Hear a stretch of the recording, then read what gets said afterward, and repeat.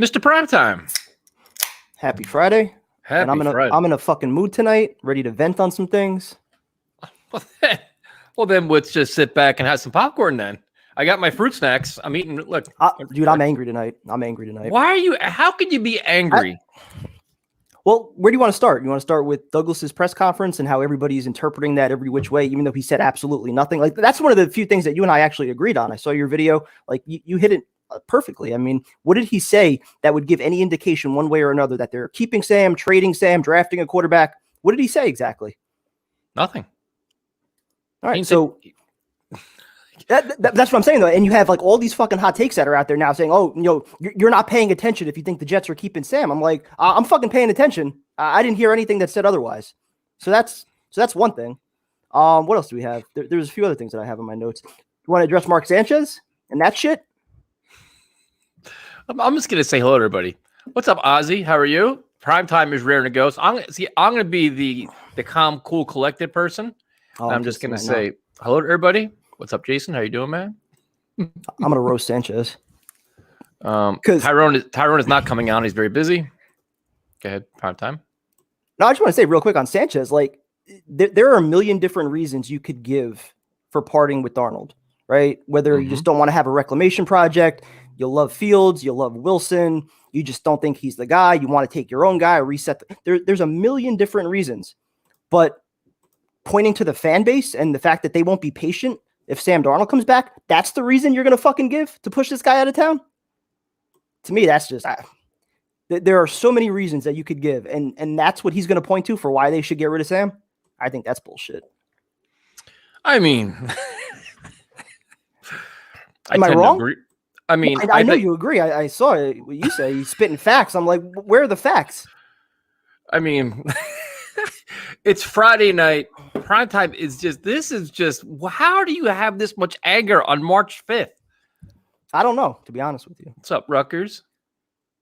So I'll just give my point of view on a couple of things here. I'll let you calm down. Have a sip of the Truly. You drinking Truly at least? Back to the Bud Lemonade. They didn't have Truly today. I'm wondering another reason to be pissed off. Is this could be roid rage, dude? You're looking kind of bulk. Your shoulders are getting bigger. Is this? I did just finish pumping. I'm not gonna lie, so I'm starting to get there. I know you're flexing for the. I know you get ready for the. You do like the pre-show warm up. You're doing push-ups and shit and cranking out stuff and protein drinks and egg whites, all the other shit. So, my quick thoughts before I let you just destroy this whole stream is that the Joe Douglas thing, I think, exposed people's narratives and tried to say, he didn't say anything, dude. He just basically said, all options are open, very vanilla, very basic, built through the draft, blah, blah, blah, but all the same old shit. Basically gave up nothing. He didn't show his hand at all. But if you walked away with any kind of narrative from that, it's one that you want to have. Oh, no, they're done with Sam. Oh, they're keeping Sam. Oh, they're not getting Watson. They didn't nothing. Yep. It means nothing. Yep. The press conference is meaningless. He's obligated to do it. And he told us absolutely, dude, I walked away. I'm like, dude, my timeline was same shit. I was getting tore up. I'm like, what are you talking about? I'm like, he said exactly what he's supposed to say. He revealed nothing because he's not going to expose his hand before free agency at all. There's no reason to do that. So that shit, I don't, whatever. You have all the guys that are like on the top, like with the large followings that tend to say, oh, like, again, like you just said, like they're trying to make up their narratives. They're trying to draw conclusions, have their hot takes, whatever. And then you have the lower guys who are just fucking doing anything to generate clicks for themselves, for any kind of attention for their site. I'm like, dude, desperate times. I see one thing like, sources, Jets are putting together a package for Deshaun Watson. You with your 30 followers, yes, you have the access to that source. Okay. Yeah, and you know what? That's eight times out of 10, you click on the profile, guess where they write? For fucking fan-sided. It's like the same playbook that fucking website follows. It's like that jet press shit. Exactly the same shit. Yep.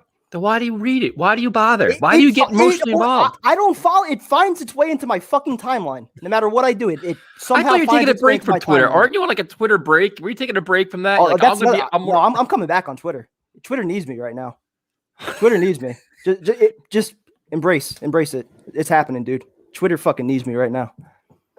See, I've realized what's out there, and you could see people that are desperate for clicks, desperate for attention. They throw out shit just so you react to it, and they get more clicks, they get more followers. It's like, dude, it's so obvious. Like, to me, honestly, I don't really give a fuck if I have followers or not. I just generally don't care. Like, I just say what I think, and we're genuine, and we keep it real, and we don't float out bullshit because it's just not what we do, dude. But everybody else, like, dude, I'm telling you, right now, Joe Douglas can say the water is blue. And you'd be like, you know what? Joe Douglas said the water is green. And I know it's green because he told me it's green. I'm like, what? Like, it's just. Yeah. No, but like hot takes are one thing. Like, we all have hot takes. We all dig in on our opinions. Like, I totally get that. But making up fucking sources or, trying to draw these ridiculous conclusions on nothing quotes, I'm like, get the fuck out of here with that. I hate that shit. Yeah. And then the thing is, too, is people take a headline, don't read the full story, too, which the whole Sanchez thing. Listen, I understand a lot of what Sanchez is saying. And there's a portion of me that does agree with him with the whole. If Sam Darnold comes back, there's going to be a tremendous amount of pressure on him from the media, from the fans, and everybody else. And that's just the way it is. But, I mean, there's going to be pressure on any quarterback here because everybody's tired of losing. That's just – everybody's tired of bad offense. Everybody's tired of losing. So it's just – But like I said, though, I mean, there are a number of different reasons that you can point to, like genuine reasons. Say, all right, you know what? I don't want to have this reclamation project. I want to reset the clock on paying him. I love Fields. I love Wilson. And that would be fine. And if Sanchez gave any one of those reasons, I'd be like, all right, cool. Like that makes sense to me. I can understand that line of thinking. But to say that they should get rid of a guy who they might view as their best option, whether it's just simply keeping him or whatever happens in a trade down, to say that because the fans might be impatient with it after we just sat through another year of Adam Gase, like Adam Gase didn't have one supporter after year one, yet we have to sit through it. Sam Darnold, I mean, it's pretty divided, if we're being honest. There's some people that like him, some people that don't, whether it's analysts, media guys, yet that's the reason to get rid of him, because some fans might not have patience enough if he has a bad game. I think the reality is, say if they just bring back Sam and his opening day, the stadium we have fans there, all this stuff, and he doesn't play well, the fans will boom. And see, to me, it's not really the fans. The fans will be, we're assholes. I will be that asshole. If he plays like shit week one, I will boo and be irate. But what the bigger problem is the beat writers, dude. They prosper off of negativity, and they will be the biggest problem here. Be like, because just be honest, if you're mad about the little bullshit now, just in theory, to kind of say what Sanchez is saying, Sam comes out week one and doesn't play well. The media will be like, Joe Douglas made the wrong decision. What are the Jets doing? Do you not see how it's like becoming a self-fulfilling kind of prophecy where it's like, we're talking all this shit about Sam. He sucks. We got to draft Wilson. We got to take Fields, whatever. And then it like Sanchez said, after 2 drives, if he's getting booed, then what? Like, yeah, but I think that's just ridiculous. Like we're trying to make it happen. No, but I just think it's just the reality, because right now this fan base, for the most part, is divided on Sam Darnold. They're divided. So there's a part that says anybody, including me, anybody but Sam, and there's a part like you that wants him. So it's going to be, if Sam plays great week one, guys like you be walking around with your shoulders out, be like, yeah, I fucking told you guys Sam is going to be a Hall of Famer. And if Sam plays like shit, guys like me, it wouldn't even be an "I told you so." Why wouldn't any Jet fan enjoy watching their young quarterback play well, no matter who it is? I understand. Like, if they trade Sam, I'm fully on board with Wilson, and I'm fully on board with Fields, whoever they take. Like that would be my guy. But until that happens, like, Sam's my guy. I want him to do well. I'm not going to stand up for but that's not how social media works, dude. Social media works like social media is the "I told you so" network, where it's like, so Joe Douglas should operate based on social media. No, but if you're ignoring the environment that could happen, it's going to happen, dude. Because the Jets right now, it's a hostile group where if you bring back Sam Darnold, you better hope he plays well, because if he doesn't, the media and a portion of his fan base are going to be irate, because in their eyes, including mine, you passed on an opportunity to draft the guy because you wanted to bring this guy back. You double down on him. So, you know what? We want to go with him instead of Zach Wilson. He doesn't play well. The people are going to get pissed. But if you bring him back and he plays well, everybody's happy. It's a chance you get. Dude, there's risk no matter what. That's what I'm saying. Like that can't be the line of thinking, that because of the fan reaction, we're going to abandon what might be our plan A. That's Mark Sanchez's thinking. But that is a situation you have. But if you have a real general manager, you say, you know what? I don't give a fuck what the media and fans say. I'm going to do what I want. And Sanchez just said it. That's what I'm trying to say. Yes, I agree with Sanchez's premise, but that's not how you run a business. Like, what's the thing you say? If you react to fans, you be sitting with the fans. That's so you can't run it like that. I agree with what he's saying, though. That could very easily happen. But if he plays well, I mean, there's risk with everything. So it is what it is. Like right now, and like I keep saying, dude, I think it's the exact same kind of risk. If you do trade Sam and he goes on somewhere else and plays well, and the guy that you take ends up struggling, and you passed up, 4 or 5 premium picks to move down. In that scenario, there's risk with anything that you do at this point. And you could trade Sam, he could play well, and the guy you draft plays well, and everybody's happy, and everybody wins. Yep. The Jets get compensation. That could happen too. There's so many things. Yeah, or they could both suck, and we're here 2 years from now saying, "God damn, Sam was a bust, and so was fucking Zach Wilson." Now what do we do? So, I mean, right now, like I'm trying, like we get tagged in so much stuff, and like, listen, I read everybody's analysis. I read it, and I'll tell you what. To be honest with you, I thought Chris Sims did a hell of a job, man.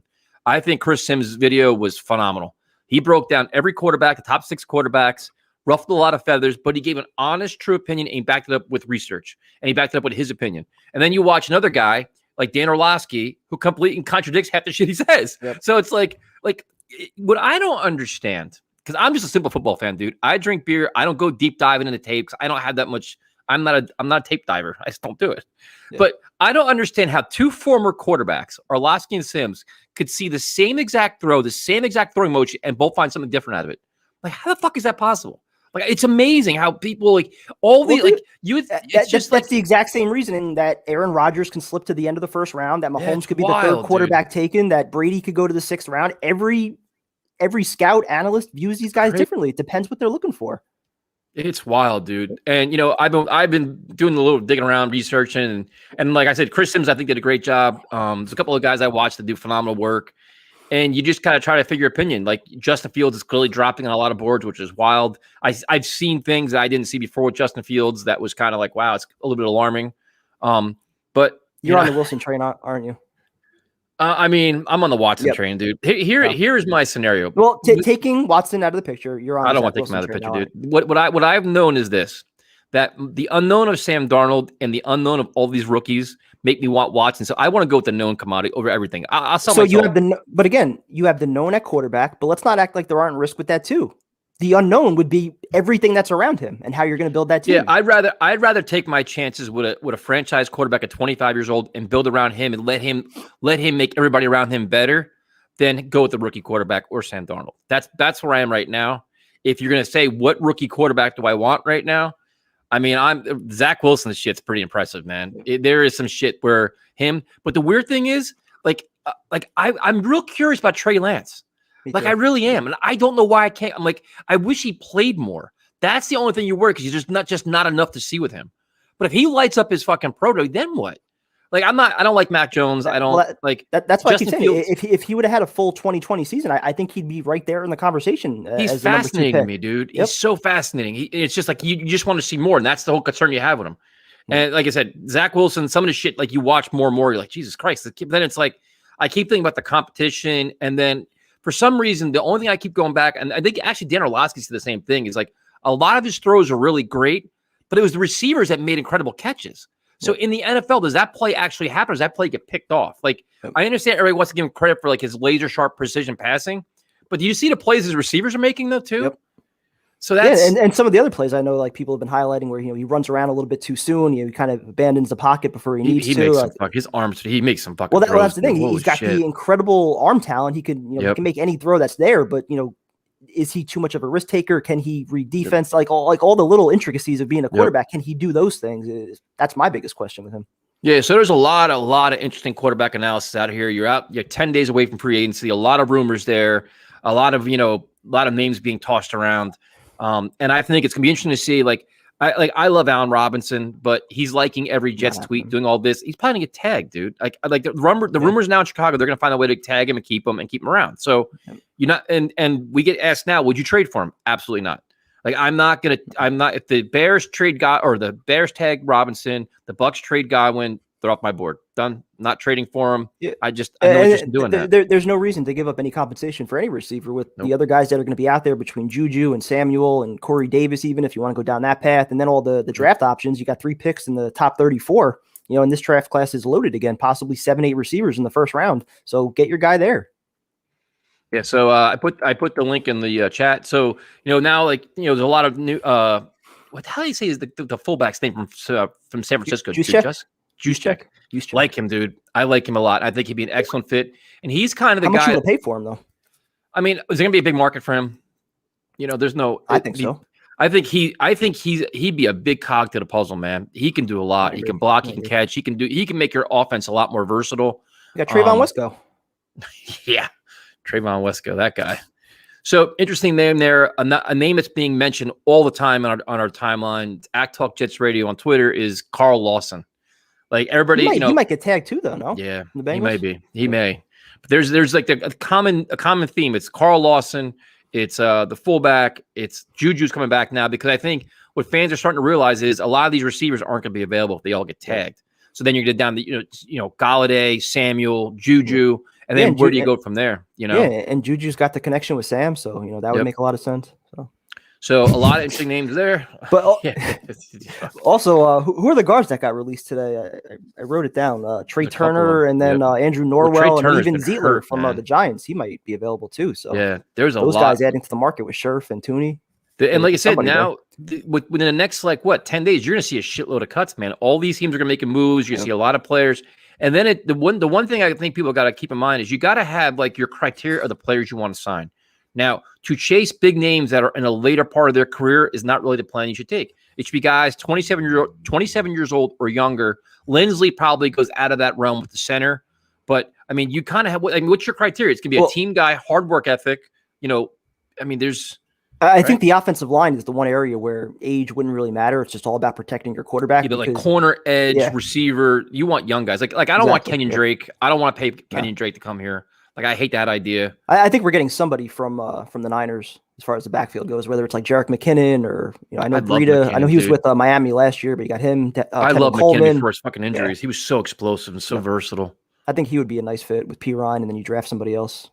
Yeah, so we could talk free agency. We could talk the press conference that said absolutely nothing. You want to talk quarterbacks. If you want to calm primetime down, whatever you guys want to do here. If you want drinks, I'll be calm. Or holy cow, man. More of a rage. I don't know.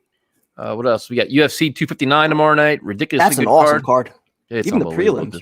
Benavidez and Thiago Santos. The chat is up and running. Thank everybody for joining us on Tuesday night. Tuesday night show surprisingly became chaos. Not really sure how that happened, but it's just always. I don't know what happened. Tyson, what pre-workout do you use? Almost done with my. I don't take pre-workout. Do you primetime? Nope. Coffee.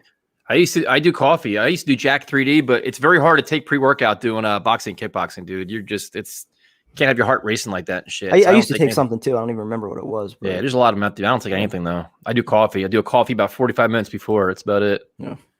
The press conference, a microcosm of people on the internet think they're brilliant. Yeah. Anybody taking hot takes away from that press conference? I didn't see it at all, man. And that's why I was so the amount of tweets that I saw say, "Oh, well, it's pretty clear what Joe Douglas is going to do now." I'm like, I just listened to the same press conference that you did, and I didn't come away with that impression. What exactly did he say that would give away his intention, and why would he say anything that would give away his intention? If he wanted to trade Sam, why would he say that? If he wanted to trade the number 2 pick, why would he give that away? Well, that's they said, we don't they were like, well, he talked about valuing his draft picks. He definitely won't trade for Watson. No, he's not showing his hand. This is it was like amateur hour responses to it, dude. I don't. Sam deserves better than all these rumors. I couldn't even imagine being Sam Darnold right now, dude. This offseason must be the most miserable experience for him because every day he's being mentioned in something else and it's not positive. It's always negative. Like, get rid of him, trade him. Who else can the Jets get? It's got to suck. That's what I'm saying. It seems like, a good portion of the fan base wants him to fail at this point. And that's why I keep saying, if we draft a quarterback or we trade for Watson, when that day happens, I will be fully on board with that quarterback. But until that happens, right now, Sam's our guy. We drafted him with the intention of being our franchise quarterback, whether you like him or not. Right now, he's still our guy. So to try and set him up for failure, like I said, I feel like it's a self-fulfilling prophecy where, fans who don't like him essentially want him to fail so that they can be proven right at this point. Free agency starts on St. Patrick's Day. Actually, it starts on the 15th. The tampering starts on the 15th. Tampering, yeah, so there'll be more rumors then. Primetime's got Royd rage. He's got Darnold rage, man. What's up, Vinny? How are you? Jeez, I'm already on number 2, 18 minutes in. Jesus. Don't mind me. I'm just eating my fruit snacks here. Nice dinner. Yeah. Protein drink and fruit snacks. What else we got here? Rodrigo from Brazil. Press conference is BS, but I agree with Sanchez. Has to go. All right. But it's not even agreeing or disagreeing that he needs to go. It's the reason that he gave that, the fans aren't going to be patient with him. No, if Joe Douglas thinks that Darnold or trading back from 2 and building your roster is the best path going forward, fine. But to say that, because the fans aren't going to be patient with that move, bullshit. Primetime has a nasty batch of Mexican creatine surging through his body. Oh, I don't do creatine. I don't fuck with that. Sam hates me. That's cool. Dan Orlovsky is going down with the ship. He is Brandon Marshall and Ryan Fitzpatrick style right now. He is going down with that ship big time. Completely. He's my favorite. Love Orlovsky. I bet he is. Nothing but facts. Yeah. Let's see. Primetime, you are reasonable. Most people are not. They do not think like you. No, I give Primetime credit. He will break down very educated reasons why to keep Darnold. He's even got some people back on his side, especially at a Tuesday show. Like, you bring people over. Yeah, no, it's like people give you a fair chance. Like, you're well spoken. Like Ant's on board now. Yeah. Yeah, that's fine. Ant's ready for Sam. He's ready for it. I mean, then you have people that just can keep waffling back and forth, going to both sides, and that's fine too. I mean, that's what we're here for. I think we have to address his tweet that he tagged us in a few hours ago about Trevor Lawrence, right? Which one's that? The slim possibility that the Jaguars actually take Zach Wilson, since they've done 2 Zoom interviews with him already. I mean, and let's be honest. I mean, the conversation about Sam Darnold, 3 years ago, there was nobody that had him slipping past the number 1 pick with the Browns up until about a week before the draft. Did Urban Meyer go to Jacksonville to take Zach Wilson? Probably not, but did anybody think the Browns were going Baker Mayfield with the first pick? Yeah, you got Urban Meyer to get out of retirement and put his name on a franchise. I'm not saying I think it's going to happen, but I think it at least warrants, some kind of conversation with all the hype that he's getting now. I mean, that'd be cool. I'd take Trevor Lawrence on a heartbeat, dude. But that would be the one thing that would unite this show. Trevor Lawrence slips to 2. Done. I mean, I wouldn't even fucking think. The minute the name was announced, I'd be running up to the fucking stage. Yep. So, yeah, I mean, the rumors, I'm not buying none of it, though. I think it's a done deal. I mean, the Jacksonville's they've already pretty much had the guy's jersey printed at this point. So, let's see what we got here. Daniel Lusky grew up in Shelton, Connecticut, about 20 minutes from me. He isn't well liked back home. I mean, I like him. I mean, Chris Sims did a really good job, man. And he broke down the positives and negatives of six quarterbacks. The takes on Fields were really, really interesting. The tapes on was it him or somebody else that had Kellen Mond as like their number 3 or 4 quarter? That was him, right? Yep. Yeah. Like, he had Justin Fields behind him. Yep. He just said he just did a lot of research on him. He breaks down like footwork, throwing motion, reads, what they're playing against. It's like an hour and a half video. It's excellent though. Yeah. It was really, really well done, man.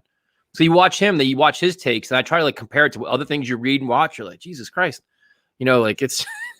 Let's see. Hey guys, my perfect off season: Watson, Robinson, Godwin. Oh yeah, of course. Bring back Steve. Is that Steve? Let's see. So we Robinson got Watson and Godwin. Robinson, Godwin, Smith, Thuney. Why don't we get Scherf? Why don't we get we'll get Carl Lawson, we'll get Von Miller. We'll just get them all in there. I mean, why not? Let's go for it all, right? I mean, Von Miller just got cleared of all that shit, right? He did, yep. So he could be an option now. Yeah, Mel Kiper's takes are horrendous. He's just this sport's passed him by, man. Let's see what we do. We'll go a couple more, then we'll go to all the viewers. What's up, Ryan? How you doing? You got a very fired up primetime tonight. Tyson, would you like Fields if we pick him? Listen, man, any quarterback the Jets take it to, I embrace it. I'm not going to sit here and double down like, listen, if you have your front office that you trust and they say we want Fields over Wilson, go for it. Knock yourselves out. I'm not a quarterback expert, and I'm not going to pretend to be one. So I don't like. Even me, dude, I'm in the exact same boat. Like I want to keep Sam, but if they draft a quarterback, they obviously saw something in this guy. Joe Douglas is confident that he could build a winner around this guy. He knows he's putting his name next to this guy, and his job is on the line with this guy. So I'd have faith that they found their guy. The only way I would be completely blown away is if we just talked about where Zach Wilson goes 1, Trevor Lawrence is there, and they pass on Trevor Lawrence and take like Justin Fields. Imagine that. Then I'd be off the deep end. I'd be like, then. Or they pass on Trevor Lawrence, they take a receiver. Or can you imagine? Or they check it. Yeah, just some shit. The Wilson hype is real, man. The Wilson hype is real. His arm talent is ridiculous, but there's a lot of other things you wonder about with him. Let's see what else we got here. Regardless of where you stand on him, though, you got to love all this hype that he's getting. Now that it seems like there's a legitimate number 2 option starting to emerge, wait till the pro day. That does nothing but help the Jets. Whether they want to take him or whether they want to trade the pick, it does nothing but help. Wait till that pro day, dude. If his arm talent is as advertised, he's going to put on a fucking show and a half, and it's going to be just over the top. Go back to Sam's pro day. It's not like you have in to the rain. Yeah, was it in the rain? Yeah, it was. Yeah, he was throwing 60-yard bombs in his pro day. So, what's up, Mikhail? I think it's easy for anybody to look good in their pro day. Good luck to the Giants, man. Giants got a lot of decisions to make too. They got a lot of tough calls to make there. What if they're bringing back Leo? I have a solution to all these intelligent takes. Titanic live stream. That's got to happen soon. It's got to happen do soon. That too. Yeah. Get something to get primetime. Calm down. Might get more angry watching that, to be honest. Took care of you, Vinny. This is a lot to deal with here. Primetime has me off balance. I was all calm and chill, trying to eat my fruit snacks. Now I got to fucking. Oh, dude, I was angry all day. Why? It's not worth it, man. Well, no, not just like about the Jets. Just like, work was exhausting this week, and I wanted to take it out on the Jets, I guess, or the stream. Take it out on the stream and our poor viewers. When's the like next chaos, Cooking with Primetime? When is that? We got to do something soon with that. Yeah, I was supposed to have the cook-off with Vinny, the Italian cook-off. When's that going to happen? I don't know. Let's see. Primetime's onions are here. I haven't made onions in a while. Are we going to collab with? I have no idea. Everybody keeps asking us. I don't know. We could do that. I don't know if it hurts on their stream though. Sims was drunk when he watched Mon's tape. That one is BS. I've seen a lot of A&M games. I don't know what the fuck he was talking about during that segment. I don't know. I haven't watched any of Mon. I'm gonna pretend I did. I think I saw maybe like 1.5 games of him. I mean, I wasn't overly impressed with anything. So John Smith is an excellent choice there. I wouldn't mind that whatsoever. And now it's funny you said about the cursing. So lately we're getting more invites to come talk Jets with people, which is always cool. And now we're getting people. I forget who was the sponsor that wanted to come. Like they wanted to see if they wanted to sponsor us, like do an ad. And like, what can you describe the content of your show? I was like, well, we can describe it. What was it, Manscaped or whatever? Manscaped came in today. It was another one though. So, and I was like, well, we got to be honest, dude. Like we curse. Like you listen to our podcast. We're on here. Like it's just this is not content for everybody. Yep. But then like you say like if we want to go on somebody else's show. Like, do we have to tone down our act and be like civilized and responsible? Or can we talk like we're talking now? Well, it's not like we can't do that. I mean, we did it for 5 years. I don't want to though. Yeah, I was gonna say this is more enjoyable, just kind of being ourselves like this. But look at this. Like if they bring us on a show, right, and they spew out some bullshit about Sam Darnold, how am I gonna bite my tongue and be like, yeah, that's a like? Yeah, no, it's not gonna happen. It's never gonna fucking work, dude. We're never gonna know where it is. Well, hopefully, before anybody invites us on our show, like they know what this show is about. I think half of them have no fucking idea. And then it's just like to bring us on their show, talk about Darnold. Well, see, you'd be all right because you could talk about Darnold. But my anger, if they start ripping Sam, I might lose it.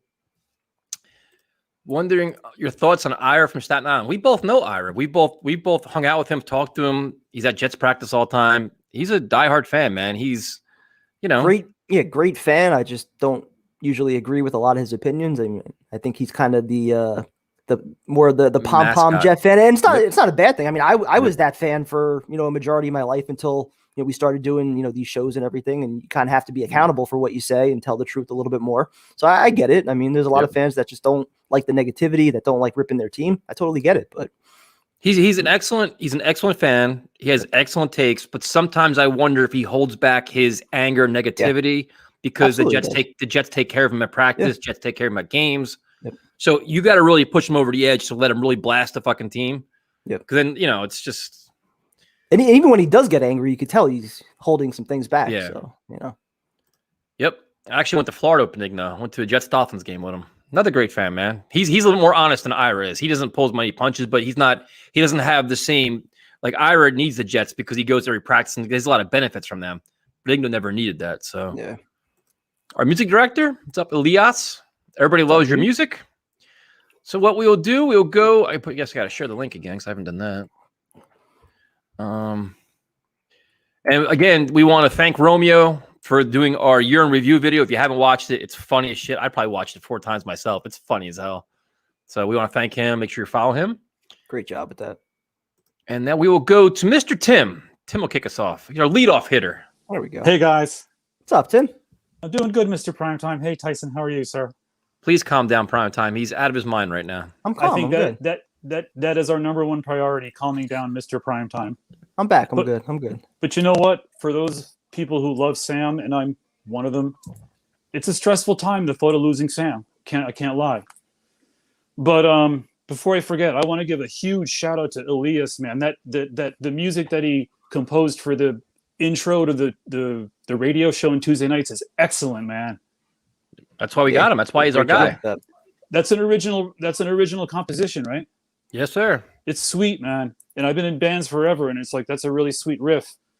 But what kind of bands you been in? Let's talk about bands here for a second. Well, I'm in this band, the Rasslers. Oh, all right. Rasslers. It's like a really awesome band. We did like 6 freaking shows at these dives on the Lower East Side. Oh shit! What kind of music is this? You got me intrigued. Hey, you guys on YouTube or? No, I got a little something on my Facebook. We don't have any like recordings yet, but we did like these 6 shows. They were really successful at these dives in like Lower East Side. It's like not heavy metal. It's like kind of like hard rock with a alternative punk element to it. It's pretty heavy. What's like what would you like a band that's similar? Zeppelin. Okay. With like a freak singing in the front.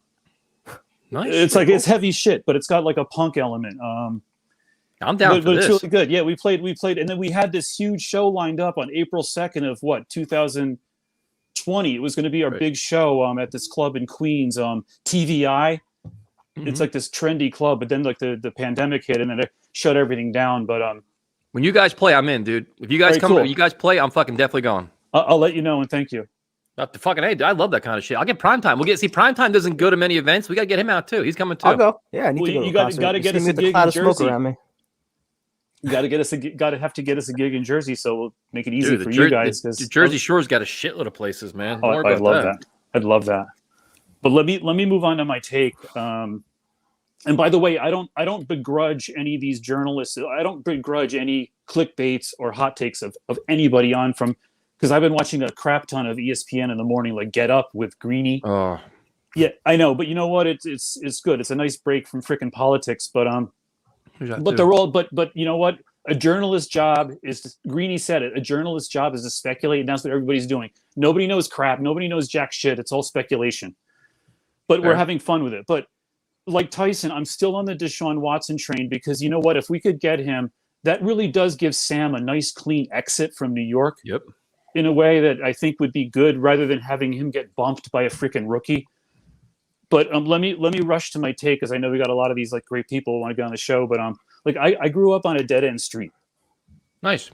And and I didn't play organized football, although my brother did. He played varsity at NFA in Newburgh, but I didn't play. But we played out in the freaking street, and it was always like just like the four guys. So there was just one receiver. You know, you never had a second read. It was just like the one read. You know, you do the one. You like Justin Fields. Yeah, exactly. And so that's like the whole knock on Justin Fields. He can't do the second and a third read, which I see as a huge problem. And I think I want to know if you think that if that's true, like you guys would probably agree that would disqualify Justin Fields. And if that were the case, then what? You're down to Wilson or Lance, and then the question becomes, are they better than Sam? And does Sam have too much baggage? So there's like this endless thing that we just can't wait to find out what the hell happens. What do you guys think? Well, the thing with Fields for me, I don't know if it's so much that he can't, go on to his second, third read. I mean, he did it against Clemson. I mean, he had 6 touchdowns that game. There were plenty of throws where, he got off his first read and made a great throw. I think on one of the 50-plus yard bombs, that was, a second or third read that he had on there. So it's not like he can't do it. I think it's more that, with the Ohio State offense, they just scheme guys open. They've got plenty of talent and guys just get open. So sometimes that first read is there and he makes the play. So that's my 2 cents. I'm not, a film expert or anything, but that's what I see when I watch him a little bit. So I think he can do it. It's just more about actually. It seems like people find they play to justify their take. Like Dan Orlovsky did a series of takes showing that Justin Fields actually goes through his progressions, and then Chris Sims says he doesn't do that, and he's got a hitch in his throwing motion. So it's depends on what you're looking for. You could find, it seems like, and that's the weird thing with this. It's the same thing with Darnold too. I mean, if you don't like Sam, there are plenty of highlight tapes of him making shitty throws, looking like a rookie quarterback still. And if you like Sam, you could put together, a 45-second compilation of some of the highlight reel throws that he made this year. It's all about what your perspective is. Yeah. Yep. So what's the next milestone event that we look forward to? The draft, March 15th, man. Free agency. 12 days. God bless JD, man. God bless JD. I wonder what hand Woody has in all this, but God bless JD and Coach. How about Woody Johnson with his Twitter account? Get the fuck! You're gonna piss me off again. Woody's the man of the people now with his great tweets. You're giving Woody Johnson credit. You really think he's running that account? It's great. It's all the videos and stuff. It's awesome, man. It's inspiring me. It's just a whole new... Woody Johnson has figured out how to record video of Richie Anderson on a 78-yard fullback pass for a touchdown against the Colts back in 2001 and posted to Twitter. Woody Johnson figured out how to do that. He did. And the Joe Namath one today was inspiring, and the one with Bryce Hall. I was like, that's my owner right there. I was really proud of Woody to get this whole fan base inspired. Wonder who his is. He responds to tweets too. He says hi to fans and stuff. He said, "I am Woody," right, or whatever. No, he says hello to people. He cracks jokes back. He's almost like Steve Cohen, man. It's just listen. That's our owner, man. It's a tough job to get. A billionaire. You get me started again. Tim, thanks for joining us, man. We appreciate it. Okay, peace out. I'll talk to you guys soon. Thanks for having me on. No problem, man. Damn So it! now I was, we got starting another to, I was starting to calm down, and you had to bring up that shit. Woody Johnson, the best follow on Twitter right now for Jet fans. I mean, why follow like the Jet Press and all the other shit? You can follow the owner who's fired out some hot takes. He literally responded to somebody, and he said, "This is Woody." Right? Because he's clarifying who it is. Like this is me. He said he told somebody have a good day. He said he likes the uniforms. He's having conversations with fans all day long, man, on Twitter. That's the man of the people right there. That's the new owner of the Jets. So welcome to I'm not buying it. I'm not buying welcome it. site. So now Once he posts a Sam Darnold highlight video, then I'll buy it. Man, why would he do that? He's want to give away. Let's see. There was somebody here. Hold on. This is where you're gonna be happy. I thought you were gonna piss me off. Why would I pick you? Hold on.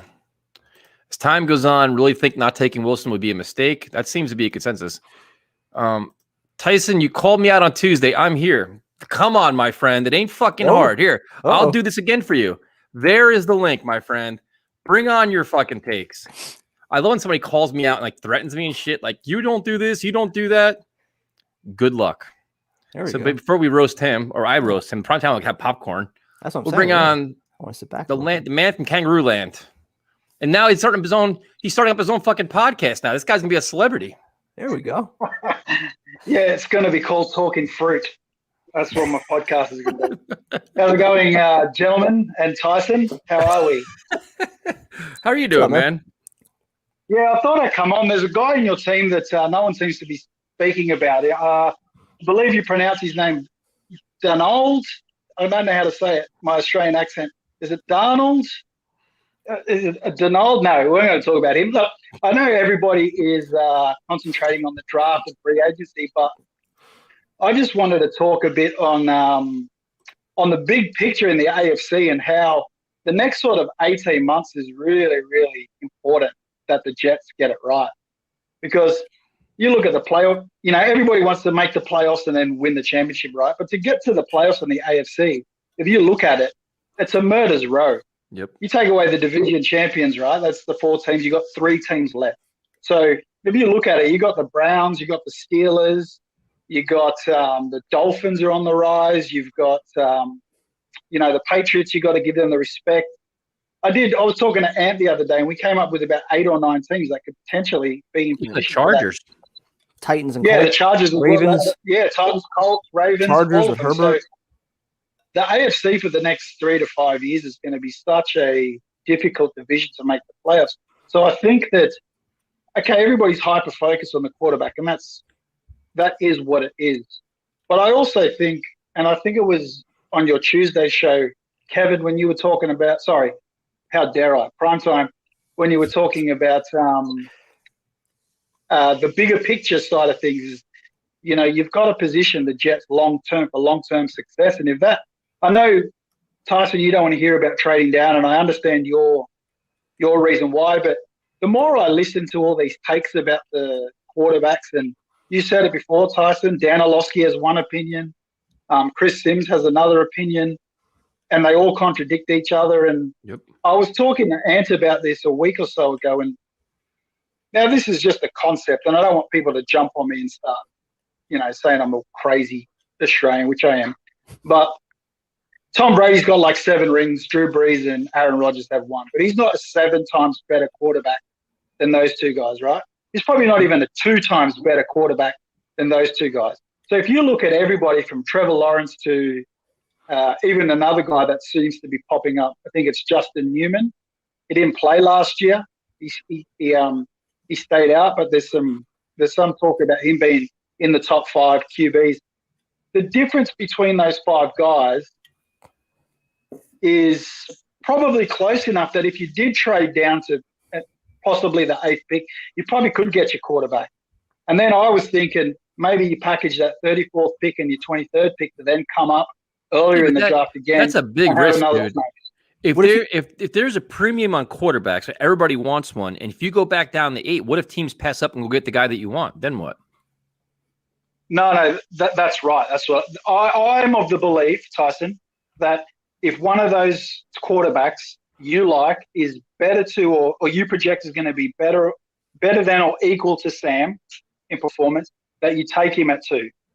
And then but how much better 30, though? your 30 How much better is it until you have to weigh the risk of what you get by trading down?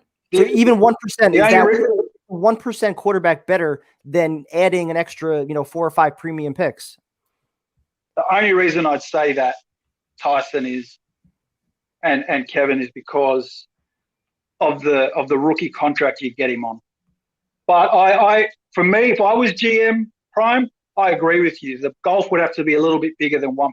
But because of the rookie contract thing, and if you project him to be equal to or better, and 1%, we're splitting hairs there. I'm going to say if I think he's going to be 5% better. And I do think, personally, there's a couple of guys in this year's draft that probably do project that way.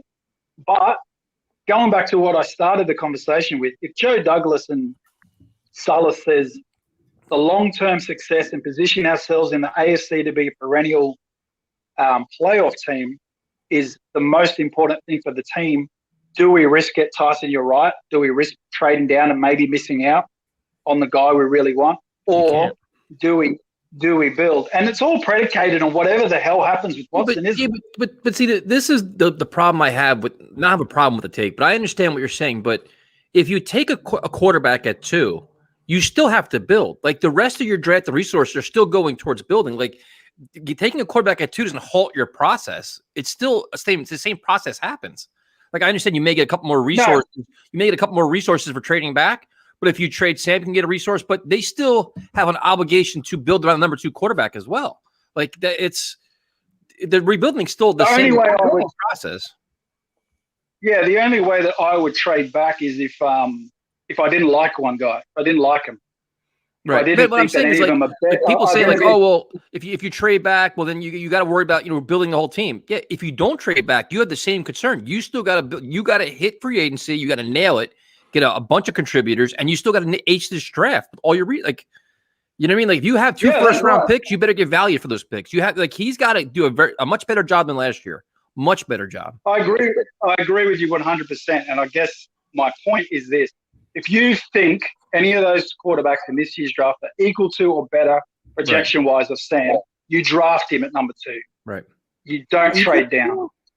But the other because of the rookie contract, Prime. I get it from the contract perspective. So with the contract, yes, you could add another 2 premium free agents. I get it with that aspect, but I feel like Joe Douglas is geared more towards building through the draft. And so, what's more valuable, an extra 2 free agents or an extra 3, 4, 5 premium picks by trading down? No, the reason I say that is because then you end up in a position that the Cardinals were with Rosen when they drafted Kyler Murray. So all of a sudden they draft Kyler at number 1. They've got a quarterback. They just trade him for whatever. So if you keep Sam, you don't get rid of him until, Jesus Christ, my bird's biting me. God, that hurt. Sorry. You little bastard. Here he is there. Oh, shit, bastard. A parrot? What is that? That's fucking cool. It's an Eastern Rosella. He flew down one day. Show us again. This guy's got the life, dude. Look at this. He's got kangaroos. He's got birds. I want to go to Australia. His name's Rashad Perryman. His name's Rashad Perryman because he flies. But he can't. He flies and he can't catch. No, I agree with you 100%, Prime. I think, and that's the balancing act, isn't it, that every team tries to get right.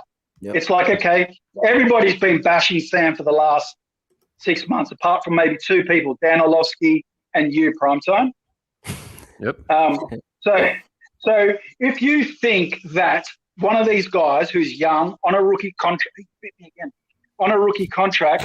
but he's still wild. On a rookie contract is equal to or better than Sam, then you've got to take him. You trade Sam, and then you use the pick that you get from Sam. And what there's no kangaroos around, so there's one big bastard yesterday who's about 6'3", just an absolute monster. This bird here, he shoots spiders out his ass and freaking, and snakes come out of his ass. I don't know what's right.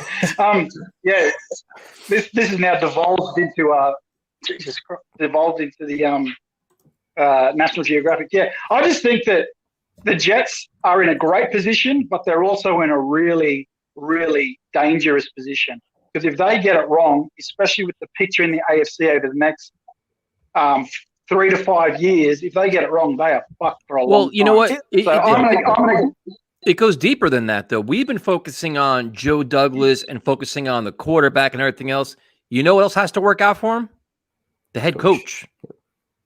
Got to be the right guy, dude. Like you just talked about all these teams that are on the rise. How many of these teams have a head coach in place that's like you got what? You got the Harbaugh, you got Andy Reid, you got all these young coaches on the rise. Even Flores down in Miami, you have McDermott, all these coaches. So if you finally get your young quarterback and you have a team on the rise, you better have the right head coach to compete with these guys and win those crucial games that separate you from everybody else. That's the other thing they got to hope they got right as well. I just they're going to be ruthless because the Browns cut Freddie Kitchen after 1 year. Yep. They said your crap go, even though he was under contract for 2 or 3 years.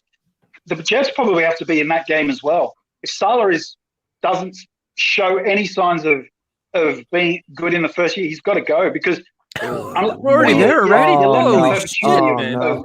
God damn! He hasn't even coached the game yet. We're talking about firing me after a year. There's no way. There's no way they fire him. Let your bird bite you again. Let your bird bite you twice right now. No, okay. Well, then just be shit for 5 years. Then it's just one option. I'm not saying they do. I like the guy. Let's talk about positive shit. We're not going to go. That takes I hope the Jets have success. Well, if you're firing Salah, you're firing Joe Douglas too. They would have to go I hope together. the Jets have success. I hope Jets have success. I hope Sam plays really well, and every player that you like, Tyson, I hope has a really bad season and gets a non-career bites ending. the shit out of you right now. Bit the shit out of me before, mate. But I'll let you go and let you Thanks talk to for joining people us, who know man. what they're talking about. Appreciate it, man. Have a good Good night. night, man. This is what I wanted to address real quick. Like, yeah, the idea again, Marino was the best quarterback, right? That a lot of people have seen. Did he ever win anything? And then you even go to last year, like Deshaun Watson. If it was just about the quarterback, he doesn't go 4-12. He put up phenomenal numbers last year, yet the team around him still wasn't very good. And so when we're talking about all these great teams that are on the rise with quarterbacks in the AFC, to me, that's more like even more reason to kind of build this roster up. And so, yes, you could look at it one way and say, all right, the number 2 pick, that's our best chance to get a quarterback. And I understand that. But the number 2 pick also could be your best chance to have just a ridiculous amount of draft picks over the next 2 years where you could build a legitimate foundation that can compete with any of those teams. But right now, and look at all the holes that we have. How many building blocks do you say we have right now? No, but right now, how many building blocks do we have? But I'm just going to ask you a question. Right now, as the Jets currently exist, they have a tremendous amount of resources to build this team as they currently exist. They are in an excellent position to upgrade their roster. Excellent. Correct? Ton of cap space, ton of draft picks. You have 2 first-round fucking picks, dude. I know. So, and you have all this cap space. You have all these draft. You have all these resources. The Jets right now, as they currently stand, are in an excellent spot. Taking a quarterback at 2 doesn't change that. They're still in an excellent spot. I think we're underestimating what we could potentially get for that number 2 pick. I think we're underestimating what we currently have now and the opportunity we have now without trading back. Everybody's so enamored. We've got to get these picks. We have a plethora of resources now. Maximize it, and you'll be just fine. How many did we hit on last year? By prime time, I have to bring on. How many did we hit on last year?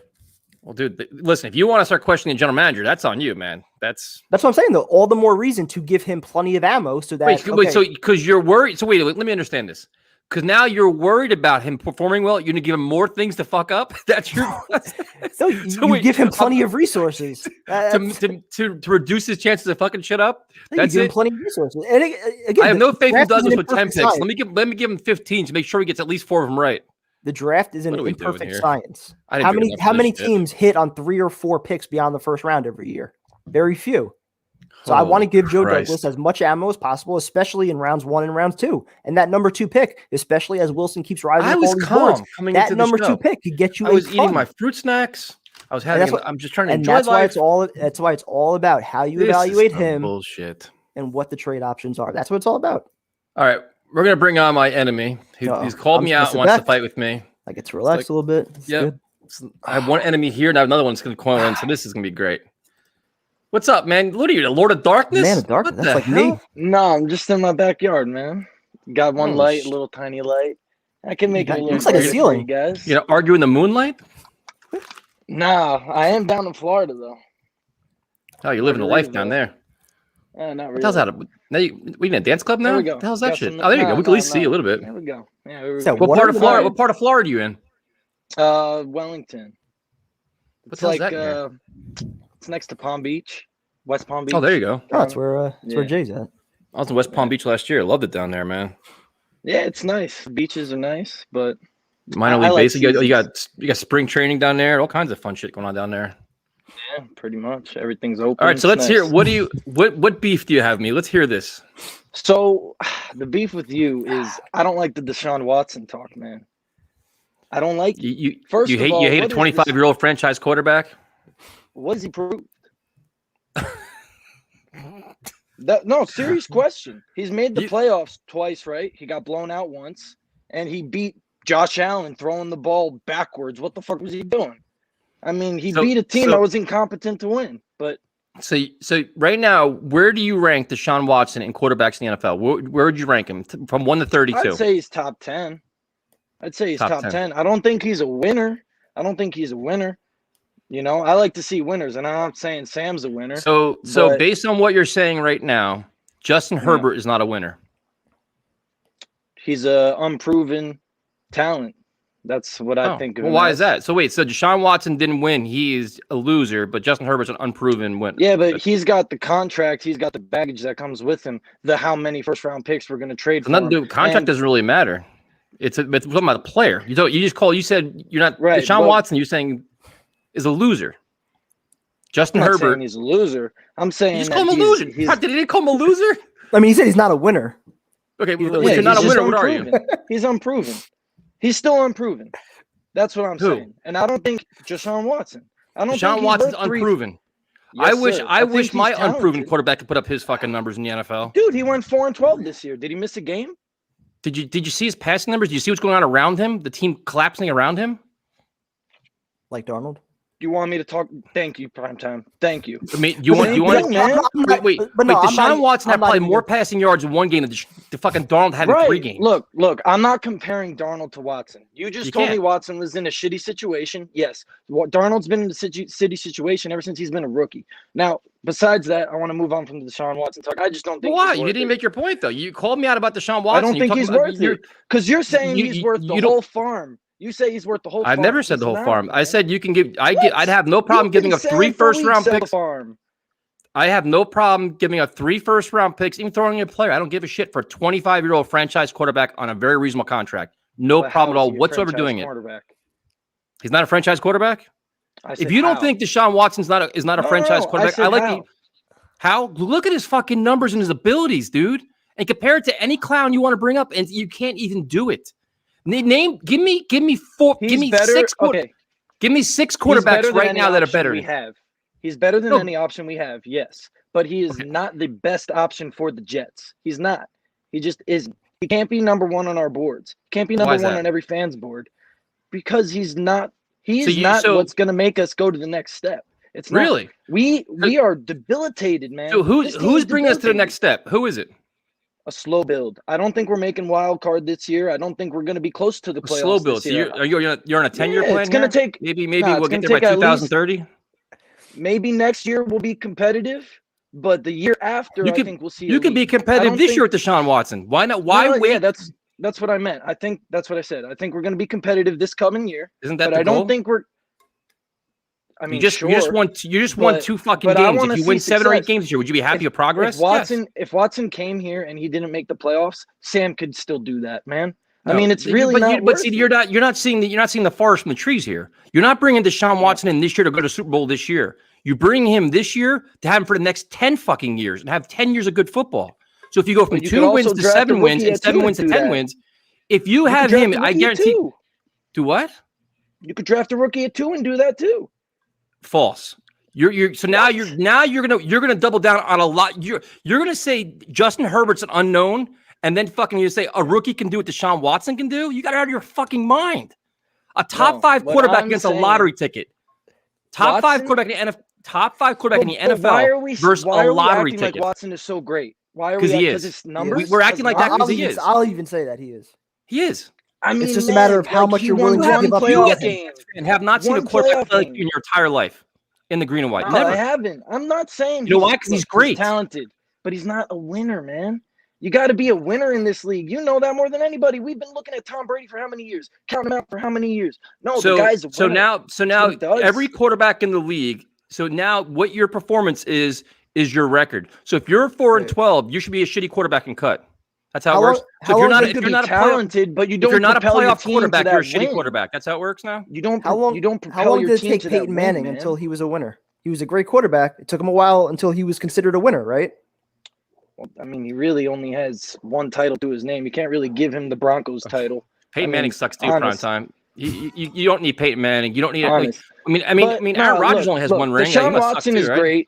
Deshaun Watson is great. Oh, now he's great. He's not. Now he's great, Dude. I said in he's a matter an of 3 unproven fucking minutes, he talent. went from. He's an Now he's great. unproven talent. Unproven talent. How the fuck can you throw for 4,000 yards and be unproven? You know who's unproven? Sam Darnold's unproven. 100%. That's who's unproven. So I agree. You're gonna say I don't want Deshaun Watson because he's unproven, but you want to double down on a lottery ticket, a fucking rookie quarterback?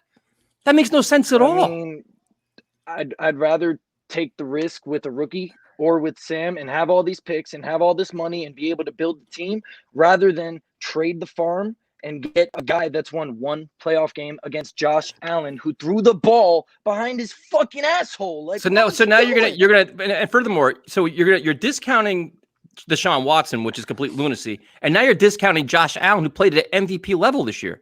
That's another ridiculous take. I'm saying he beat the guy because of that play.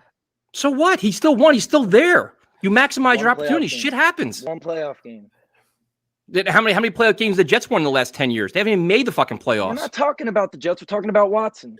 But but your opinion is the win-loss record of the team is the indictment on the quarterback. So now how many teams make the playoffs? That means what? Half of the league has shitty quarterbacks, right? Yes. Half the league has shitty quarterbacks. Yes. So if your team doesn't make the playoffs, your quarterback fucking sucks and he should be cut and he's overrated. That's your take. That's not always the case. But you just said that. If you don't make the playoffs, you're a shitty quarterback.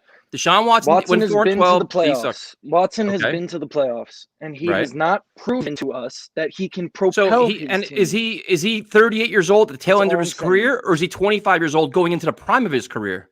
No wonder the lights went out. Your take was so bad. Yeah, it's automatic. Nah, dude, look, he's young. Is the best football ahead of Deshaun Watson at 25 years old? The best football is ahead, sure. Oh, and guess when the Jets would have him in the best part of his career around him. The Jets. All right, if he comes here, he's going to be in the same situation that he was in That's Houston. not true either. See, but here's how I'm going to. See, I'll have to throw to. This is, dude. So this has to be prime time. You don't understand. Joe Douglas, who you say isn't proven. And you don't understand how this works. You're looking at the short term. You're looking at the next 3 months. Deshaun Watson's going to be here 10 fucking years. So you're not going to the Super Bowl this year. You get pieces this year, and then next year you make a bigger run.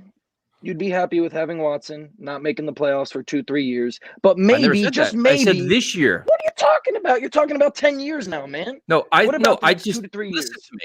You can win 7 or 8 games this year with Deshaun Watson. Next year, make a run at the playoffs. No problem. 2 years with a rebuilt team and a franchise quarterback, and you can sit back and enjoy it, and not have these shitty takes and conversations. What do you mean? Why can't you do that? I mean, it's not hard to figure out, dude. You have fucking $90 million in cap space and a shitload of draft picks. You get pieces this year. You have a well-coached team, and next year you make a run with Deshaun Watson. He's one of the best quarterbacks. It's a quarterback on Douglas to hit on all the picks. But listen, if you're going to have $80 million in cap space, sooner or later you got to get somebody's contracts fucking right, and sooner or later somebody's draft to work out. And you will agree that can you agree that if we do trade for Watson? If we do trade for Watson, right? Do you think Douglas has to hit on every pick for the next 2 to 3 years? Anyway. Absolutely, not every pick, dude. He's got to get. He's got more of a cushion if we just go through the build with the. Fuck having a cushion. How about do your goddamn job? We don't give him a pass. Oh, you know what? Let's get a rookie quarterback. So Douglas take the easy way out. No, earn your fucking money, dude. You want a 6-year contract? Bring in fucking players. Last year was his fucking rookie year. He fucked up all last year. This year he can't. So now he's got to get value from Douglas now. Personally, I think he did last year on purpose. I think he knew what was going on. I think he wanted Gase out of there. I mean, seriously, man. How could you not think that? I mean, he knows football. We don't know football. We're just fans, you know? And we watch Gase, and what were we saying every week? I watch you guys every week. What were we saying every week? I agree. Oh, look at Gase. But Look I at don't these understand fucking your plays. take on What the Joe hell's Douglas. going on But here? your plan is to delay the rebuild so Drew No. Douglas has more time to figure out his job. Fuck that. Can I tell you Figure out my your ideal job plan? now. Can What's Can that? I lay out my ideal plan? Can't be any worse than these last two plans. All right. So with the whole Watson thing, all I'm trying to say is he should not be number one. Now, other than that, the plan, what it should be, is if I'm going to do the two scenarios. We either pick the rookie at 2, right? And we trade Sam, or we keep Sam. Now, if we keep Sam, I'm going to start with that one. We need a backup plan, and it's got to be a serious backup plan. We can't just go into the season. If it's a plan that requires an extreme backup plan, it's not a good plan, dude. Like if you that means you're not. You have zero when I say extreme backup plan, I mean like throw some money at Mariota, or if Trask is there. Fucking Darnold? That makes no sense. If you have fear of Darnold, why the fuck do you need to bring in Mariota? Like that's just ridiculous. Then you get rid of fucking Darnold and you bring in Mariota. If we go that route, why would you do that? You have no confidence in your plan. Then that's the worst. If you're gonna bring back, it's not having no confidence. It's not having no confidence. It's having the backup. You just said you gotta throw a lot of money at a backup quarterback. That means no fucking confidence, right? Prime time. I'm missing something. That means you cannot go into the season again with James Morgan and Joe Flacco. That's what that means. I want to see competitive football. We both agreed we want to see competitive football. And you want so if Sam can't produce competitive football, I want to see another quarterback producing competitive football. Deshaun, right? We could agree. But if you're that worried about Sam, then I mean. I view Sam differently, but if you are that worried about Sam, then he's not your guy, or at least he shouldn't be. I'm worried about all the options, man. We're the Jets. No. Hold on. Go ahead. You're presenting me your plan. You fail with plan 1. Plan 2 is a disaster because the presentation of plan 2 was, well, keep Sam, but we need an excellent backup behind him and throw a lot of money at him. That makes no fucking sense. Well, yeah. Why wouldn't you?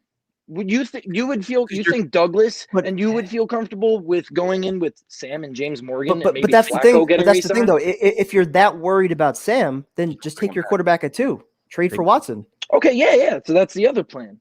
You take the quarterback at 2. You get Zach Wilson. No, that's the other plan. But don't you need a backup behind him as well? If you have a rookie unproven, or if you have Sam Darnold unproven, you need a premier backup. No, but if you want to see competitive football. I hate to even do this, but aren't you making the case then if all these guys are unproven to go get Deshaun Watson? Mm-hmm. Thank you. No. Yes. I hate that you're pushing me to this side, but like I think a better argument would be that the Jets, unlike the Dolphins, unlike the Niners, if they give up all that draft capital, yes, it would put more pressure on Joe Douglas to build through the mid to late rounds. Do you have confidence in him? Do you have confidence in him to be able to hit on all those things? That I think is a more valid discussion than trying to say, oh, well, Deshaun Watson is not a winner because he hasn't won yet at the age of 25, even though he's put up ridiculous numbers. And you even say he's a top 10 quarterback. Sure. He's a top 10 quarterback talent. Yeah. Does he win the games? Has he won the games? No, he should not be our number one option. He made the playoffs in year 2, made the playoffs in year 3, won a playoff game in year 3. Last year, obviously, everything went to shit, but it's not like, he was the reason for that. So I'm not going to disparage Deshaun Watson because the team around him and the head coach was shit and got fired after week 4? Sure. Yeah. These are all you're stating the stats, which I can't argue with, right? You're trying to. I can't argue with. No, what I'm arguing with is that he's won another stat, one playoff game, right? In a botched game, man. I mean, really, like, it's like he's had great seasons. Yes, I don't think. Hold on. So now he's a great player and has had great seasons. So now prime time in a matter of 3 minutes we've made progress. This is great. We finally made progress. If we give him 2 more minutes, maybe he'll say, you know what, he's actually a great quarterback. Thanks for joining us, man. We appreciate it, man. Thanks for joining us. Peace out. I mean, if you're gonna call me out, at least come with something better than that. Jesus fucking Christ. He actually got me discussing trading for Watson and drafting a quarterback. See what I deal with, man. He attacked me on Twitter too. This is the guy I wanted to call in on Tuesday. He had me all riled up. It's not that he's wrong in the sense of the Jets and how they can build around Deshaun. I think that should be a legitimate concern. If you are giving up 3 or 4 first-round picks, you have to look at that and say, all right, can Joe Douglas actually build a winner around Deshaun that's better than what's currently in the AFC? When you look at the Bills and the Chiefs and what all these other teams have right now, in addition to a quarterback, that's a legitimate discussion. But trying to say that Deshaun Watson's not the guy, that he's not a franchise quarterback, I can't go with that thinking.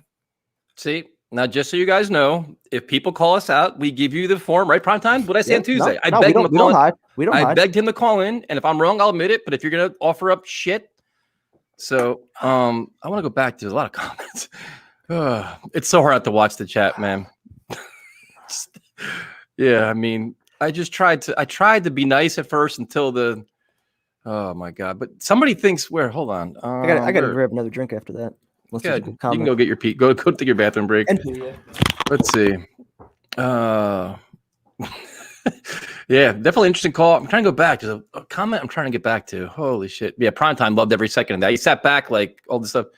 12 cup pizza. Dude, I'm not deleting. I don't delete messages, dude. I don't know what you're accusing me of deleting things. I don't delete anything, dude. We don't delete shit. So I don't know. What a day. Let's see. How do you call in? We put the link in the stream and you just click on it. So we will go to Jake. Maybe Jake can bring comedy down a little bit. What's up, man? Hey, Tyson. How you doing? How you doing, man? Well, not to be too unfortunate. My grandfather took a turn for the worse last night, and he's not going to make it. So, oh shit, man. Yeah, it's been a long Sorry day. to hear that, man. I was kind of hesitating not coming on tonight, but my grandmother was like, you got to get on with things, and so yeah, no, like I don't want to, I'm not trying to be, bringing. Prayers with your family, man. That sucks. Yeah, so it's been COVID sucks, man. This whole year, he didn't die. It's not gonna be from COVID. He had like a freak heart attack last night, and now they're just deciding on life support. It sucks, but yeah, the work was fucking brutal today, but I wanted to at least, try to make use of my Friday night. And, this is kind of like a sobering moment to be here. So, you guys are like a lifeline. I appreciate it. Seriously. You just watched me deal with the fucking chaos with the Deshaun Watson argument. So I had to tree up a little bit, man. Fuck. Yeah. What was he saying? Something about, I blogged and he said we want Mariota. What was he talking about? No, his take was that Deshaun Watson is not a good quarterback because he doesn't win football games. And that his plan B would be to take Sam. But if you take Sam, you got to spend big money on a backup quarterback. It was fucking chaos, dude. But this was a guy that called me out and said that he was attacking me on Twitter. So I was begging him to come on the show Tuesday night because he was like, I'm going to light you up. I'm going to blister your takes, all this shit. And tonight was the aftermath of that. So here we are. I think he could have just thrown him through one of my doors, and then I would have just thrown him right. No, know what this was, Jake, to be honest, know what this was? This was fucking Primetime setting this shit up. Primetime with the little smirk on his face. He probably set the whole fucking call up like, Tyson's too calm. Let's irritate him and ruffle his feathers. Primetime, sorry, he probably did that shit. I don't do stuff like that, man. The fuck you don't. You set me up. I know you did. I'd have a better take than that if I did that. That take was horrendous, man. Holy shit. So Jake, I got a question for you. We'll talk about your favorite topic. What are your thoughts on Chris Sims calling Justin Fields like the 5th or 6th best quarterback in the draft? And the reasoning is because of his reads and his throwing motion. He's got the hitch in his throws and how he overextends his arm and things like that. You know what's funny? I was actually randomly in like a Rams chat room like a couple days ago. Rams chat? What the fuck are you doing in there? I don't know. I was just bored. They were breaking the news about something in like the NFL, and I just wanted to speak my. I don't know. I needed something just to take my mind off everything. And the guy kept ranting about a guy named Kellen Mond from, I think, was it A&M or something? Yeah, it's who Sims likes. This guy kept raving about him, and I was like, I have no fucking clue who this guy is. And I watched this film, and I was just like, what does this guy do that's been so impressive? I don't see it at all. Yep. But yeah, apparently Kellen Mond is bigger than Justin Fields. Like I said, you lose to Alabama, you're dog shit now. No one cares anymore.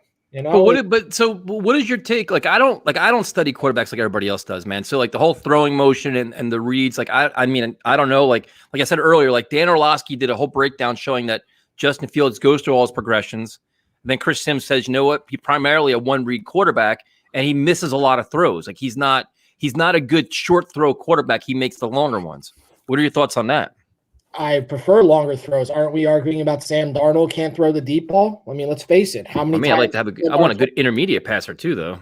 No, I do. I'm serious. I mean, like, look, I don't think it takes much to learn how to like dump the ball off, and I don't think it takes much to learn how to throw a 10-yard slant pass. I think in the end, you want to know, can he get it down the field when you're down, 7 points with 80 yards and 2 minutes to go? You want to know that guy can get it down the field. I mean, I've watched too much dink and dunk football over the years. I've watched too much of like Chad Pennington, even with before the shoulder injury, and then Mark Sanchez, and even Sam. It's too much of it. I want to know we have a guy who can actually charge it down the field, and he doesn't throw a lot of picks down the field. That's the understand. Everyone gets so fixated on that Northwestern game when Northwestern's defense was phenomenal. There's a reason why Fitzgerald was going to get a head coaching job. I've watched, like I keep saying, I've watched Fields for 2 years. Fields does go through all of his progressions. He does. And then he gets creative. That's why I said in that comment about he reminds me of Patty and Rogers. He does. He has moments like that where he can play up to par with them, like as how they probably looked at us in college. Now, keep in mind, Patty was a very big gunslinger. People kept calling him Brett Favre, which was like, oh, yeah, he's a good thrower, but he's just going to throw all these stupid passes off his back foot and be a bust. Well, that didn't turn out too bad. He's actually looked pretty damn good for it. So for me, Fields, and everyone's like, well, he stares down receiver. He didn't have any receivers at the end of the season because Olave was hurt. And then he was going with Garrett Wolf, who was like, I think is still going to be very good. It's just inexperienced guys. And then last year, 2 years ago, before the pandemic, he was like on a all-star team. It's just Joe Burrow and the Tigers were just incredible. And they had Jamar Chase and Terrence Marshall and I'm forgetting another receiver. Oh, they had Randy Moss's son. He was a tight end, whatever his name is. Not that he was Thaddeus. That was another thing. And Clyde Edwards-Helaire. And I mean, I think people keep forgetting this, that, not to get off the quarterback for a second, I think Trey Sermon's going to be a great option in the NFL. I think anyone who gets him maybe in like the 3rd or 4th round. I mean, I would no problem to just take him in the 3rd or 4th round. No problem with that. I hope that kind of answers your question a little bit. If we're going to compare it to like the Zach Wilson, look, I watched Zach Wilson, and the competition just doesn't sell me.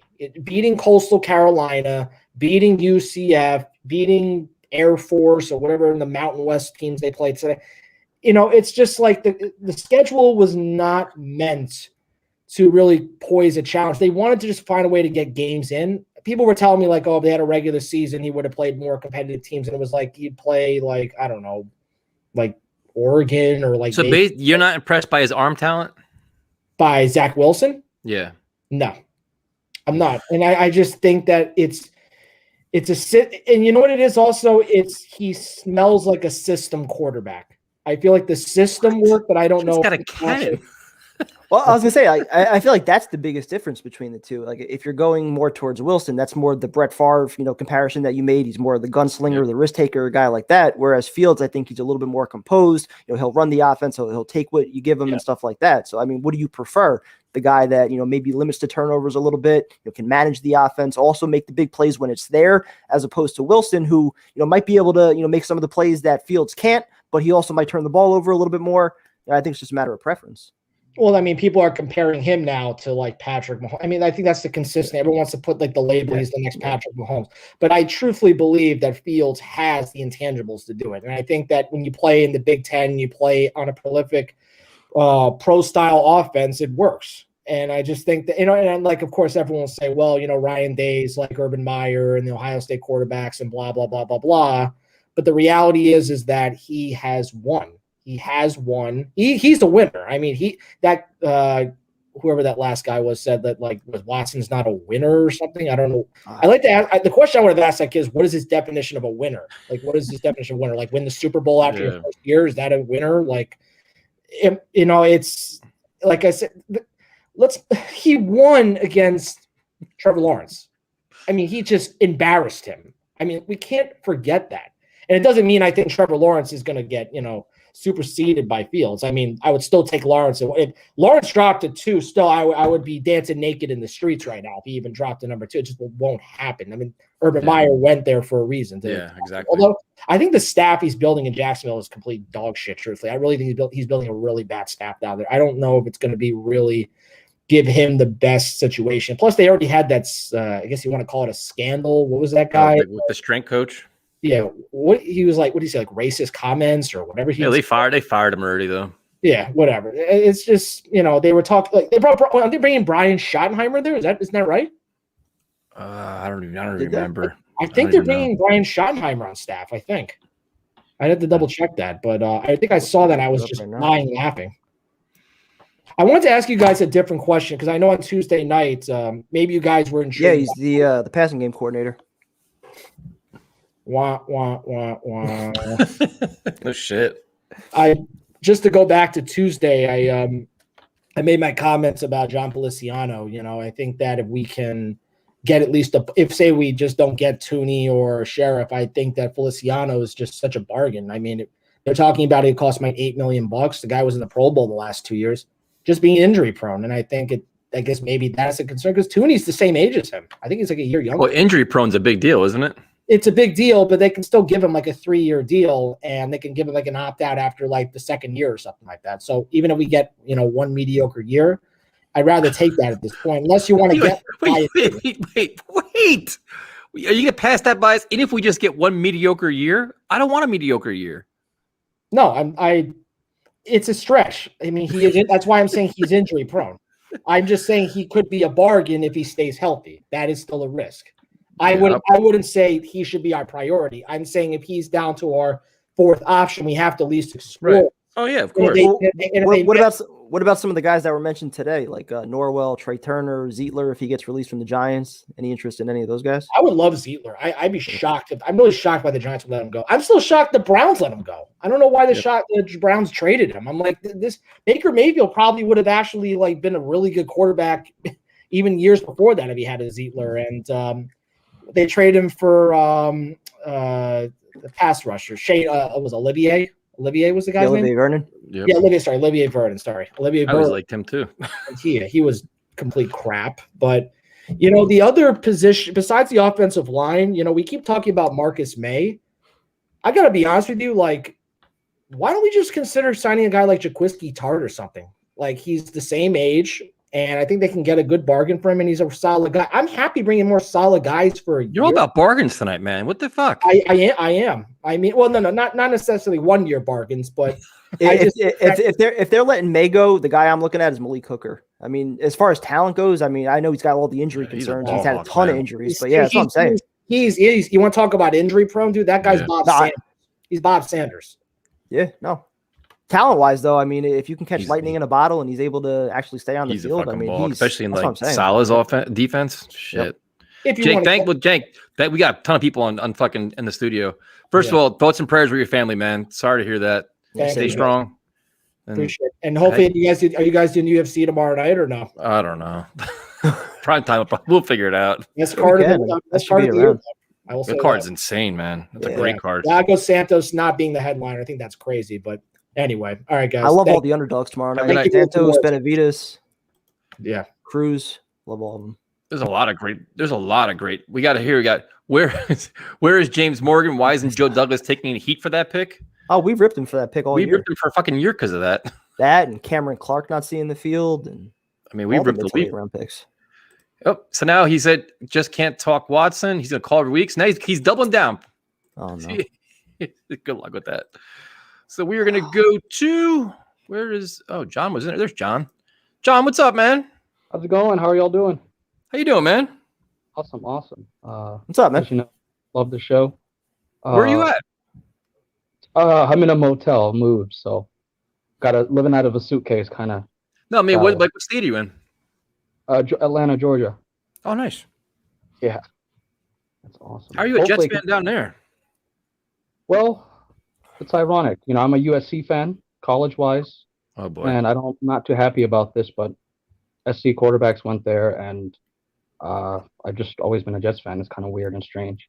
So you must be a Sam Darnold guy then, right? Did Sanchez bring you here? Or Darnold? I was, and he's kind of torn the heart out of my chest, so best thing to do is kind of let him go. I got something I agree. Take on that. That hurt really bad. But I have just a couple of key points before I go. I have like maybe 3-4 points. I'd like your thoughts on them. Cool.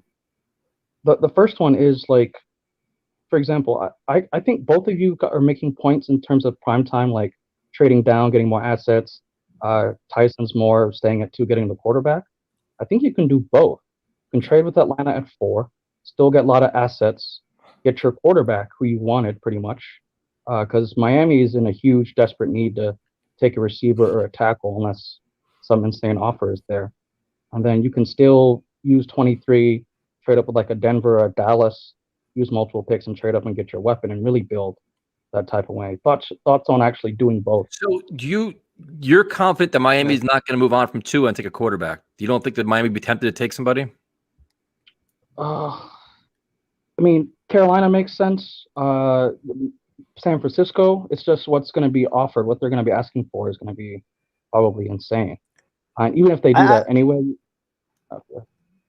I was going to say real quick, I think Atlanta is a huge key in all of this, because if you're able to move back to 4, you're almost essentially, again, unless Miami actually takes a quarterback, you're essentially guaranteeing yourself almost either Fields or Wilson. So if you have them somewhat close and you're able to get a lot to move back to 4, that could be an option. And then you could still move back again if you're at 4. So let's say Wilson goes 2 and there's another team that loves Fields and they want to move up for Fields. You can move back twice, maybe still take Trey Lance, have him compete with Darnold, or just go the other direction. Take, if Sewell drops or if you got Chase or Devontae Smith there, you can go that direction too.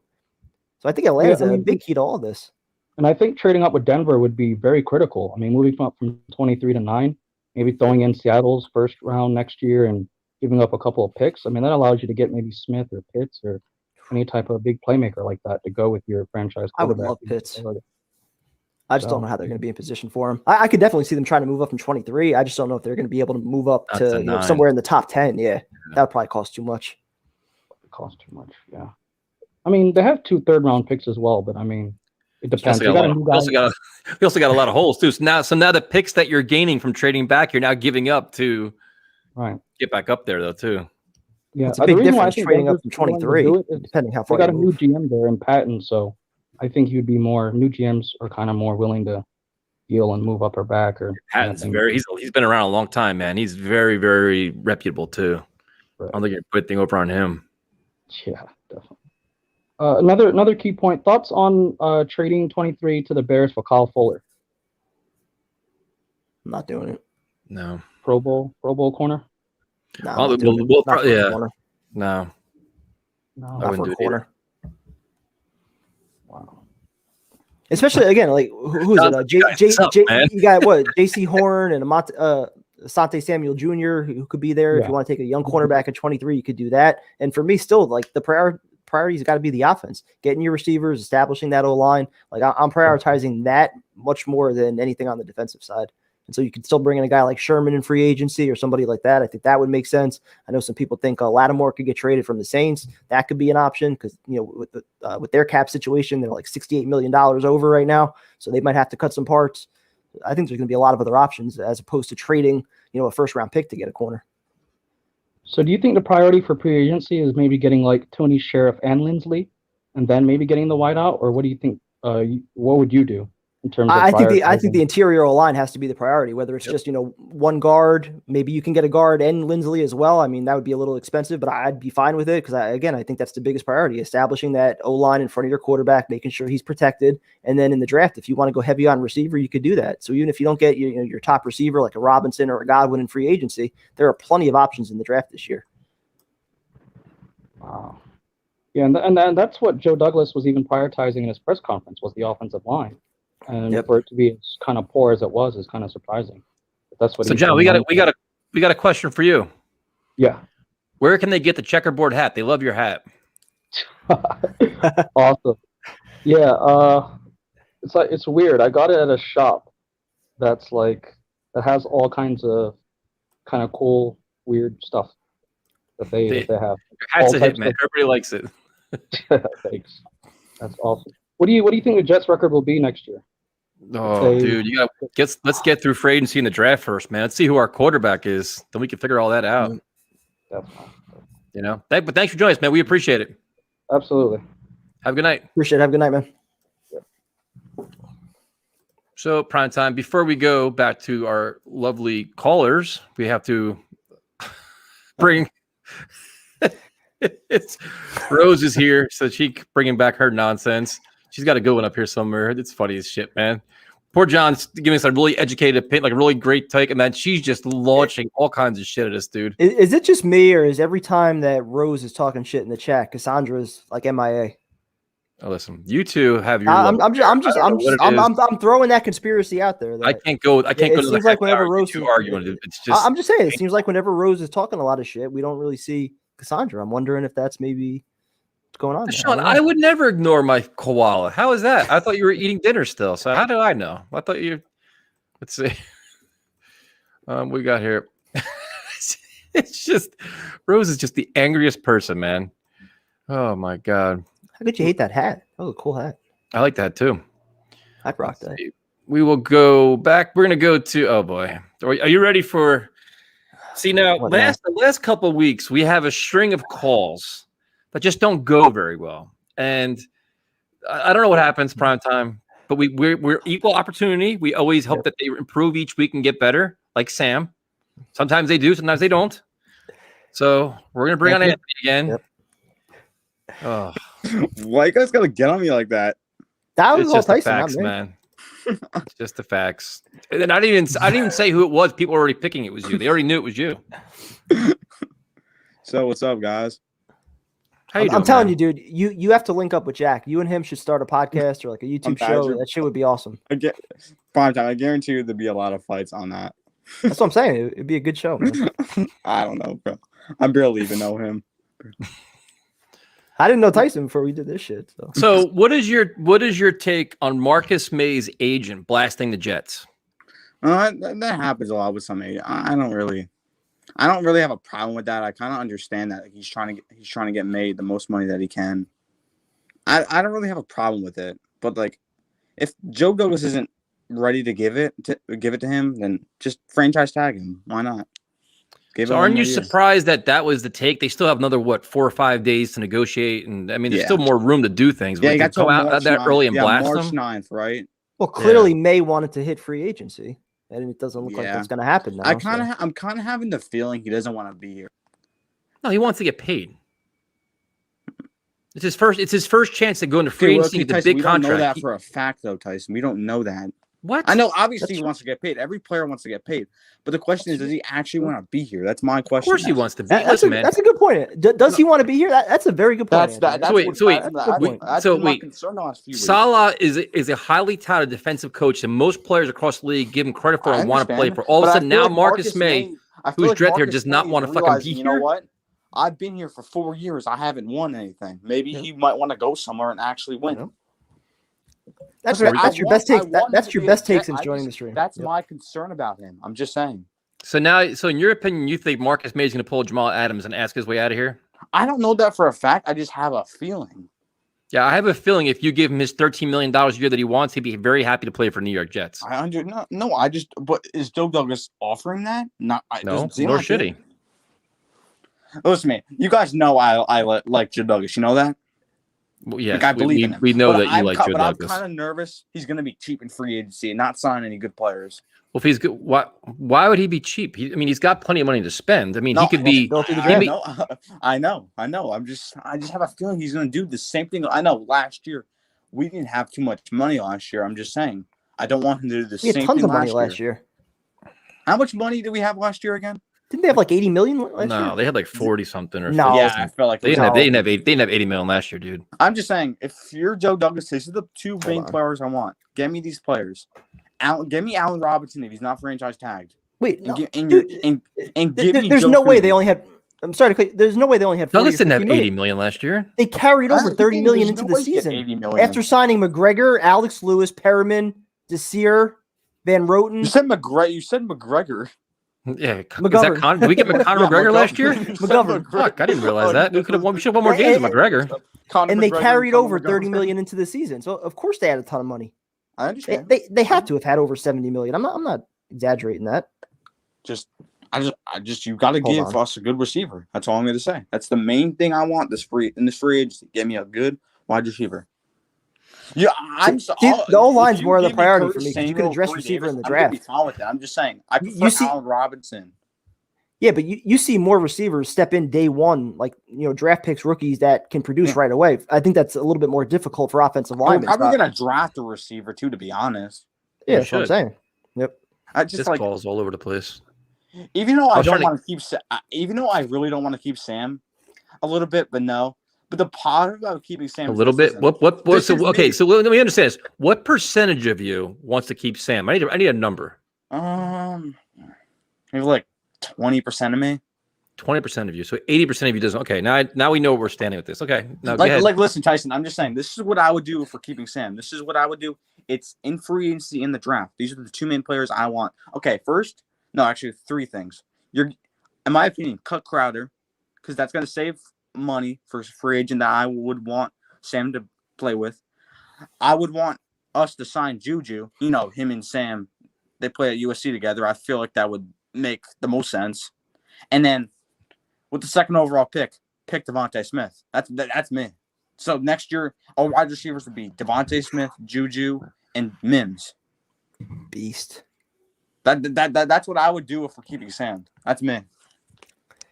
I don't think we're going to keep Sam. I'm just saying that's what I would do. I love Devontae Smith, but I'm still trading down if I'm taking him. I'm not taking him at 2. Obviously, you're trading. Oh, yeah, I forget. Yeah, you're trading. Yeah, you're trading down if you keep Sam. Definitely. But I'm saying if you wanted to take Devontae Smith at 2, I don't think there's much of a difference between. Even Jack doesn't like you, man. Jesus Christ. Yeah, Jack. I was trying to create a show for the two of you guys. Tyson, it's because you like Sam. That's why.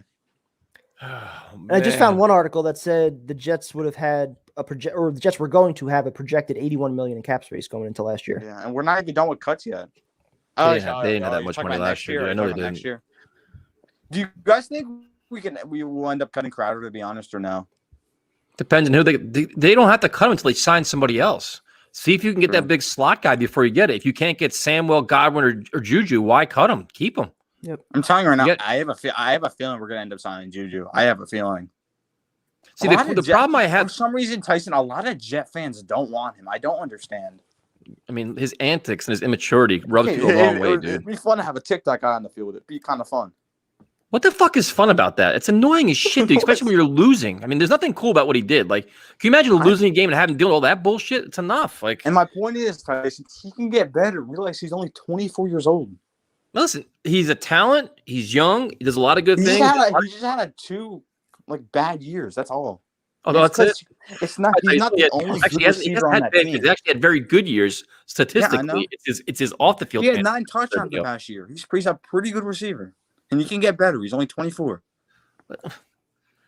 Thanks for calling in, man. I can't have the energy for this right now. Good night, man. All right, I'll see you guys next time. I don't have the fucking energy prime time. I don't. I'm sorry. Hold on. He's like, he had 2 bad years. Fucking 2 bad years. There is no way that we only had $47 million last year. Dude, we carried over $30 million unspent into the season. So how the fuck? Okay, hold on. How did we have $80 million last year? So how much did McGovern make? All right, man. Listen, Hold on. Pierre Desir. What steroids are you taking? Hold on. God. Pierre Desir, Jordan Jenkins. Oh. We re-signed Brian Poole, I think, for what, $5 million or 3.5, something like that. Perriman was $8.5 million. McGovern was around $8 million. Alex Lewis was about $6 million. Van Roten was about $5 million, I think, or 3.5, something like that. You signed Flacco. They did not have $47 million. There was no way. They didn't spend $30 million of it that rolled over into this year. There is no way. Okay. And that's why we were talking about options like Conklin and Trent Williams and signing guys like that. All right. We will go to, got a lot of people here. We're going to go to Juan. Juan, what's up, man? Hey, what's up? Good afternoon, Tyson, prime time. Good afternoon. Good evening for us. Good evening. Yeah, I'm sorry. No, I'm back again with my Zach Wilson again. I was telling you guys last time we spoke that he was going to go up, and he's trending up. Yep. I mean, I see him. I don't know. With prime time, I don't know why you don't like him, but right now he's way better than Sam Darnold. He has a stronger arm, and a lot of the receivers, which they were talking behind. I don't know what's behind. which they interviewed, a lot was saying comparing Darnold and Flacco, what was the difference between both of them? And they said that Flacco had a stronger arm, that the ball got there faster than Sam. Listen, and and the difference between Zach Wilson and hold on. The argument I bring up every single time that somebody brings up Darnold's arm strength from last year, and Tyson, you'll even agree with me on this because we watched Darnold make every throw for 2 years at training camp. Was there ever one discussion from any Jets beat reporter or fan that watched Darnold in practice that said, "Oh, this kid doesn't have enough arm strength"? Was there ever that conversation? No, there wasn't. It wasn't until last year where he had his shoulder slammed to the turf and he came back before he was 100% that we started having those conversations. So I'm not ready to say Darnold doesn't have the arm strength yet. Yeah, I understand. And the other thing about Darnold is every year he's injured, and let's say not an injury. I say we stick to your point. We stick with Darnold for another year. By luck, he get injured in week 3. Then what? We lost. we lost Wilson. And then Wilson becomes a star, which a lot of people are predicting he is going to be a star. So same old Jets making mistakes. All right, so again, you're assuming Wilson becomes a star and Darnold will get hurt and become a bust. I could easily turn that around and say, well, what if you trade Sam Darnold? He becomes a star, and you draft Wilson and he's a bust. Then what? Then there you might have a point, but right now. The way that Wilson is throwing, he could throw in every angle the same speed, something that Darnold cannot do. When he sees that the pocket, I agree. I agree with Wilson as far as like the arm strength and his arm talent. It's off the charts. But you know who also had a phenomenal arm? Christian Hackenberg. And when it came to reading defenses and shit like that, he just couldn't do it. He wasn't a quarterback. He had the arm talent, but he wasn't a quarterback. So that's my question with Wilson. Can he do all the little things to be a franchise quarterback? But the arm talent's definitely there. No, the arm talent is there, but the thing is he's accurate. He's mobile, and he could throw any type of ways. He could throw the ball any ways that you want him to throw it. And and the most important thing is accuracy, something that Darnold don't got. He every time he gets pressured or something, he just throws, what was it? Oops, another interception. Us like Jets fans, we every time he panics or you don't see any, throw the ball away. They just don't, just throw it to the wrong team, a pick 6. Like week 2 against the Colts, a pick 6. Worst pick 6 of the season was Flacco's pick 6 from inside the red zone. That one was fucking terrible. Nobody talks about that one because, he played better than Sam apparently, even though he was 50% completion percentage. And the other thing is Wilson, I was hearing you guys talking about it, like what have Wilson done? And with Fields, same thing, and Trevor Lawrence. These two, Wilson and Lawrence, they're in a bigger school, and the receivers are way better what BYU have. But like another analyst was saying in another network, he was saying that's even better because if you have receivers that cannot break and Wilson could still fit in the ball, imagine in the NFL how fast the ball will get there, accurate. Then Lawrence and Fields, they throw into right open receivers. What happened with Indiana? With when Fields didn't have Ilave, look at the problem he was having. Wilson makes his teammates better. Things what the Jets need. They need, a quarterback that makes their receiver look good, better. No, listen, I agree with that. But the thing, like with Wilson fitting those balls into tight windows, like I wonder how that's going to translate to the NFL level when you're facing better competition on the defensive side, better cornerbacks, guys that get turned around a little bit quicker. Like there are some throws that yes, he fit into tight windows, but also where if you put an NFL defensive back there, it's probably an interception. No, so I think that's something that he's going to need some time to adjust to. It's not that he can't do it. It's not that he won't, be able to overcome that. But I still think there's going to be an adjustment period there. Yeah, but the McFleur offense is gonna be easy. That's even a rookie should know. I think McFleur and I know he's in love with Zach Wilson, even though they want to come out with it yet. But I know they like the kid. They said he has everything what they need.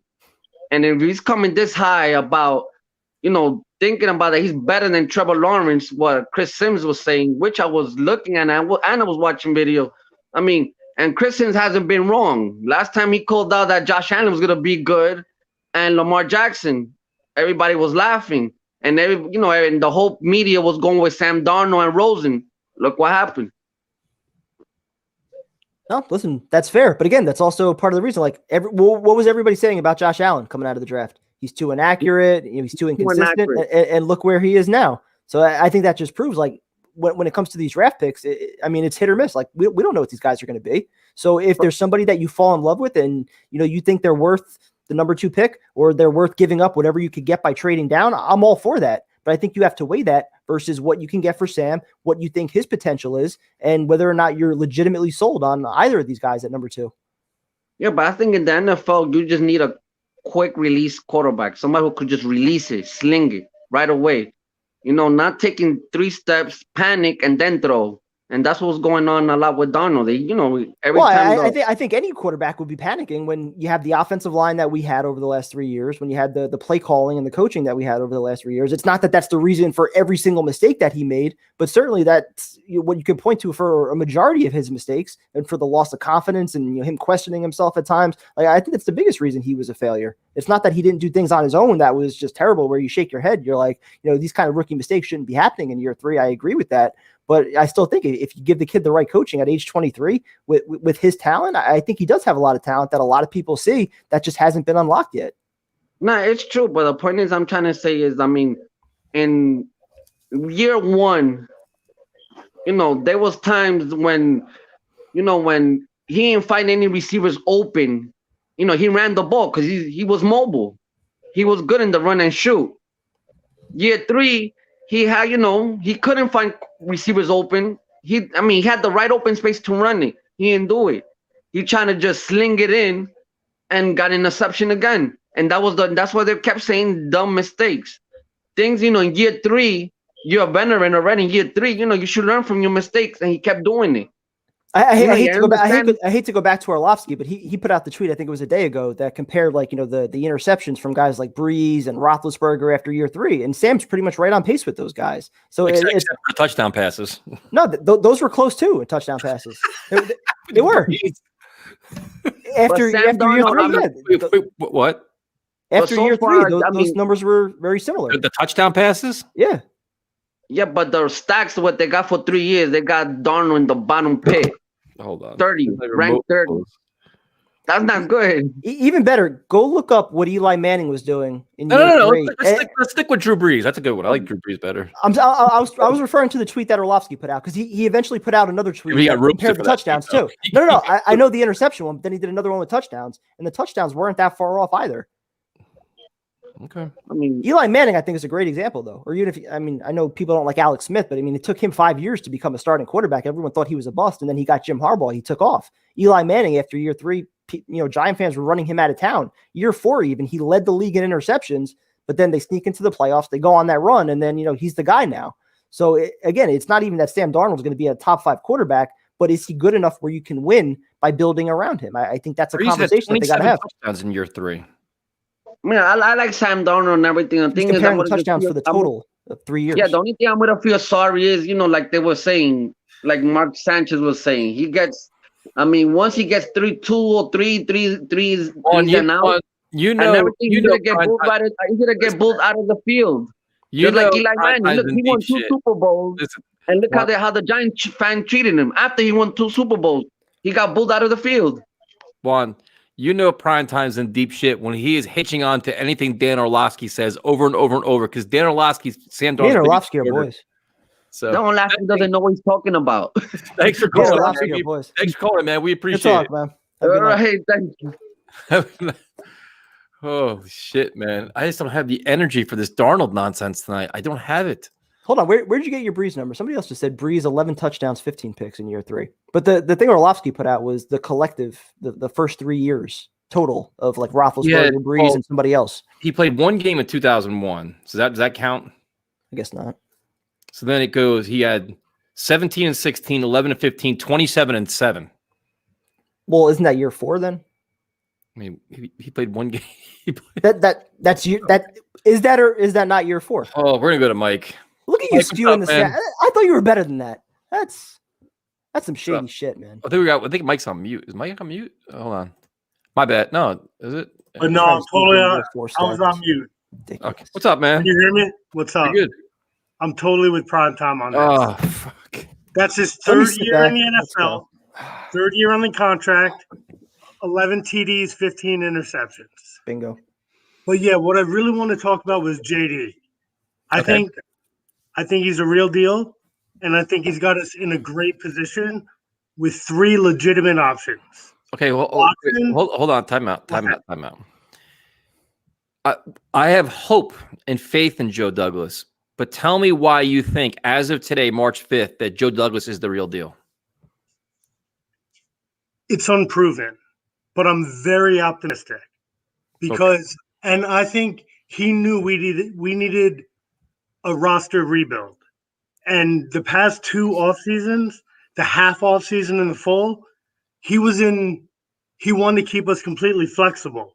And I think he's going to do that this off season too. But it's going to make people not happy. While that could be his vision, his decision making over that year and a half destroyed Sam Darnold.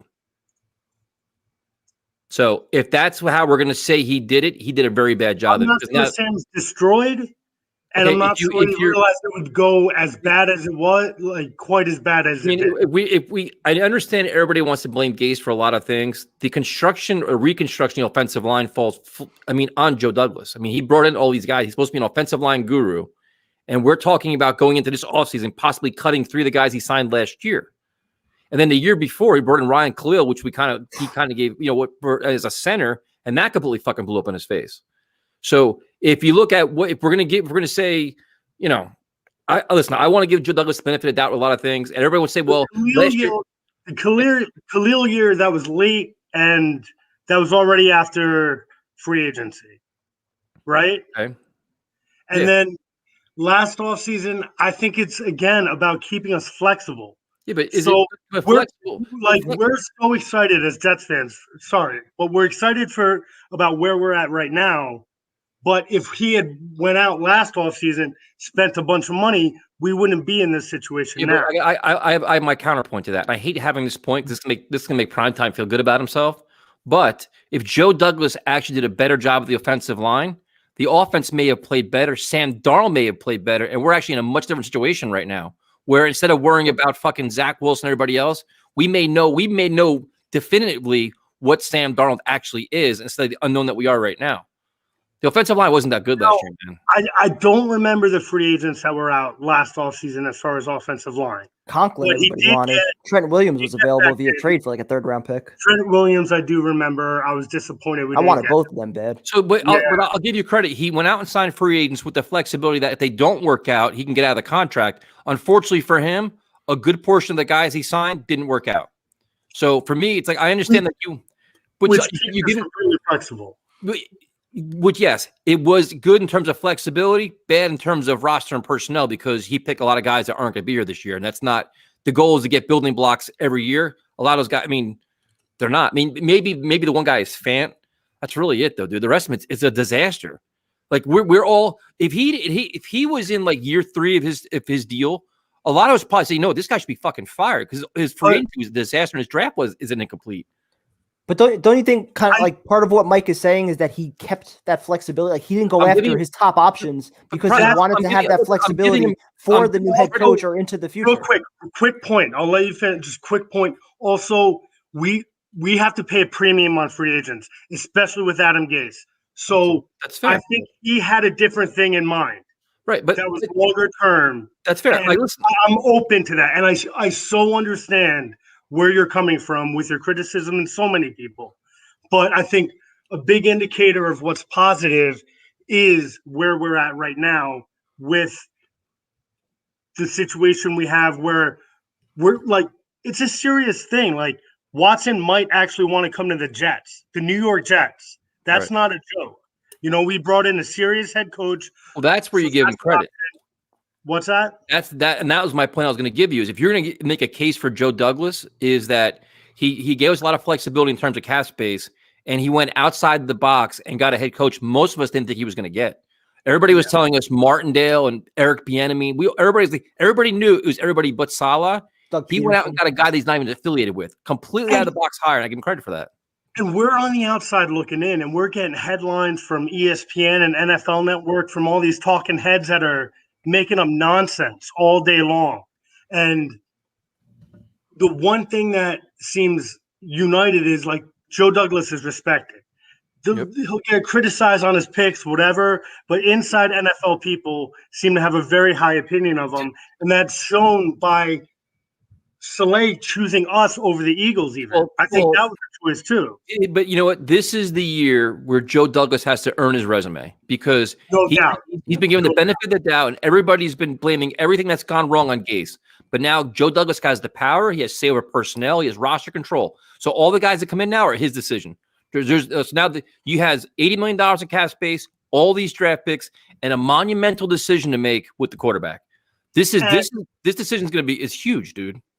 100%. He's been building for this. He has to get it right. He's got to shine. He's got these three options. I don't think he's about giving up too much for Watson.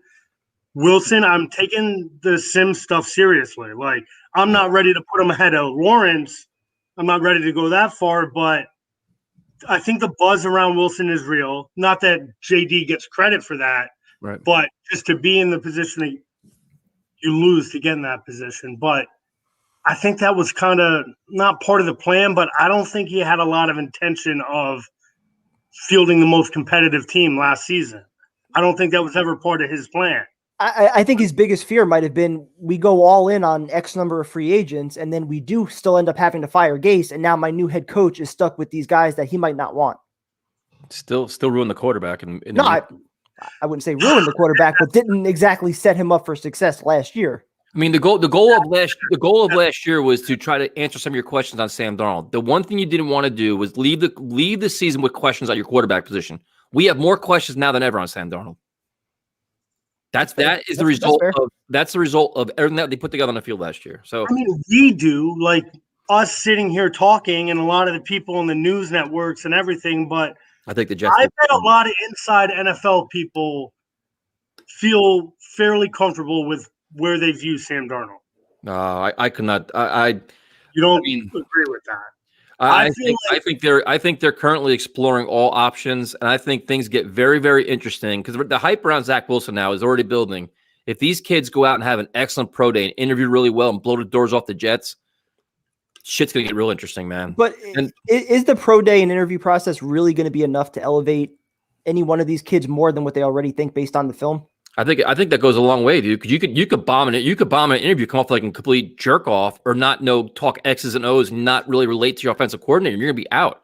You have to have symmetry, philosophy. Dude. That's like anybody. You can, like, if you interview somebody for a job or something like that. Like, I've interviewed a lot of people for jobs, and you could say you got the best resume in the world, and they walk in, they can't answer. They can't put together two sentences.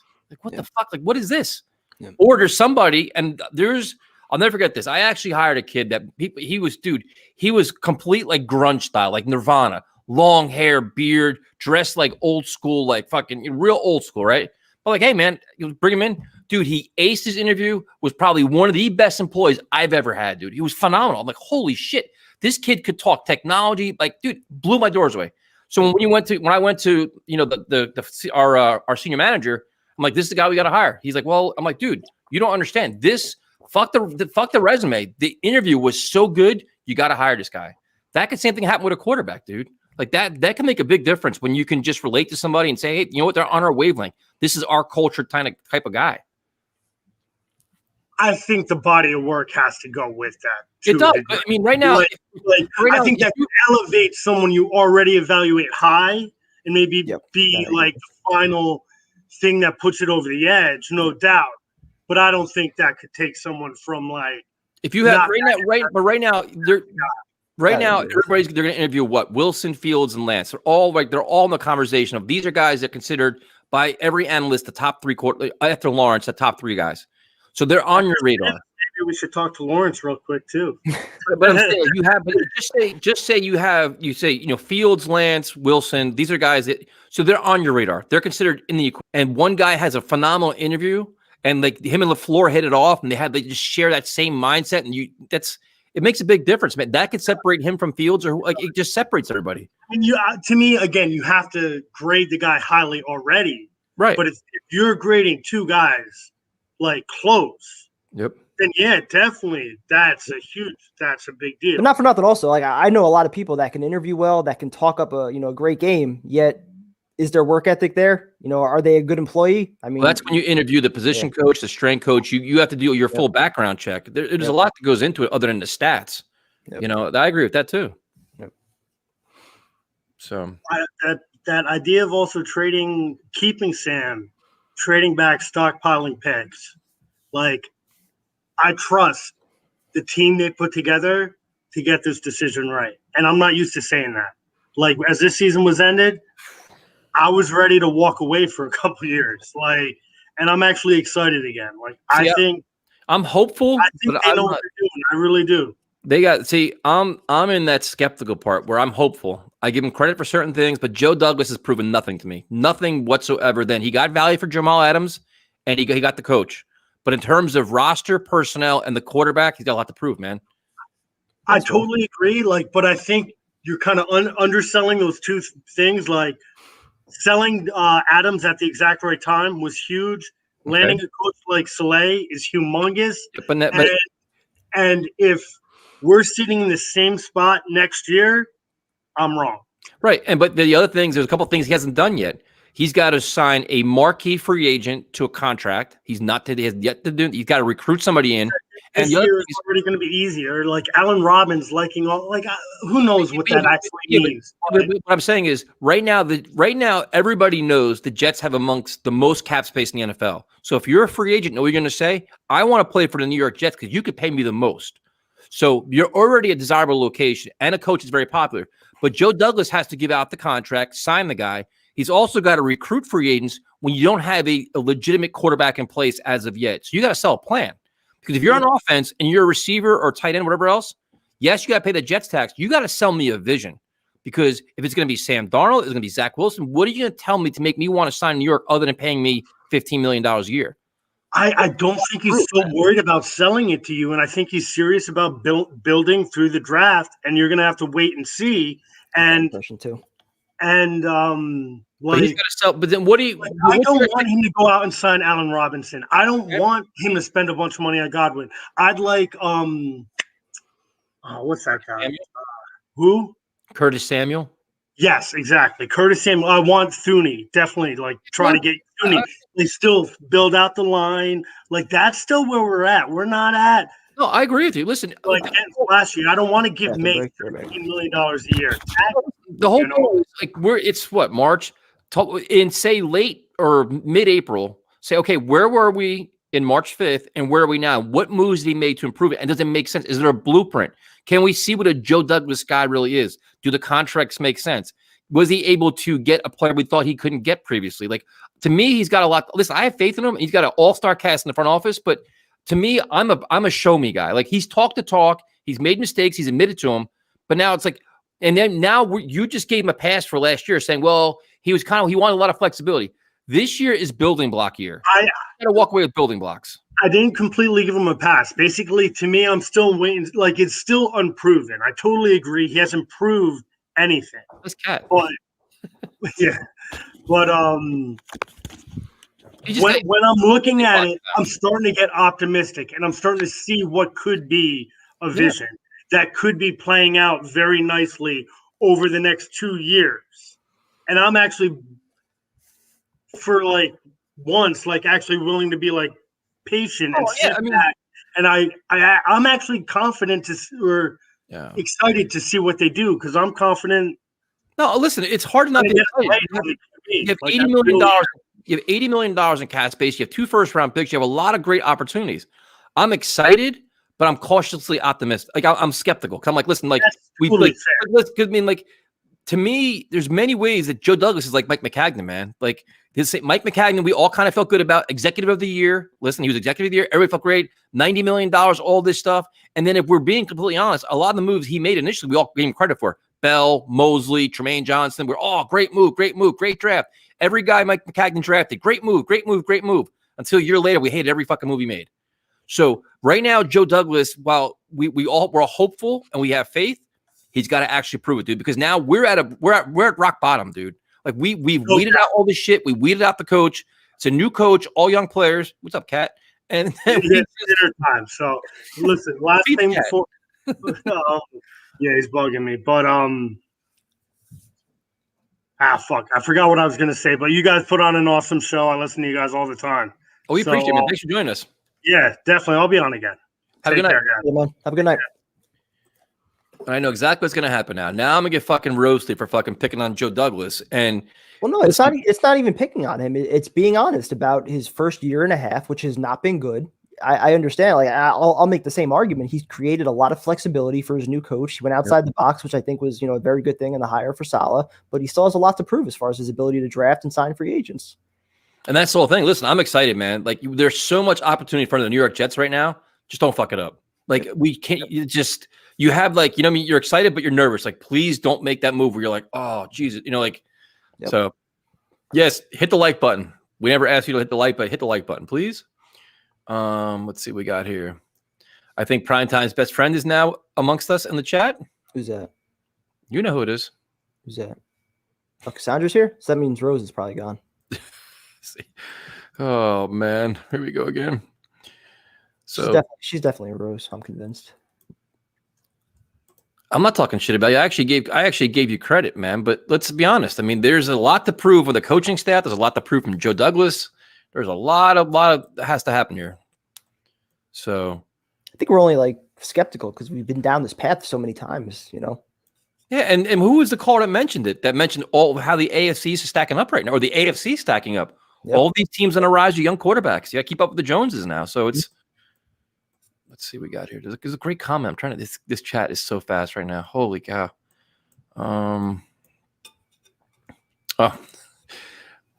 I guess Romeo's playing bingo tonight. He's already hit a bingo, so that's good.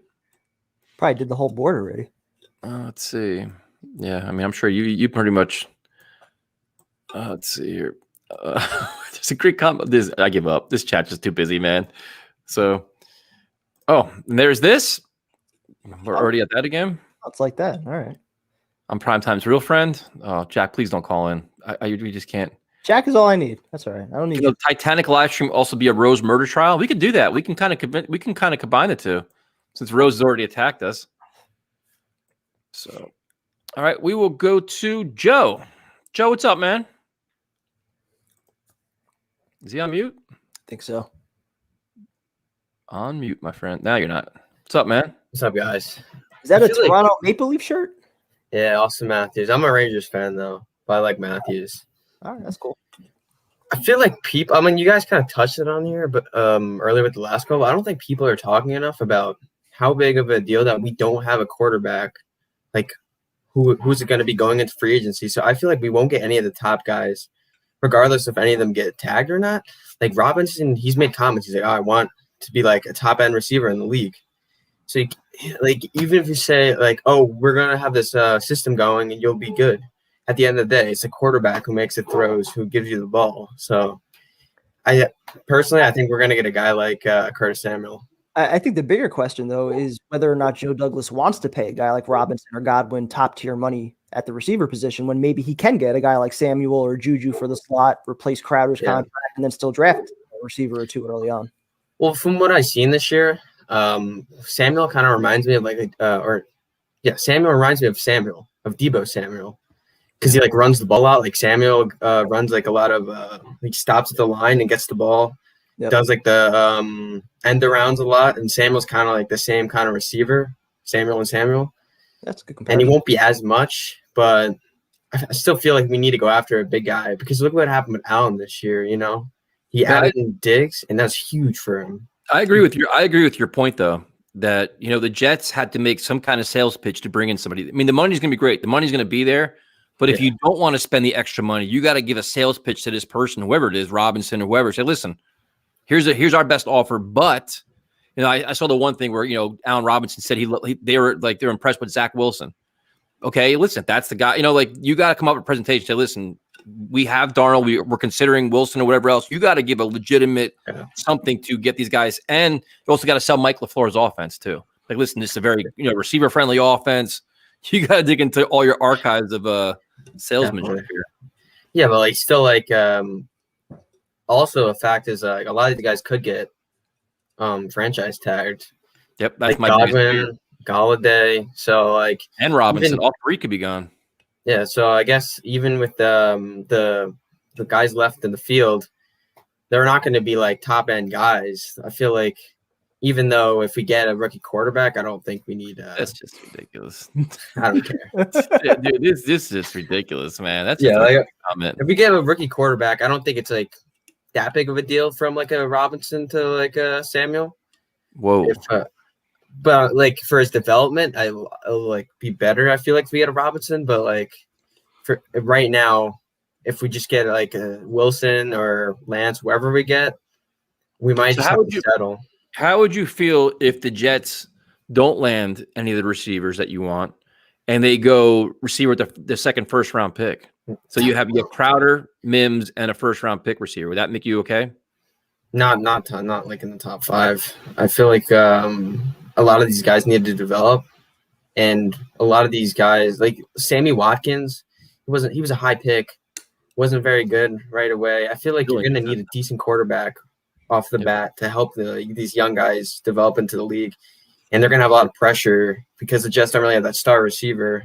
So I mean, you look at a guy, Justin Jefferson. He was really good as a rookie, but he had a good quarterback. Not great. Like Cousins is solid, but like say if we keep Darnold, no one knows who that is right now. So then I'd be upset if they go into the draft with just Crowder and Mims still. You know, I'd be fine if you replace Crowder's contract with another guy in the slot like Juju or Curtis Samuel or somebody like that, and then you look, opposite Mims to draft another guy. I'd be fine with that. But just kind of going into the draft status quo, I think that would be a big gamble. Yeah, no, like we're definitely going to sign somebody in free agent. There's no way this year he goes again without signing. I don't think last year he signed a receiver. Right? But like he didn't even play, so it's like he signed nobody. I mean, of course, we have legends like Vincent Smith and Jeff Smith and all those other guys that in Cager, all these other Pro Bowl receivers. They get hurt though too. Like they don't even play. Now, what are your thoughts on running back? Today there was a big thing where the Jets should go after Kenyon Drake, which I could not disagree more with. He was like every year. Like I'm a big fantasy football player. I play like hardcore. Every year you'd hear all these analysts. Oh yeah, this is the year of Drake to break out. Every year he's gonna break out. He's gonna break out. Never succeeded in Miami. He had I think 3 decent games last year in Arizona. It's not worth paying a running back like that. I'd rather draft one, man. I don't want to pay anybody. They're going to sign somebody. You'd agree, right? I mean, right now you have P. Ryan and then question marks with Adams and Ty Johnson. Maybe like a veteran running back, not like Gore, who's like $1 million, but a guy like McKinnon or somebody someone to help that has and then bring another rookie. System. I think that's what I would definitely do. It makes the most sense. They're not going to break the bank on a running back, but they're going to sign somebody. No, definitely not. They're not going to. I don't think Douglas is going to do anything that McCagnon did with Bell. I think that was a major mistake before getting the offensive line, getting a running back. Because you could be interchangeable. I'll be honest, I loved it at the time just because we were so desperate for playmakers. It was like something like new for the Jets because we never had like a stud player on the offense. You're so right, Aaliyah. The Josh Adams one had me. I wish I had the button. I'm a Notre Dame fan, so I actually really like that. That's why we're getting along, man. That's why I like this call. Adams was really explosive. Like the guy was going on some huge runs his senior year. I think he came out of senior. Some big time runs. He's a really good runner, getting like 70+ yard runs. That's called night right here, prime time. Best one. Yeah, for prime time though, I'm just saying like him and Ty Johnson should compete for maybe that 4th running back spot. That's about it. I actually watched a lot of college football, and personally, coming out of college, I was actually skeptical of Darnold because he had a really good first year when he came in, and his turnovers were like scary though in college because he was very, very turnover happy, and if you're not going to get good coaching out of college, that's going to hurt you. Because he's very indecisive with his balls. Like his first throw of his career. Like, what are you doing? That was a foreshadowing of things to come 3 years later. Yeah, it was funny, though, because I remember everybody. Was that not a shitty play call? Threw a pick six his first throw. How the fuck did Jeremy Bates design that for Darnold's first play call? To give him credit, though, he came back good that game. But our defense overwhelmed the whole team that played great. Yeah, the whole team played great that day. Just so upsetting being a Jets fan. But brighter days are ahead, man. Brighter days. We got a new coach. Darnold's can get the fuck out of here. We have all this cap space. We got 2 first-round picks. Life is good, man. Hopefully, it's not a broken record. Thanks for joining us, man. We appreciate it. No problem. Have a good night. Good night, guys.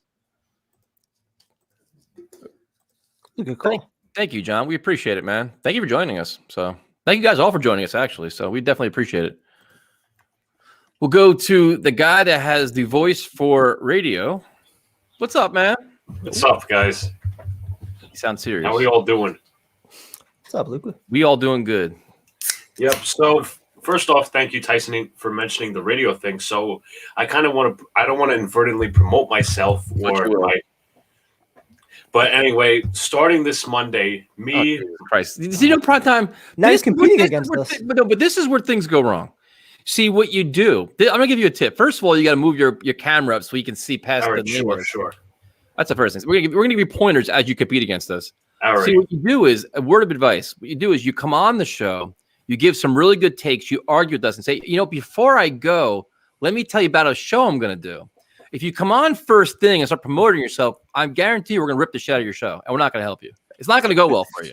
I mean, that's prime time because right now I've lost interest, and now I'm gonna find all kinds of things wrong with your show. So let's hear about your promotion now, and we're not gonna give a shit about your Jets take. But anyways, Monday at 8 o'clock. Monday at 8 o'clock on YouTube. Go ahead. Yeah, me and my brother, who runs a Giants page and does his own podcast, my best friend, are starting up this Monday podcast called Boys in the Big Apple. This Monday, we are featuring two top Giants content creators. One who is Chris the Entertainer. He does Giants. Are you reading this right now? You can't. You don't know this for verbatim. You got to read this. You're reading this right now. No, I'm not. Yes, you are. You fucking liar. You're watching you read it. Close your eyes and say it. All right. So Monday, we are starting our own podcast. We are starting our own podcast called the Boys in the Big Apple Pod. What? I'm not reading it. I know who these guys are. Doesn't seem like it. No, truly, I do. I've watched their videos. Chris the Entertainer, we're going to have on, and we're going to also have Cop Hizzle, who are both Giants content creators, but Entertainer also does Knicks and Mets. Prime time. They're Giants creators. Cop Hizzle? Chris the Entertainer. Fishizzle? We need an entertainer on this show too. All right, so you're doing the big blue what? The Boys of the Big Apple? Yeah, it's every Monday at 8 p.m. Right against our show. He's basically comes on our show to promote his own show at the same fucking time. Yep. This is some bullshit. See, the thing is, you're our competition now. That's the thing. I'm saying, like, the guys can just, whoever is going to watch you guys, like the viewers in this chat, they can just hop on. They don't have to. So you want them to leave our show to come watch your show? What you want them to do? No. So whoever's in the chat can just say, "Fuck Tyson in prime time. Come check out my show for a while with the Giant content creators." That's what you want them to do. I mean, we're not even just going to be talking football. We're going to be talking baseball. We're going to be talking basketball. What do you think we do? We talk baseball, basketball. We do UFC, hockey. NASCAR. Also NASCAR. Oh, great NASCAR. That's good. That's a good. Yeah, that's good. Who just whispered that? My friend's a big NASCAR fan. So basically, you're coming on. You're trying to steal our viewers and promote yourself. No, I wasn't just going to do that. Yeah, that's what you did. That's basically what you did. There was that was your clear agenda. You didn't say, "Hey, how you guys doing? Let's talk football." You said, "Let me promote my show right off the bat." For Cassandra, No. Now you know we. What I was answering her thing. Adios.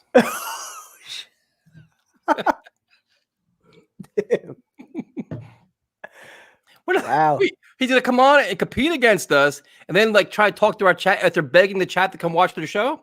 I mean, I kind of respect it, but I don't respect shit. You know what I don't understand, prime time. We don't go on anybody else's show. We don't ask for nothing. Nobody ever helps us. Nobody helps our podcast. Dude. All the other podcasts and shows, nobody promotes our shit, dude. Nobody does. We are like the fucking never. We are really on an island by ourselves. And then this fucking guy's gonna come in like, come watch my show now. Get the fuck out of here. That's the thing though. Like some honest advice to Luca. Promotion means shit. Just being consistent, putting out content, doing it every single week, however often you're planning on doing it, whether it's like a weekly show, everyday show, whatever it is, if it's just going to be every Monday night, do it consistently for a number of years.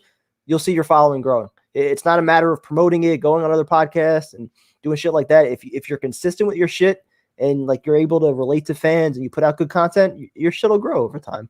I am lame. You know why I'm lame? Because you know what? We've been doing this a long fucking time. How about you come on, share some takes, have some fun. Don't just come on and start promoting the shit out of yourself, dude. Fuck that, man. I don't care. Don't like it, don't watch. I can give a shit. Who cares? So prime time's disgusting. I know you're disgusted in me. I don't care. I hang up on calls all the time. I don't care. You know I do. I don't mind it. It's just we get this all the time though. Like we get seriously. The funniest thing is, especially on Twitter, all day long we get direct messages. Yo, bro, promote my podcast. Yo, bro, do this. Yo, you look. It's like we don't like. What do you want us to do? We don't do anything. How about you call into our show and talk to us? Well, that's the thing. That's the reason I put Luca in a little bit of a different category than like somebody else who might just like tweet at us one time or call in one time and say, "Hey guys, check out my shit." As opposed to Luca, who we've kind of interacted with him a little bit, so I don't mind promoting him as much. But yeah, I get what you're saying though. So now I'm getting roasted. I'm an asshole. I don't care. I really don't care. Listen, we like to have fun, but it was like if anybody in your chat wants to come join me, dude, what are we doing here? Jesus Christ. I'm sure he's gonna call. Luke can call back in. It's fine. So now we're gonna go to somebody that I know our next caller, dude, is a Seattle Seahawks celebrity, and it's only a matter of time before he launches his own new podcast. This is gonna happen too. So, and just to clarify, since we've been doing the show, Kangaroo Man Darren is gonna be doing a Browns podcast. Now Luca is doing Big Apple, whatever, some Big Apple Blue, whatever balls or some shit. And then you have Jack and Jets Wire are going to be doing something. Jack's going to be doing some shit. It is.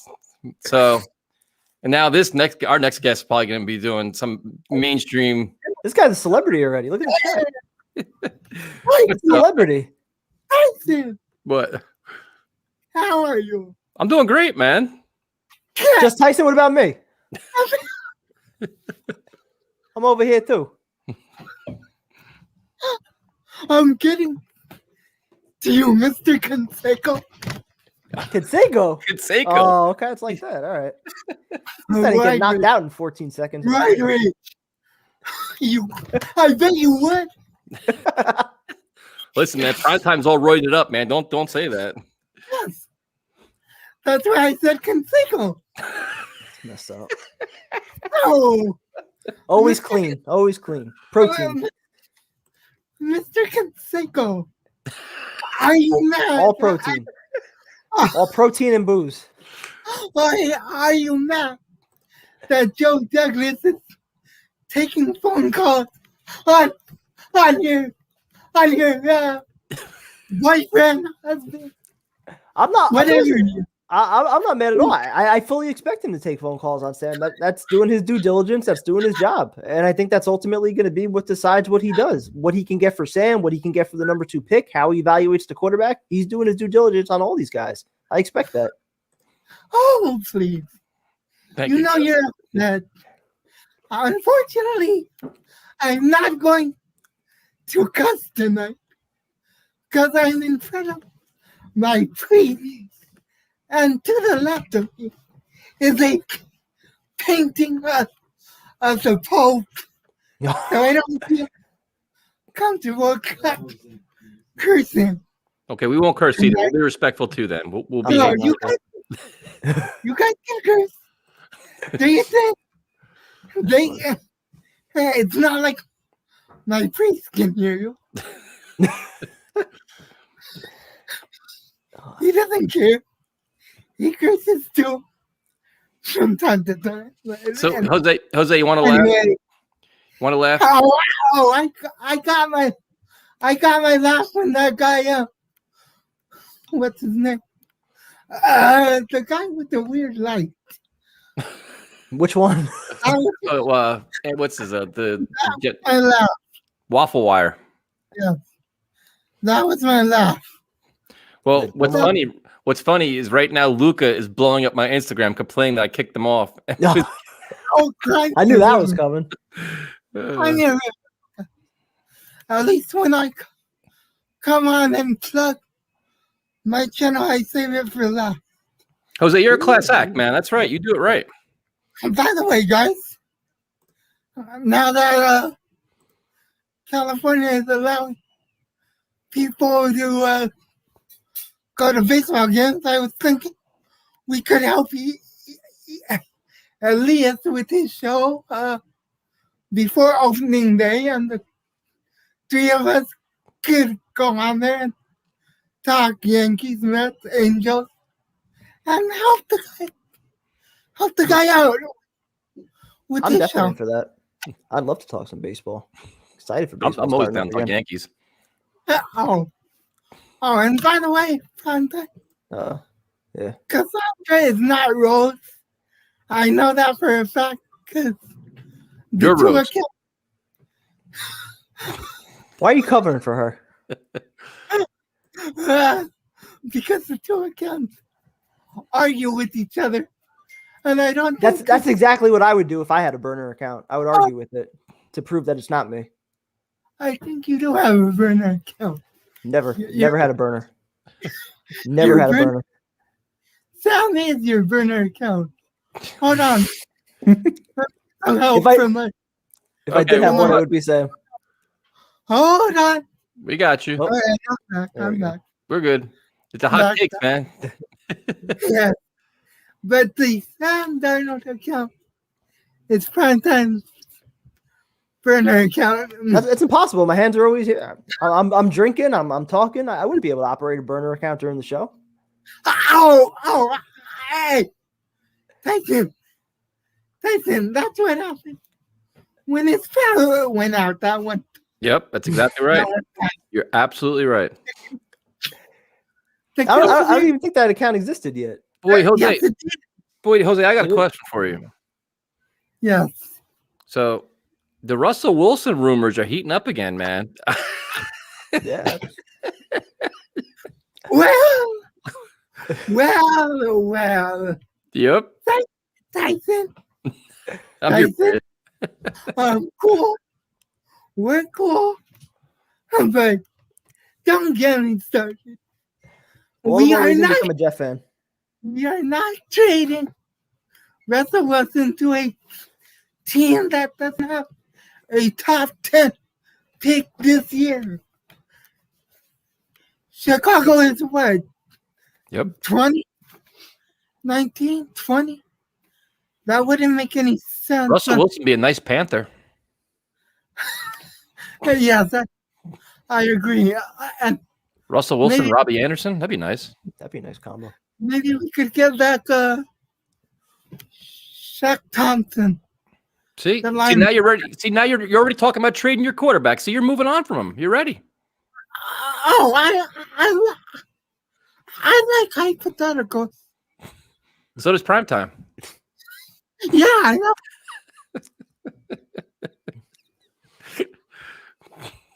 Hypothetically, Sam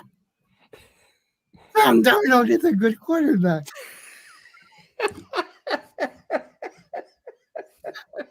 See, the non-hypothetical part is the shit that he's been given as a head coach, an O-line, and a receiver. That's not hypothetical. That's fact. He's been given nothing. So. Hypothetically, Sam is a future Hall of Famer like Drew Brees. And who else? Who else were the other? Oh, don't get him started. Well, no, Jose. I was talking about the tweet from Orlovsky about when he compared like Drew Brees and Roethlisberger, and I think there was somebody else on that list to like their first 3 years. Can I roast Dan Orlovsky? Please do. Why would you do that? Definitely do that. Romeo, if you're watching. Yeah, Romeo's here. Clip this, please. I stopped listening to Dan Orlovsky when he said Carson Wentz is an MVP quarterback. For what does him and Dan Orlovsky on primetime must smoke the same grain of weed? I agree. They definitely do. There's no doubt about it. I can literally swear that you guys know what. I can't. You know what? I'm not going to call in Monday because I'm going to call in Tuesday. So I can actually talk to Tyrone. I was saying, can you roast Tyrone instead of roasting me every night? Give it to Tyrone a little bit for all his waffles. Me and Tyrone are cool. Oh, Yep. Of course you are. They've bonded. Him and Tyrone bonded now. They're good. Tyson are cool. Yep. Primetime problem. Primetime me and you could be cool. Could One be. day. One day. Have you heard that song I brought up about a month back? That Eminem. What was the name of it?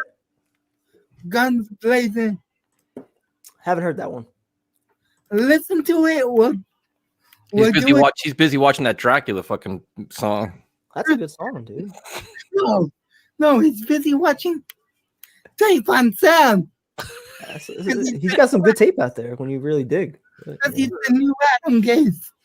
I have to watch the tape. I have to. It's a deep dive he's got to take. Deep dive. Yeah. A deep dive into Sam's private area. Jose, thanks for joining us, man. We appreciate it. Thanks for having me. Have a great night. Hold on. Can I plug my channel now? Of course. Yes, you can because you saved it for the end. Absolutely. Guys, if you would like talking football, go look up my channel. Seahawks, Jose Rodriguez, Darren. I'll DM you on Twitter to see if we can collab one day. Definitely. Guys, have a good weekend, man. Have a great weekend. There you go. You too, man. Great, man. He does a good job with his videos too, man. I enjoy them. Great job. Much better than Jack's shit. Dude, right now, if you can see my thing, my phone just blown. This is all Luca. Luca. Oh my god. I see a lot of people asking about the Dracula musical too. Just search Dracula musical Forgetting Sarah Marshall. One of the worst fucking songs, Rutgers. Rutgers, don't even torture yourself. Do not do listen to it. Just make sure you listen. Just make sure you listen to the words. Your ears will bleed. Listen to the words. Try not to get Rob, don't do it. Do not do it. Do it. Tyrone works a lot, man. This is like his busy time of year. We've told him like 30 times to come on. He's just super busy. So, yeah. The Jose song is good. The other one, this primetime song is horrendous. Elias is with his YouTube show. He wants to have. We gotta go on there too. He should do like a guitar version of Dracula musical. That'd be pretty cool. So we had Waffle Wire on before, and that went okay, I guess. I mean, that was what it is. Then we had Luca coming on, did self-promotion tour. It didn't go too well. And I'm sure the next one's going to do a lot of self-promotion as well. Because we actually had his video on. We actually watched it with him. So what are the chances that Jack has improved primetime? What do you think the chances are? I think the chances are pretty good, actually. I think he's focused. He's been studying the film. He wants to get better. He's clearly in this for the long run. So I think he's going to bring it tonight. I have confidence in Jack. I got no confidence whatsoever in this. So we're going to bring him on. What's up, man? Good day, guys. Good day. What's up, dude? All right. So I'm not trying to promote my channel or anything, but on my mock draft, I have us going down to pick number 9. Okay. What are we getting back? We're gonna get the Broncos first rounder, the Broncos second rounder, the Broncos third rounder. We're gonna get a second round or a first round pick from next year and the following year, and we're gonna get second from the following and the following, and then the third from the following and the following. So we're getting 9 picks to move back from 2 to 9. That's not happening. Yeah. Listen, I love the idea of trading back as much as anybody. You're not getting that much to move back. You're not. Maybe if you move back, like I keep saying, if you move back with the Falcons at 4 and then you trade back again, maybe you get 4 or 5 premium picks, but you're not getting that much. Time. From 2 to 9. My mock draft was we moved from 2 to 9. We get 3 first rounders the next 3 years. Then we get 3 first rounders the following 3 years. And 10 years from now, we get 2 fifth rounders. 12 years from now, we get 2 fourth rounders and a third rounder. And then we figure it out. I had so much faith in you tonight, Jack. No, because Mel Kepler only has us going down to 4. Mel who? Mel Kepler. Is that like Max Kepler's brother? You don't even know who Mel Kiper is? Mel Kiper, my bad. Jesus Christ. My bad. So first of all, you give us a shitty trade back, and then you call him Mel Kepler. That's like I guess you probably watch Adam Rappaport too, right? So he has this only going down to 4 and getting Kyle Pitts, but Mel in my Kepler? opinion, Where is he? Is he on fan side? Where's that guy from? my goodness. Mel Kepler. Just be a new guy. We probably associate with Dan Orlovsky with his shitty takes. My goodness. Let's get back on track here. Jack, I had so much faith in you tonight. Let's get back on track. He's probably associated with Gabe Kapler. Is that who it is? Mel Kapler? Can't say one bad thing. You just get roasted instantly. Listen, man, if you're gonna come back with you started off rough with the trade back that made absolutely no sense. Then you tried to drop a name. You got the name. But I think Mel we can get Kiper's a 3 draft first-round legend, picks. dude. I think we can get 3 first-round picks at least for that number 2 pick. You're gonna get 3 first-round picks for the number 2 pick. Yeah, Probably not by trading once. It would have to be multiple trades, and even that, 3 first-round picks. I don't think you're getting. Maybe 2 and a couple seconds or a third, something like that. But I don't think you're getting 3 first-round picks. Just Sam Darnold till I die. No, we cannot take a rookie quarterback. So, do you have any other hot takes to offer up? Because you're not doing very well right now. We're gonna draft Kyle Pitts. Where at 9? Yep. Okay. He's gonna fall. Yep. We're gonna get him, and then at 23rd, we're gonna get Gregory. I don't even want to try to pronounce his last name, but Rousseau. Yeah, Edge Rousseau. rusher? Yeah. I think he's gonna fall, or not fall. Technically, he's probably ranked around 23rd, 24th.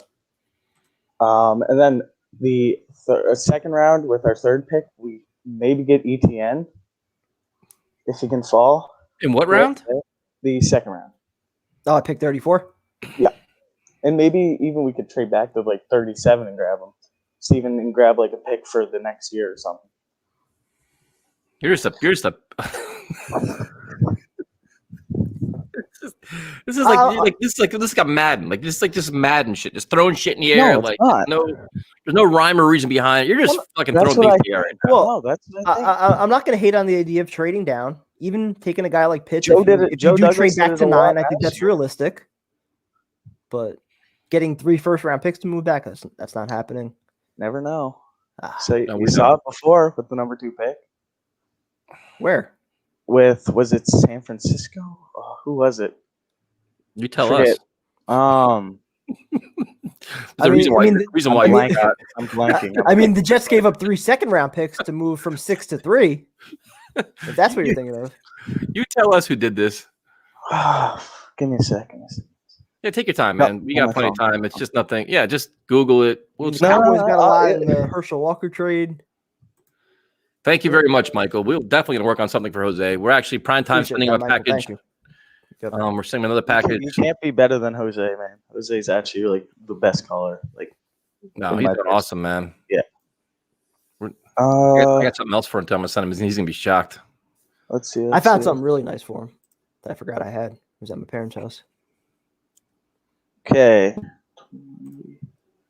Robert Griffin III, Washington, went up, got 2012. Washington traded up and got the 2012 first rounder, 2013 first rounder, 2014 first rounder, and then a 2012 second rounder to trade up to 2 from 6. Okay, so now you made your point. All right. Yep. Good job. So now you silenced both of us. There you go. So then, if you're going to go from 8 or 9, then what are you going to give up? 8 kind of helps his argument. Moving back. Exactly. It does. Yeah.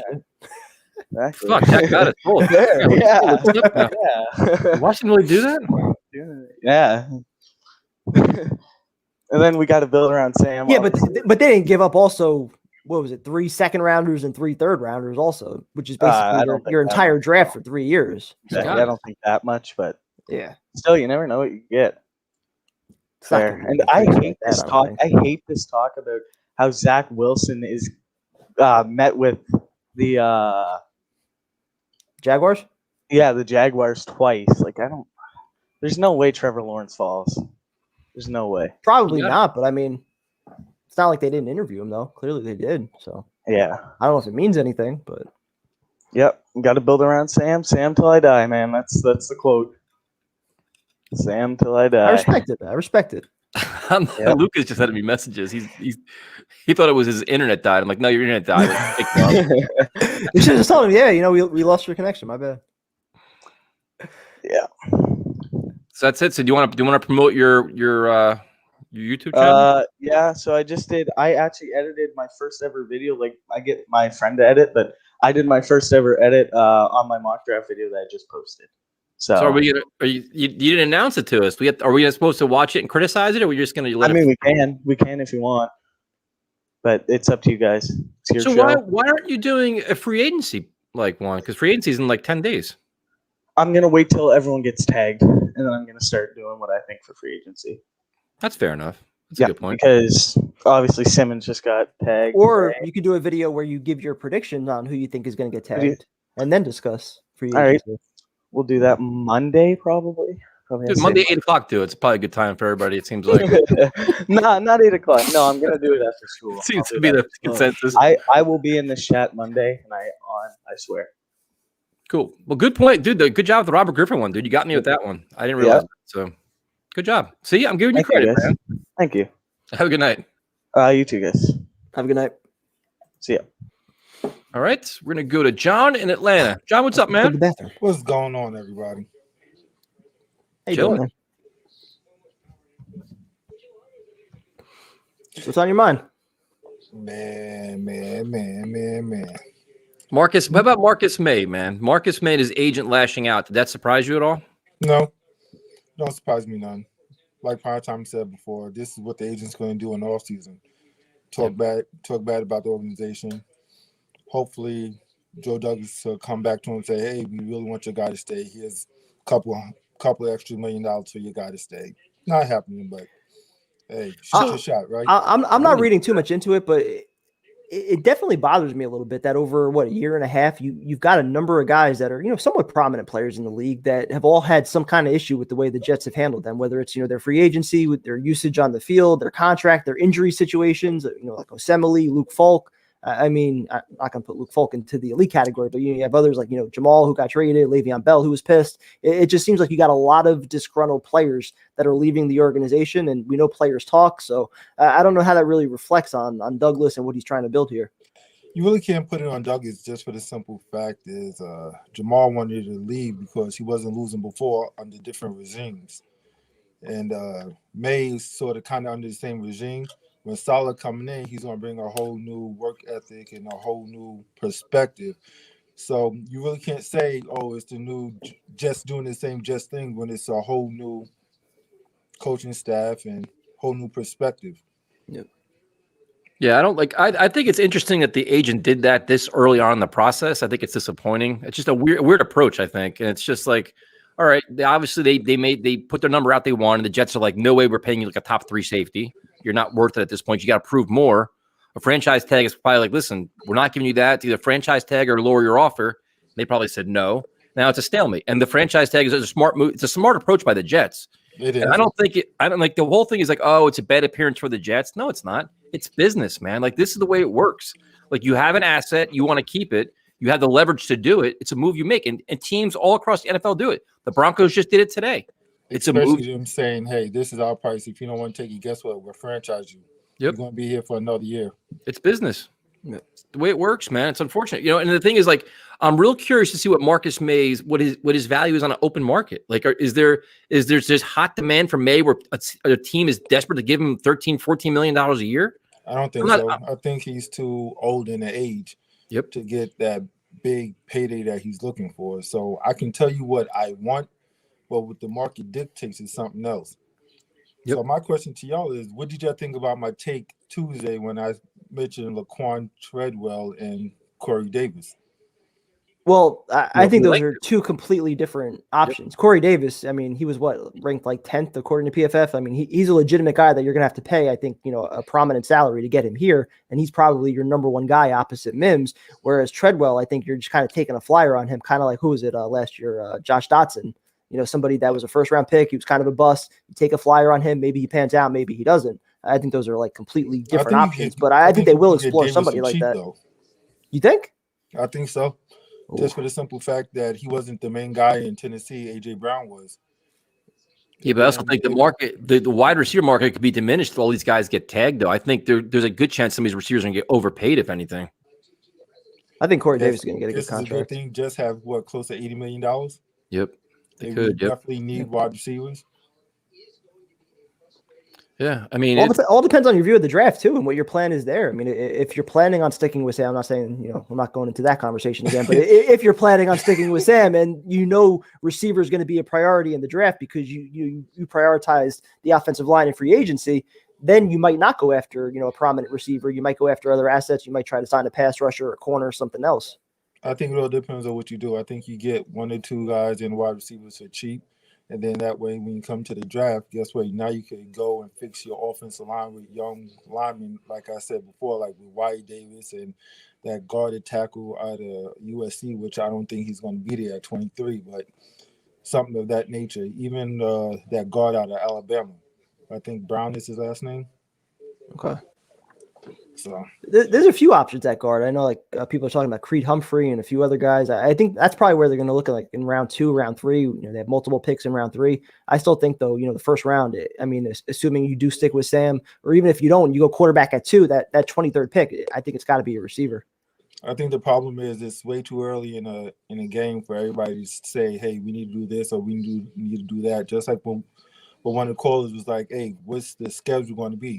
How the hell do you know? You don't even know what your team's going to look like. They haven't even finished putting together the coaching staff. So yeah, there's so much that's going to happen, man. We don't know who the quarterback is at this point. There's so much to see, so much to work out, so much to figure out. It's be a wild ride. Then earlier, the caller talking about Deshaun Watson, it's like, dude, really? Come on. Deshaun is by far top 5 in the league. Yep. Yeah, that call was rough, man. You can't say, he hasn't won because he's won with with more talent than what the Jets has, but less talent than what other quarterbacks in the league have. What's going on? So, John, thanks for joining us, man. We appreciate it. Yeah, have a good one. And have a good night, man. What's up? Most definitely. Oh, will do, man. All right. So, primetime, we have a caller that likes to eat ghost peppers. Oh, no. He's a big fan of ghost peppers. He's a big fan of guitars. Well, I'm going to take my last bathroom break before that. God, here we go. I still don't know how you've gone, 3 hours now? You haven't gone to the bathroom? I'm convinced you're not drinking, but whatever. Vincent, I'll bring you on while Primetime's so angry. What's up, man? Nothing. I'm doing all right. I'm a little busy. What are you busy doing? I got my first shot of the Pfizer vaccine. Oh, nice. That's good. And just to let you know, Linus finally has the proper attire for the day. Oh, we got to see Linus. Where's Linus at? Oh, look at that. He got a haircut, and if he's going to stop fidget, can you read it? Oh, he's got his little Jet shirt on. That's very cool. Yeah, I had to I'm busy, busy sewing the cheerleader outfit for her because I had to. The small is too short for her, so I had to get the medium and readjust the Velcro. It's just not something you hear every day.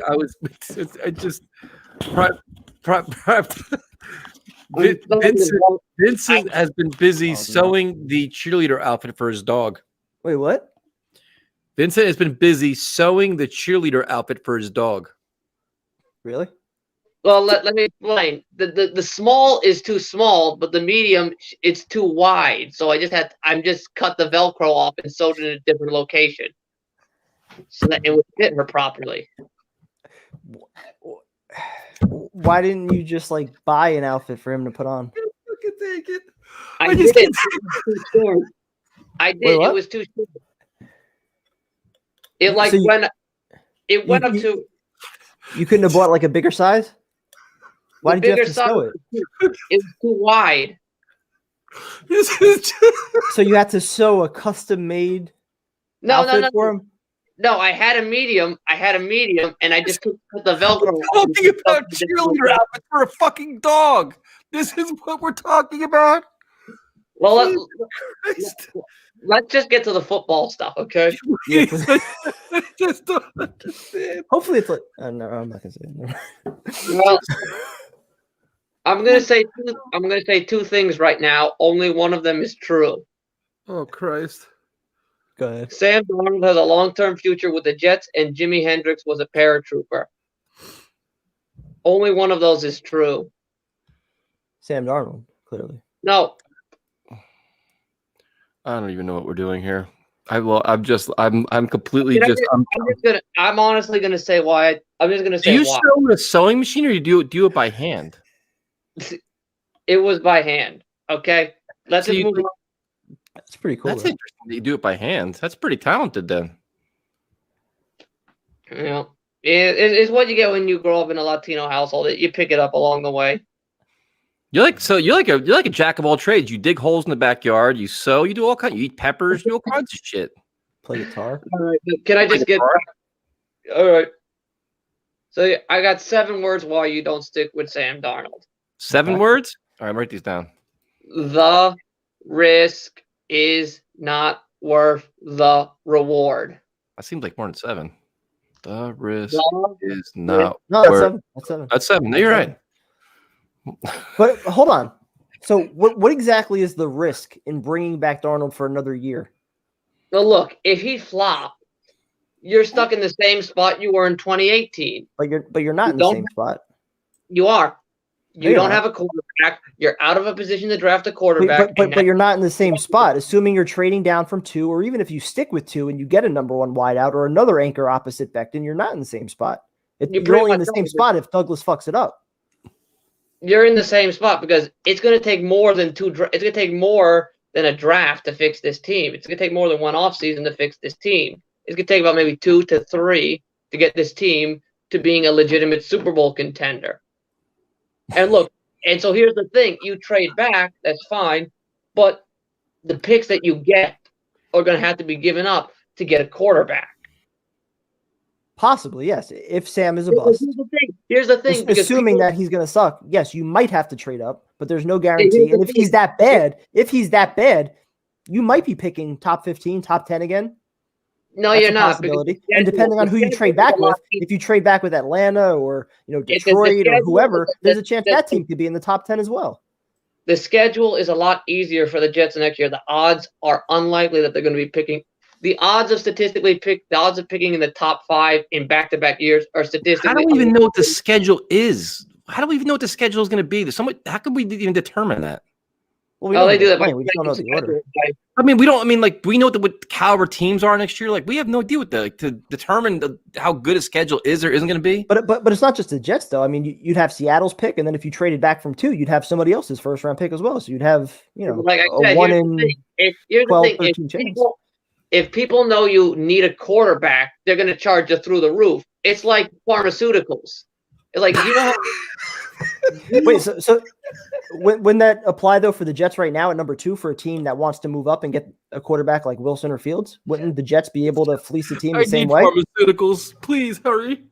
Jesus Christ! Let me explain. But the Jets have more to give. That's the thing. The Jets are going to have a lot of picks next year, and they'll charge you through the roof. To get a quarterback, and then you're in the same spot. You can't build around that quarterback without picks. And if you have to give up a premium haul next year, then you don't know what next year's quarterback class is going to be. There's a lot of mixed opinions on it. There's a better idea of what this class is. And look, that part I agree with. That if you evaluate this quarterback class and you say, you know what, Fields or Wilson, they're our top guys over the next 2 years, and picking second, that's probably our best chance to take a quarterback. I'd be fine with it. If you have doubts about Darnold and you're just in love with one of these kids, I would totally understand that. And here's the thing. The one thing I hate what the Darnold camp says is, well, what if this quarterback you draft fails? Well, you got 3 to 4 years to figure that out. In 3 to 4 years, you can build up the roster to where you can be like a team like the Rams, trade for an established veteran, or the Colts, trade for a guy with a lot of high upside like a Carson Wentz, or heck, like the Jets back in 2009 when they traded up to grab Mark Sanchez. They were able to do that because they had a very good roster that was able to compete. you just proved my point, though. Like, if you're trading back and acquiring all those additional draft picks, you'd be in position to do whatever you want. You want to trade for a veteran quarterback, you could do it. You want to trade up and draft a quarterback, you could do it. And that's if Darnold is a complete bust and you still need a quarterback. I'm just not taking that risk of just because I don't know what next year's class is going to be. I'd rather just play it safe. You're in a spot now. You don't know where you're going to be next year. And I find it fascinating that you won't take the risk, but you eat ghost peppers with no problem. That's a big risk. It's not a big risk. For me, it would be. So what else is going on in life, man? How else are things going? Nah, the usual shit. You know. You practicing any new music? Ain't practicing any new songs?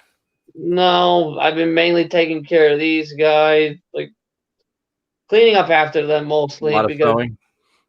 No. I just watched the sequel to Coming to America. Well, how much could the dogs be taken care? Did you cut the hair yourself, or did you bring them to a groomer?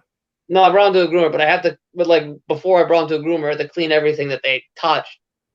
You know, I had to clean the beds, the shirts and shit. The ball. Sounds like a lot of work. That's why I don't have pets.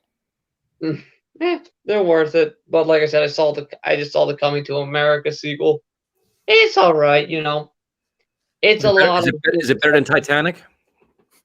Haven't seen any of them. All right, so they want to hear about it. Do you want to hear about Coming to America too? Is it good? It's good. Like I said, it does recycle a lot of the bits from the first movie. So some of it's a bit of nostalgic pandering, but it's an entertaining Primetime does that a lot. Nostalgic pandering. He gets stuck like that. Goes back to Sam Darnold's rookie year a lot. It's like the nostalgic shit. Yeah. It's not like the guy's 30 years old and I'm going back like 10 years. It's nostalgic. It's like remember back in Sam's rookie year? It seems like a decade ago. Yeah, 2 years ago. Mm-hmm. Well, I think that's probably also in dog years. It's like 14 years ago. Yeah, that's Right? also probably just COVID making time move slow. That could be too. That's a good point. That's your best point. That's probably your best point. And on a high note. Yep. Nice job. Yeah, we appreciate it. All right. Well, I better walk these guys. Good luck, man. Have a good night.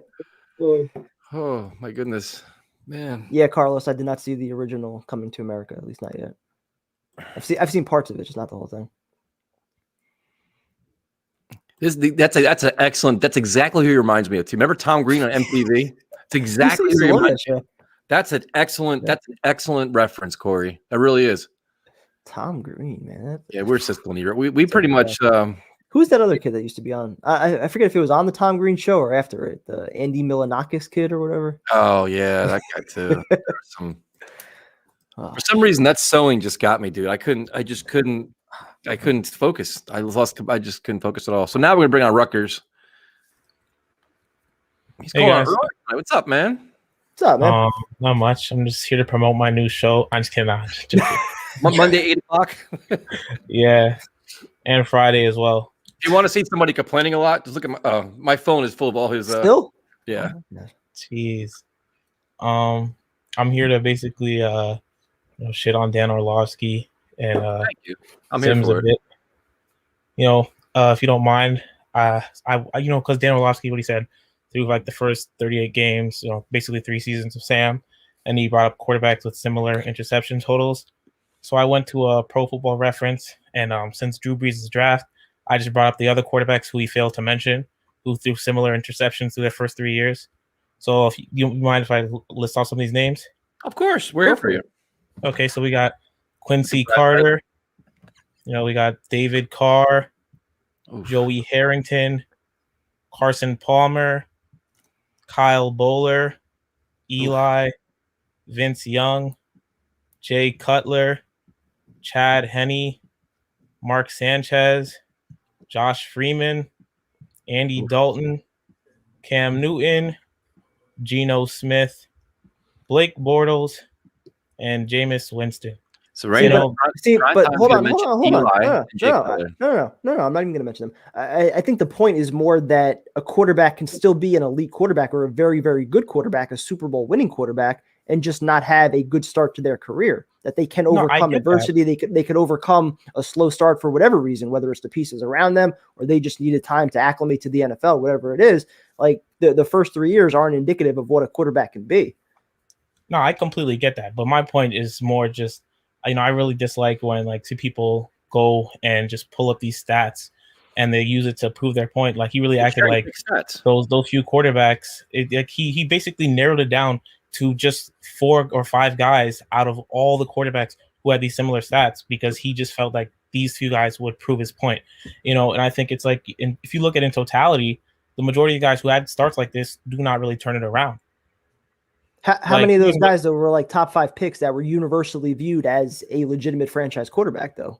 Okay, so David Harrington, Eli first, Carr, Harrington went second, and right? Carr is probably third? the one guy that was put in a worse situation than Sam. Probably the only. Palmer guy was first. Expansion Texans. Bowler went 19th, so Eli was first. Vince went third. Cutler was a first round. I mean, Cutler was 11th. Henny was a second rounder. So, then we have Mark at 6th. Freeman was 17th. I liked him too. Dalton was a second rounder, right? Cam went first. Dalton. Gino was a second rounder as well. Bortles went third, and Jameis went first. I mean, a lot of these guys were high picks. Most of these guys were first rounders. So, I mean, I get what you're saying, but I'm just saying to his point where he brings up these stats, a lot of the stuff he's saying is empty because he's just bringing up things that will serve his argument and not real things to talk about it in totality. They all do, man. They all do that. The Justin Fields one's a perfect one on that, dude. You have 2 analysts that say almost the exact opposite. Almost, dude, verbatim. Like you could take what Chris Sims said and 2 other guys, and it's complete opposite. And they break down the same film, same game, same throw, everything. Complete different take on it. It's crazy. Yeah, I'm like the Chris Sims stuff. Like that's stuff also I want to talk about is because a lot of people are like, Chris Sims is on target. Like I watched the whole video. I like Chris Sims in general, but I thought it was watching him talk about Fields specifically, it got me really confused because there's other quarterback people out there and people who break down things like I think it was Matt Bowen. One of his strengths was Fields that he said Fields has like a solid compact motion, and he says the knock on Fields is with his motion is that when he throwing deep he extends his motion, but other quarterbacks in the draft do that. I think not Mac Jones, but I think Lance has that. Trevor Lawrence extends his step, which slows down his motion when he's throwing sometimes to put more on the ball. So I think it doesn't make sense really where he had Fields knocked at that, but then the person he put above Fields and Kellen Mond. Kellen Mond's mechanics are horrible. Like if you watch A&M play, I was sitting there with when I watched this video, I could not believe Kellen Mond was at 4.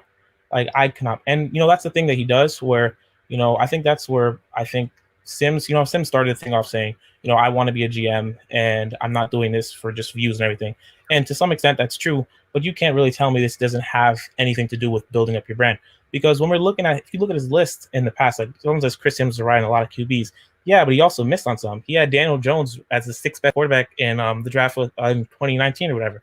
So he had Kyler 1, he had Drew Lock 2, he had Haskins 3, and he had 2 dudes I don't even fucking know their names, and he had Daniel Jones at 6. And Daniel Jones seems the 2nd best quarterback in that draft right now. If we're being honest, though, all these analysts, for the most part, a lot of times are wrong. The only thing that I like about Chris Sims, I was impressed by it, dude. Like I watch a lot of these, and you watch some of these videos these guys do, and it's like such bullshit, man. Like. Listen, if you're supposed to be a legit draft analyst, tell me shit I don't know and show me things I don't know as a casual football fan. Chris Sims broke it down from the arm, the footwork, the body, the language, the reading the defense, doing all this. Like some of this takes on Justin Fields. I didn't even realize that. I had to actually go back and start watching some of this stuff, especially on the intermediate passing, the short passing, some of his way he throws the ball sometimes. Those things I didn't realize because I don't watch Justin Fields enough. And then some of the things on Zach Wilson I didn't know either. Where I was like, "Wow, shit, I didn't see that either." But then he went. What I was impressed the most was he's one of the few guys that's actually taken time to actually criticize Trevor Lawrence and actually gave a reason instead of just saying Zach Wilson's better. he actually went through some of the challenges that Trevor Lawrence faced, some of the things he does wrong, and not many people are willing to do that. And he's putting his name behind it. As a guy that wants to be a GM, he's putting his name out there, dude. And if he's blatantly wrong, he's gonna get roasted forever. And he's being firm and he's being well educated about it. I give him credit for it. Dude. I like it. Completely. I completely respect Chris Sims, and I like Chris Sims. I said that, and I will always say that. But the thing where I think it's easy for him to do this because he's not a GM. Because we can talk back he had predicted Lamar Jackson well as well. But I'm saying, for example, if you made Chris Sims the GM of the Browns in that 2018 pick, is he taking Lamar Jackson first overall over Sam and Baker? Do you honestly think he's going to do that? So, I think it's easy to say things right now and, you can put your thing out there. And, if you miss sometimes, it doesn't always come back to you. Because, for example, if Kellen... You don't know that, though, because Mike Mayock... I get that, but I'm just saying, what is the really likelihood, do you honestly think, that... I'm saying, Mike Mayock was a draft analyst, right? And he threw all his hot takes, this and that. Everybody loved him for his takes. Is everything he did, what he said, is he acting like that, the general manager now with the Raiders? Is he doing the same exact shit? To some extent, but not really at the same time. Like, he's taking some guys, but he's not. For example, if this year we gave Chris Sims the GM, we told Chris Sims, you're the GM of the Panthers, right? And the Panthers sitting there at 8 or whatever pick they're 8, right? And their ownership tells him draft a quarterback, and Fields is sitting there. Do we really think he's going to take Kellen Mond at 8? Hey, that's what separates you, dude. If your job is on the line, you do it. You go with your intuition and what you think is your best decision. We don't know that. Tyson, I get it, but I'm saying when you're in that position, you can say whatever. And like, look, what I think Arnold was drafted, dude. Did anybody think Baker Mayfield was going first? I would have taken Baker over him. I would have. I love shocked. Baker since I watched Baker a lot in college since he was a junior. I would have taken Baker over Sam. Me personally, I thought we were going to get Baker. I thought we were getting Baker too, but I understand what you're saying about if Chris Sims was GM, would he take this? I think at this point, if you're doing that much analysis, and to me, he wasn't there's certain guys that throw shit out there to get the hot take for all of us to get pissed off and attack him. I think he's got a conviction in what he believes, and he said, "I'm not going to waffle on it. This is what I believe based on my analysis, my education." And I think that's what he believes. I'm not going to doubt him for it. He could be wrong. He could be right. We have no idea. I agree with that. But I'm saying to some extent, when you are working in television and you are working in the media, there are things you have to do to gain a headline. And I'm not saying he's doing this for a headline, but I'm saying the way I look at a lot of his things over the years, and even with his quarterback rankings throughout the seasons, like of the NFL quarterbacks, is where he looks at quarterbacks and, the quarterbacks who, they have these skills, the people put them at number 1 usually. He usually puts them around the middle, like 2, 3, because, they will be solid quarterbacks most likely. Then the quarterbacks who has a lot of potential, like the ones who can really rise, Lamar Jackson, you have Josh Allen's, you have like right now Zach Wilson. He puts them up high. The quarterbacks who some people believe in but have bust potential, he puts them low. You see him put Fields down. He put Sam Darnold down. He put Daniel Jones down. He's done that. He put Trubisky down as well. So I respect that, and he has been consistent. But at the same time, it is something where you look at it and you're thinking, I get it. I understand what you're saying, but would you really do this if you were the GM? Because it's easy to say whatever you can say when you're sitting in our positions or in his position, But when you're actually the one with your job on the line, will you actually pick that player? And I do not really think so. But I don't think because his opinion makes it completely right. Because some people, because he's hit in the past, and some people are saying, you know what, he put Wilson there, that he has to be the guy. Fields cannot be the guy. And I'm saying, some people times we put too much stock in what other people think, and we don't take the time to formulate opinions ourselves. And that's the whole thing. That's the one thing but that's the one thing we always say, though. It's like to go watch a 2-minute YouTube highlight, I now know what Sam Darnold is, or I now know what Zach Wilson is. It's not the way to do it. I'll read a lot of analysis, and then I'll just sit down on a fucking Saturday and watch a shitload of games and be like, all right, what do I see and what do I think? And that's it. And then you go you make your own educated decision. Right, dude, we have right now on our show. Prime time is watch Sam Darnold. I've watched Sam Darnold. We have completely different opinions. And it's based on what? We watch football games. And based on what our experience as fans, what we think. That's all it is, dude. But it's our own. Listen, I'm not smarter than him. He's not smarter than me. It's just how we interpret the game and how we see it. And I just think, like, if you are in that position, you have to have conviction in whatever your big board is, however you evaluate those picks. Like, how would you feel if, you were sitting there in the top 10 in 2018 and you took Rosen just because he was the consensus guy, yet you had Lamar Jackson drafted ahead of him, but nobody thought that should be the pick within, the top 20. Like, he shouldn't have been a top 20 pick, but you had him graded ahead of Rosen. How would you feel if you took Rosen? I and would you feel passed horrible because I wouldn't have done that. And that's the thing. Like, if you're a GM and you're in that position, like, you have to trust whatever your process is for grading these guys. I think you ultimately have to have conviction with that. No, I agree, but I'm just saying I see what Carlos is saying, and he keeps bringing up all of these rankings and everything. But we could talk about his rankings in the past, where like last year he had Carson Wentz entering the season, 6th best quarterback in the NFL. He had Cam Newton at 11th. He had Brady at like 19th or something like that. So I think I agree with a lot of it, but at the same time, I think it's pretty easy for you to say what you want to say, and I get it. Where I get what you guys are saying. I completely agree with what you're saying. We don't really know exactly what he would have done. But here's the point too. Right now, if Joe Douglas has Trey Lance at the best quarterback behind Trevor Lawrence, then what? He takes him, right? Yeah, you take him, and then people will criticize it, But you take him, you stick to your guns, We saw the Giants do that with Daniel Jones. But that's what you do. Like, you got to have your conviction. You have your evaluation of your player. You say, you know what, this is, I don't give a shit what the media says, the fan says. This is my job on the line, my name on the line, my team on the line, because this decision is going to impact us for the next 3 or 4 years.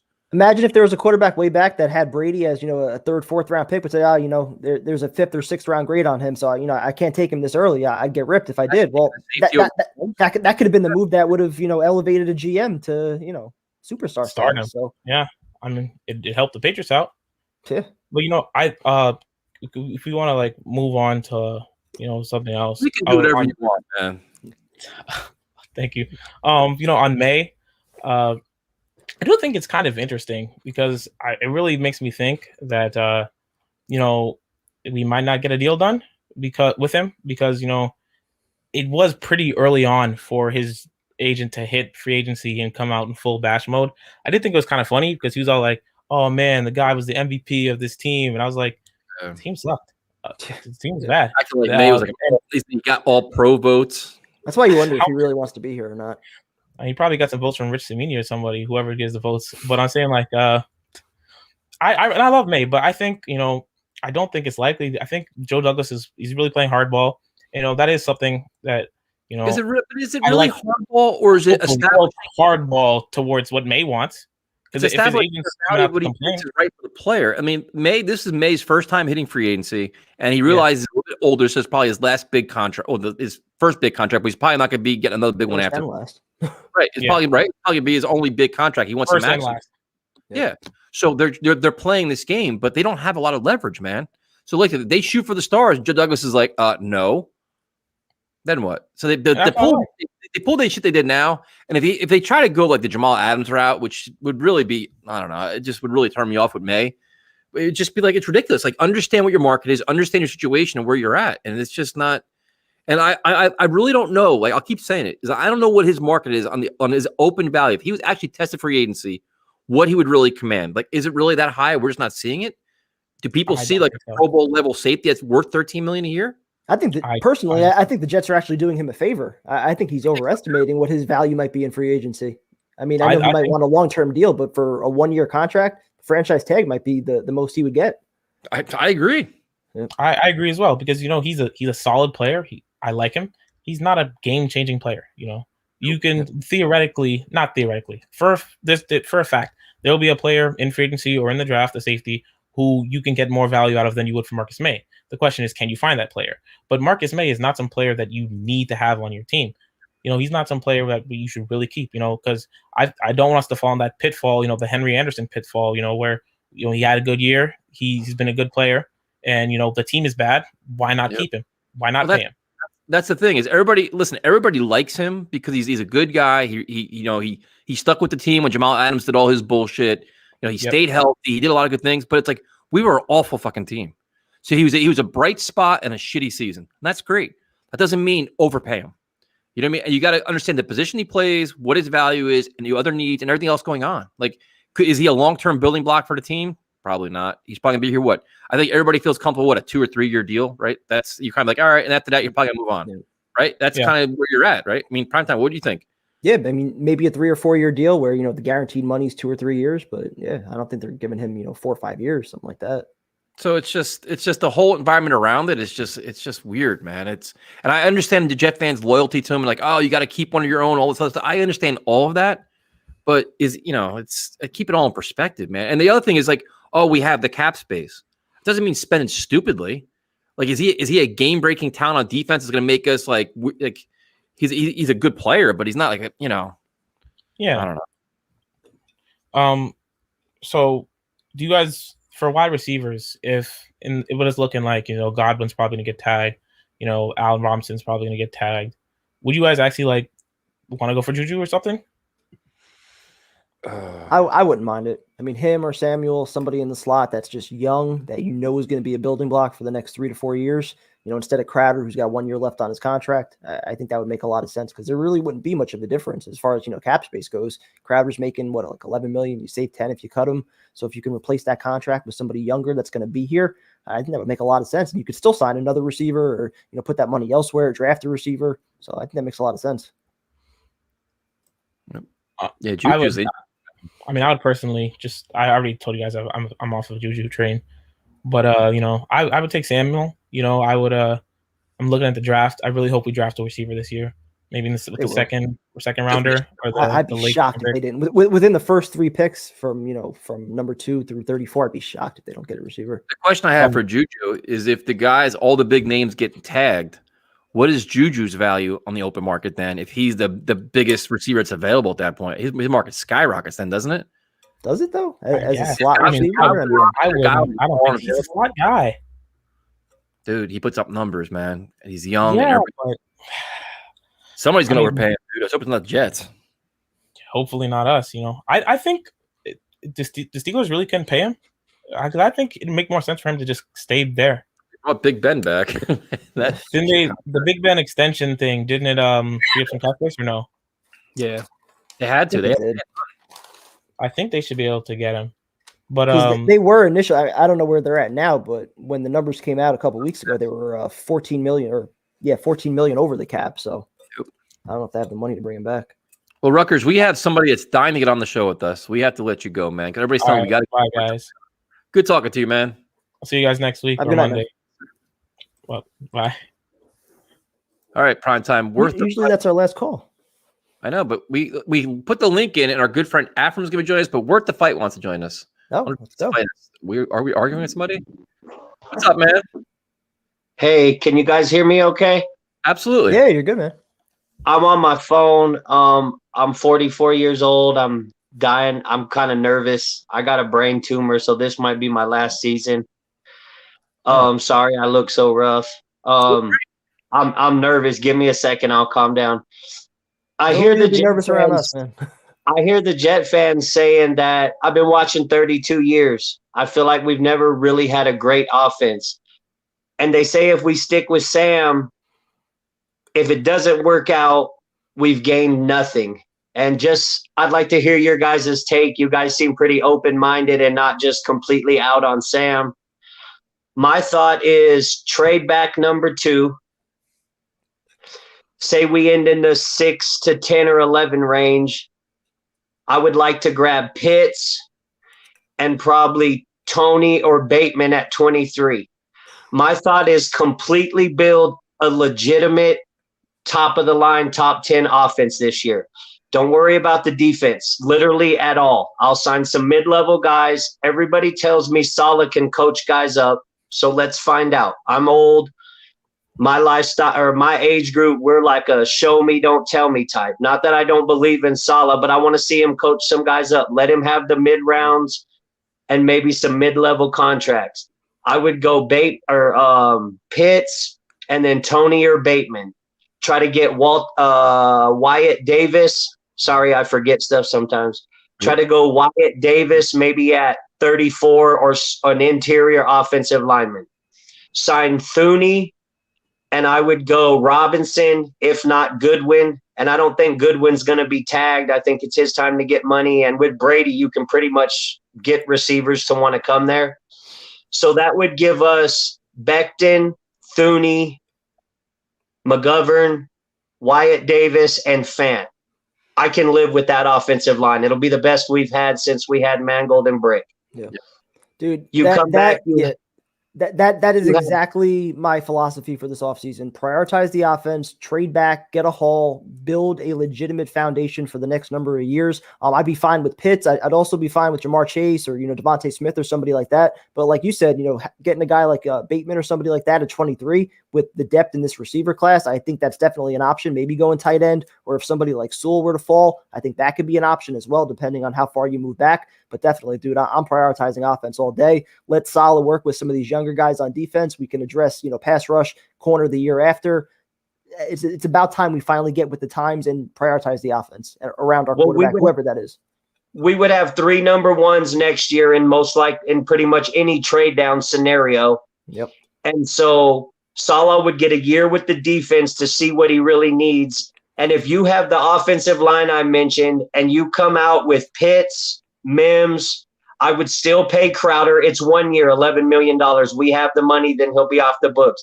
If you come out with Pitts, Crowder, Mims, Tony, or Bateman, and then sign Robinson or either Goodwin, or if you had to go Curtis Samuels, that's a nice offense that any quarterback's going to want to play with. And I'm not crazy about Dak, but let's just say Sam couldn't get it done. We could have the chance to sign Dak next year. When Russell Wilson wants out next year for sure, we would be on his list because he would see a really good offensive line with weapons at every position. Running backs are easy to find. If you have a monster offensive line, running backs seem to do good behind great offensive lines. But so Sam bombs and say we end up with the 8th pick. Whoever we trade with, we're going to have that first round pick. I have a feeling Seattle's going to crash and burn this year just because they're not happy and Russell's not happy there. So even if we get, say, at the 20th pick, end up with the 15th pick and the 8th pick, we can do a lot with that. And veteran quarterbacks are changing teams now. Like, this isn't our dad's a franchise quarterback stays with one team forever. So we could sign Dak. There's word Andrew Luck's thinking of coming back. I mean, we would have options. And if you have an elite offense, quarterbacks will want to play there is how I'm thinking of it.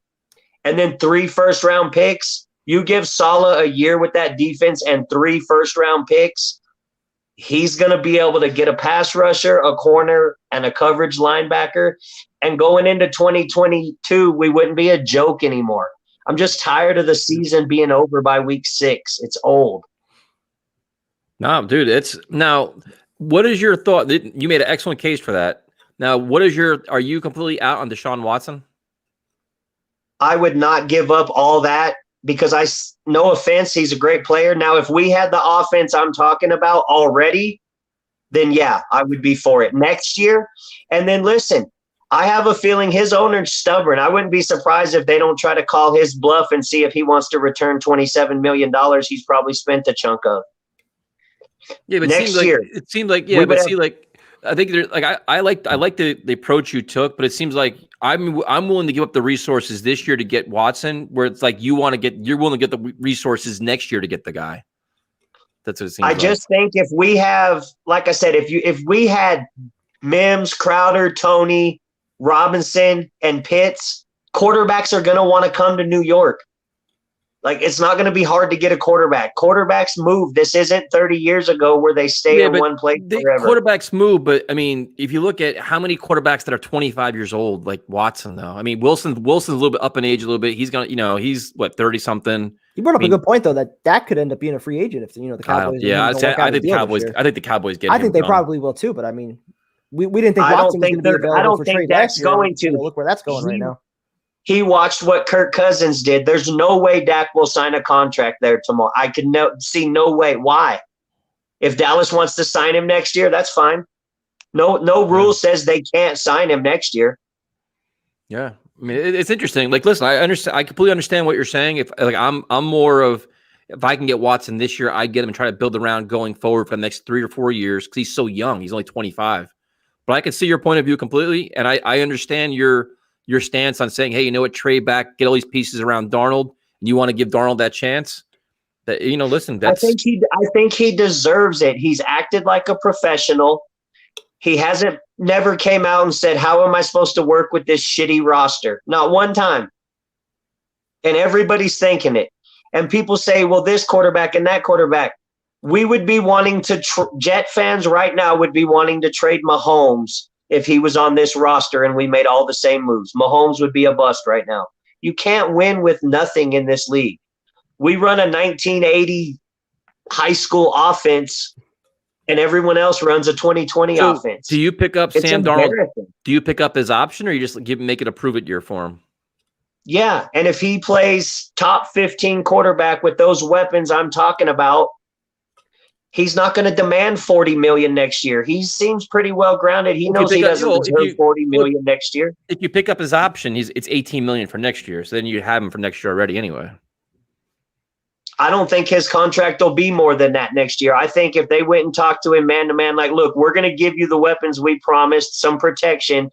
And if this works out and we want to sign you next year, we expect you to, be fair about the contract. Oh, Sam dude, I don't seems think like so. a pretty well. Not, I don't not think with he's his agent, man. I was gonna say, he not might with be his grounded, agent. but his agent's completely different. He's got CAA, who's also Yeah, represented. he'll by be in that Douglas $30 million a and year those range guys. Yeah, he's quickly. going to be looking for a lot, I think, if he plays well. But again, like if he plays well, if he and he's plays worthy well, of that pay him. contract, like yeah, exactly. If he plays top 12, pay him top 12. If he comes out and wins offensive player of the year, I don't mind giving him that money. Sam hasn't had much to work with.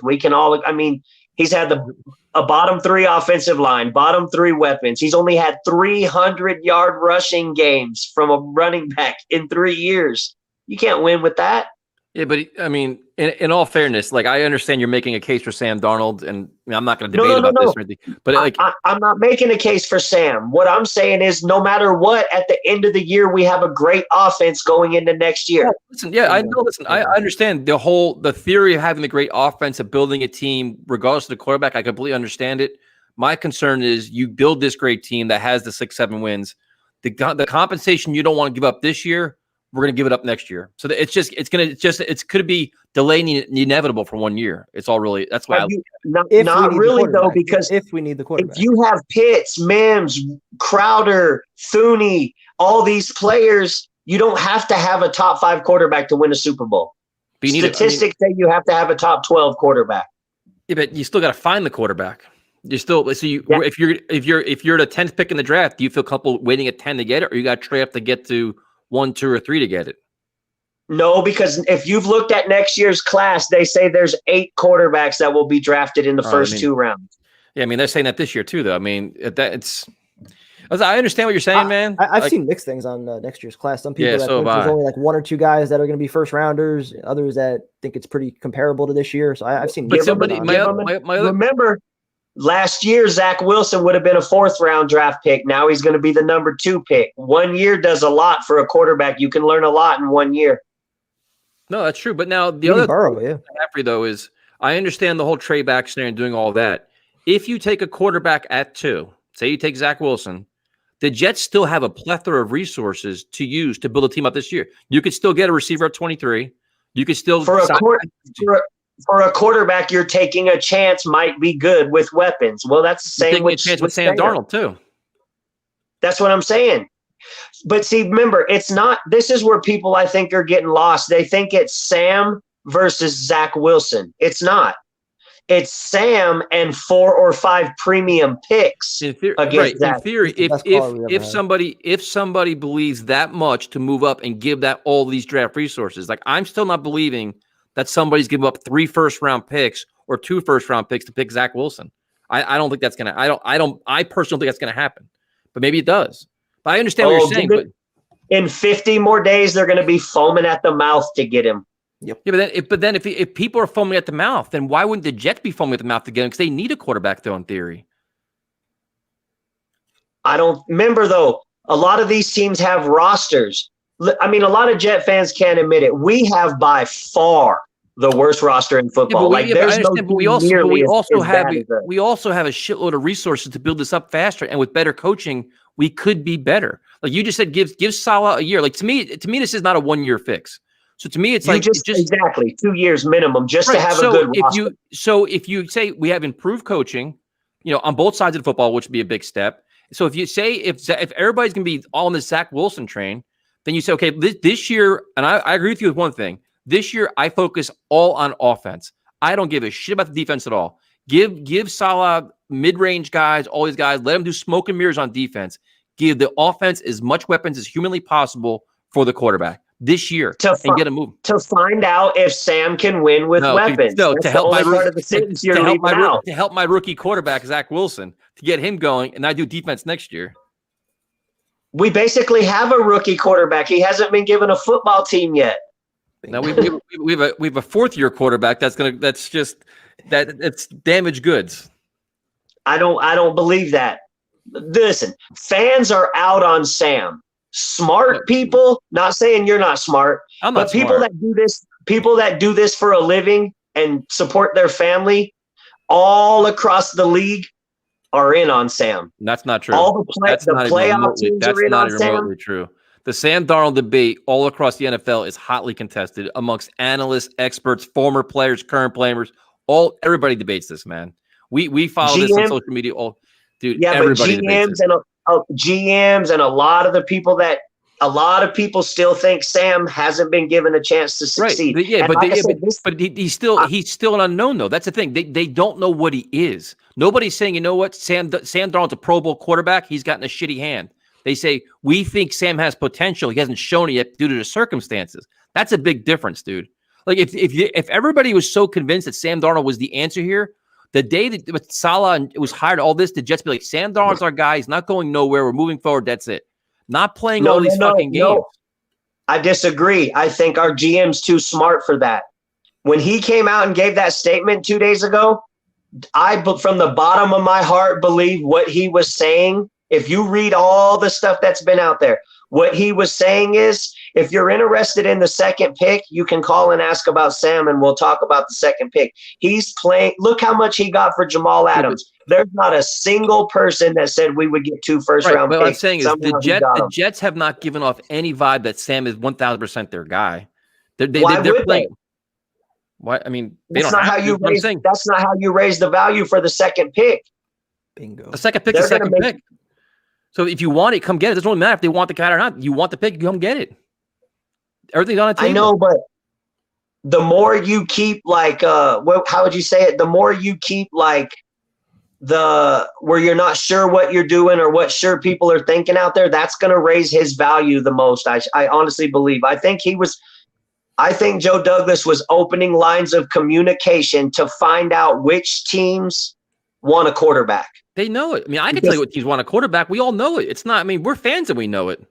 I'm talking about willing to make a move to get one. He doesn't want to trade with a team that wants Jamar Chase because they won't pay top dollar. The teams are all being named. The Washington, the Bears, the Panthers. We know 49ers. We know all the teams. They talk about them every day. But there's no good teams. Listen, nobody's got to see Wilson or Fields at their pro day yet. That's when the value is going to start to skyrocket. So why should he put himself in a corner before that gets here? So you're telling me right now that you think the Jets are all in on Darnold, and no matter how Zach Wilson and Fields perform at their pro day, they're just going to ignore it and say no, we're trading back. Fields, I think there's zero chance Fields ends up in a Jets uniform. He couldn't get on the field at Georgia that runs a pro style offense. He had to go to a school that runs a remedial offense, Ohio State. He couldn't even get on the field with quarterbacks he's better than because he couldn't pick up the. So then we'll go back to Zach Wilson then. So if Zach Wilson puts on just a showcase and interviews well and does great, is there anything he can do in that pro day to say tell the Jets, you know what, we got to take him? Yes. Yeah, because I think our GM's open-minded. Okay. So I don't think he's decided yet, but I don't think he's nowhere near out on Sam. And the reason I say I think he was trying to open lines of communication with teams for number 2 that are looking for a quarterback is because they've already had offers for Sam. That's been out there for weeks now. Right. So to say he's going to accept calls, he's already had those calls for Sam. Well, right now where the Jets are, nobody should be untouchable because there's really honestly nobody that's, I mean, maybe other than Becton and Williams, everybody should be open the consideration. But if the Jets take Wilson at 2, would you be okay with that? Can they still build around him? I love Wilson. I don't love him more than getting the number 8 pick. Let's just take Carolina. Say they don't get Watson. I've used them for an example because the number 8 pick, the number 39 pick, the first round pick next year, which loses a round in value. And next year, when you trade a year away, they count as mid-round picks, 1 round less. So that would basically be number 48 and number 80 that we would be getting. That adds up to 25-20 on the Jimmy Johnson trade chart. Now, I do have brain damage. I messed up, but when it comes to sports and numbers and stuff, I sometimes can get it together. No, you do. But my question was, I understand the value, but my question was, if the Jets say, you know what, Zach Wilson just put on a show. This is our guy. They take him at 2. Do you feel comfortable that they can still build around Zach Wilson this year, taking a quarterback at 2? Yeah. Not as much because I do think number 39 and a first and a second next year, that's 3 more premium players. Right, but if they took the quarterback though, they still have the ability to build around Zach Wilson this year and be okay where it's not the disaster they were last year. Yeah, I would go like Tony or Bateman, Wyatt Davis at 39 or 34, and you still have free agency too.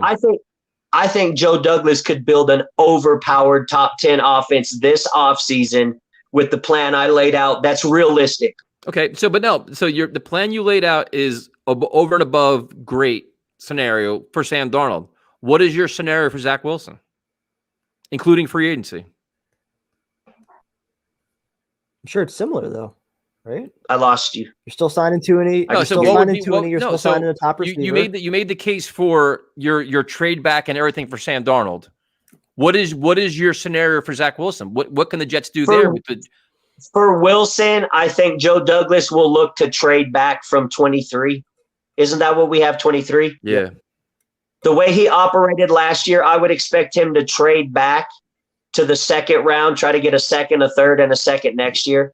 That's just how he's operated so far, which we got a small sample size. So, then would that be the best move to make, though, or do you get the best playmaker you can get at 23, see what kind of value you get for Sam Darnold, maybe that's a second-round pick, and then combine later-round picks and try to move up? Still get your Bateman or Tony at 23.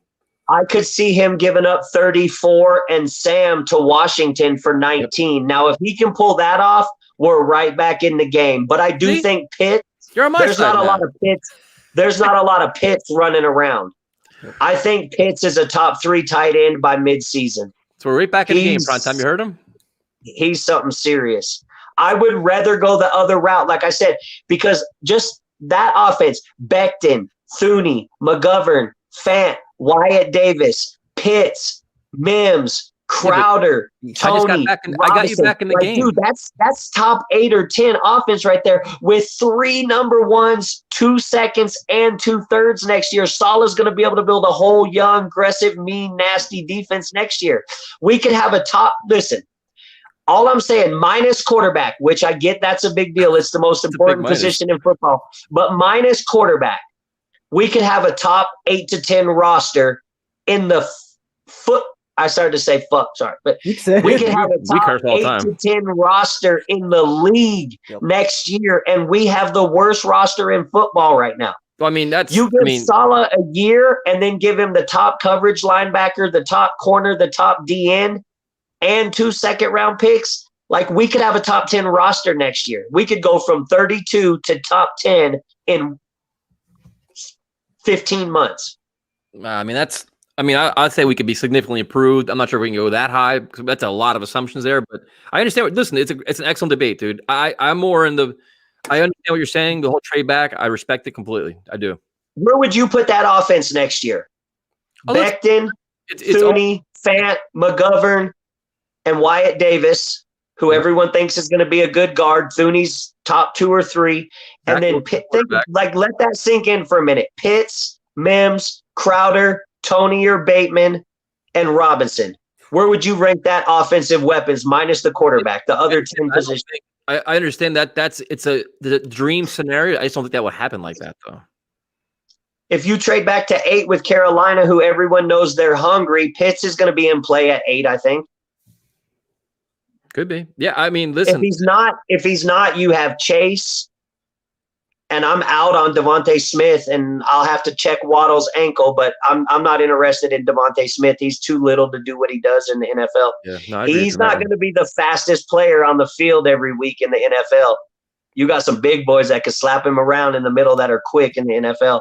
No, I completely agree. No, I don't like him either that high. I like Jamar Chase and other guys as well. No, listen, I completely respect what you're saying. It's an excellent, well thought out analysis. I think that Primetime loves you because Primetime's a Darnold guy, so completely agree.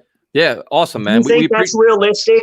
Absolutely. Though? Absolutely. Pitts That's at 8. realistic. I mean, that's realistic. Tony or Bateman at 23. I think one will still be on the board.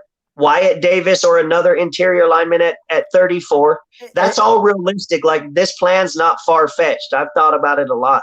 No, dude, that's completely realistic. And what I keep saying is, like, Darnold becomes the bonus at the end of it. If he works out, you're fucking set. You could pay him and you have this offense that's set to go for the next 5 to 10 years. If he doesn't work out, okay, well, you still have all the assets to get your quarterback, and you're bringing that guy into a situation that's much better than what you brought Sam into. We would be on Russell Wilson's number 1 on Russell Wilson's list to be traded to right now with that offense because his wife wants to be in New York. If you can't make that offense work, you're not a quarter. I mean, that's a big receiver. Crowder would be gone next year, but that's $11 million off the books. The salary cap's going to go way up next year because it looks like fans are coming back plus a new TV contract. Like, that seems realistic. And I'm telling you, you give Saleh 3 first and 2 seconds that are all defense. That's 5 starters. As long as Joe Douglas and Saleh can hit. If they hit on 4 of the 5, I mean, I just don't see the downside to this. We could have a great roster in 2 years. No, dude, listen, man. Thank you for joining us. We definitely appreciate it. It's well thought out, well presented. It's an excellent take, man. It really is. You guys are amazing. How do I make sure that next time? Because I'm not good at this computer stuff. We're live Monday nights at 8:00. We do a radio show Tuesday nights at 8:30, and usually Fridays at 8:00. So all you do is there like a thing I have to write down on a paper to brush my teeth every day? So my memory's so bad. Just Let's Talk Jets Radio on YouTube, man. And then I just put the bell, right? Yep. All right. Thanks, guys. Kevin, you're the first one that's probably been all in on my plan. Everyone else makes it sound like it's insane. No, your plan. You know it would feel. Your plan is pretty much word for word what I've been saying for the last like 3 months. So spot on. Real quick before we go, Tyson, you can't tell me, even if you're out on Darnold, you can't tell me in the pit of your stomach if you knew we were taking the field with that line with Pitts and Mims and Crowder and Robinson and Tony, you wouldn't have like. I would love it. He would love it. I could see it. Compared to the slop we've been putting on the field for a decade. But see, unfortunately, we wouldn't have that because I'd have Deshaun Watson at quarterback. So my plan's completely different. So can you see Douglas giving that up though? All that for one player? I do. I think he just said you build through the draft. I can't see him giving up 5 or 6 assets for one player. I think it's a unique opportunity to make a big splash in New York, and he knows it's just I think it's unique. I think I make them make a push for it. I think they do. I really do. What do you think realistically would get him? I think they're going to want all 4 number 1s. Nope, I think 3. 3 first-round picks gets him. You think including 23 and the best number 1 next year would get him? Yep, I do. Would you do that? I would. If it was up to you right now, you would do it? Today, right now. I do. Yep. Because everyone says 80 million cap, you could build a team. Go on that little draft thing where they let you sign players. 80 million goes fast. But my vision with that is it's not a short-term fix. Like, I understand I'm getting myself into. I understand that I'm going to lose the value of the first-round picks. Completely understand that. I also understand there's cap space we can use, and he's got to draft well other than the first round. You got to maximize all your resources. This year you get a step better. Next year you get a lot better, and then it's a 2 or 3 year bit. But you have Deshaun Watson at your quarterback. It's one of the best guys in football. One more thing. How bad are you going to hate Deshaun Watson in 2 years when he says, "Get me out of here"? And I've got kids. Listen, I've got kids and grandkids. Once you give a brat their way, they expect their way. Dude, and then you know what? Seasons. 2 losing seasons, he'll want out of town. You know what though, dude? And the other thing too is you think Sam Darnold's a nice guy right now until he wants his big $40 million a year contract in New York too, for overcoming all the shit he's overcome here too. Negotiations work for everybody, man. So but I mean, Dak had 1,800 yards in 5 games before he got hurt. And I'm not a huge Dak fan. Don't get me wrong. I hate the Cowgirls, but I'm just saying. I mean, 1,800 yards in 5 games, and they don't have the weapons or the line that I listed. Their line's getting old, and they have good weapons. No, listen, really solid. Yeah, everybody has the players they like and covet. You know, we all have different plans. Listen, I respect everybody, man. It's just I'm all in on Watson. That's the way I would go. So, but teach their own. You know what I mean? I love Watson. He's a stud. You guys have a great night. You too. Thanks, Joyce. We appreciate it. Prayers to you, man. Later, Kevin. Later, guys. Later. Excellent call, man. Holy shit. Phenomenal call. You've been setting me up with all these calls tonight, man. Phenomenal call. All right. You can go to Afram. Spot on. I got to go bathroom because I'm dying. What? You're leaving me for the bathroom? It's almost midnight, What kind man. of person are you? Think how many cups I've had here? Go ahead. Who goes to the bathroom? Go ahead. What's up, go Afram? ahead. How are you, Kevin? How you doing? I'm good, man. How are you? I'm good. I'm sorry I didn't get on earlier, but I had people over and they left a while ago, so I wanted to get on. I was listening. Did I miss much early? A little bit of chaos early on with the the Darnold stuff as usual, but kind of calmed down for a little bit until the last couple of calls. So Yeah, I know. I emailed you. I don't know if you answered or Tyson answered. I sent you the link on the Sims quarterback. Yeah, I know Tyson watched it. He was talking about it a little bit. Yeah, I was very haven't had a intrigued chance to by it. watch Very yet. much intrigued because I look at it like he goes through. He gets up and he actually shows the movement, the feet structure, the arm pullback, everything that. Being that he's a former quarterback, he could see things more detailed than probably what we see because you know how they train. But it was very intriguing. He's very high on Zach Wilson. I'm curious. What were some of the reasons he gave? I didn't get to watch it yet. As far as like putting Wilson above Trevor Lawrence, he goes through his channels, picks. He knows what's going on throughout the field. He can make throws at every angle. With a flick of a wrist, his strength with the ball, he could just throw it. He makes great decisions. His mechanics are great. He tries to make a play first before even trying to run the ball. I wasn't a big Wilson fan, but I liked his breakdown and how he pointed things out. And I think people taking it wrong to the fact that it's not like he's measuring these guys from a vast difference, but even if they're this much apart, they're still a part of one another. So you got to rate them at that. But I was very intrigued by that video. I'm also curious. What were some of the knocks that he had on Justin Fields? Because I know, like we were talking before, that he had like guys like Kellen Mond ahead of him. So well, the thing with Mond, he compared with Mac Jones, I believe, the accuracy. He always was very accurate, no matter what. It was always in the guy's chest, in the hands, no matter where it was.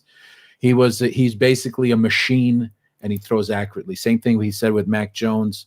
His thing with Mac Jones is he's not very mobile, but he hits his target all the time, perfectly in their hands.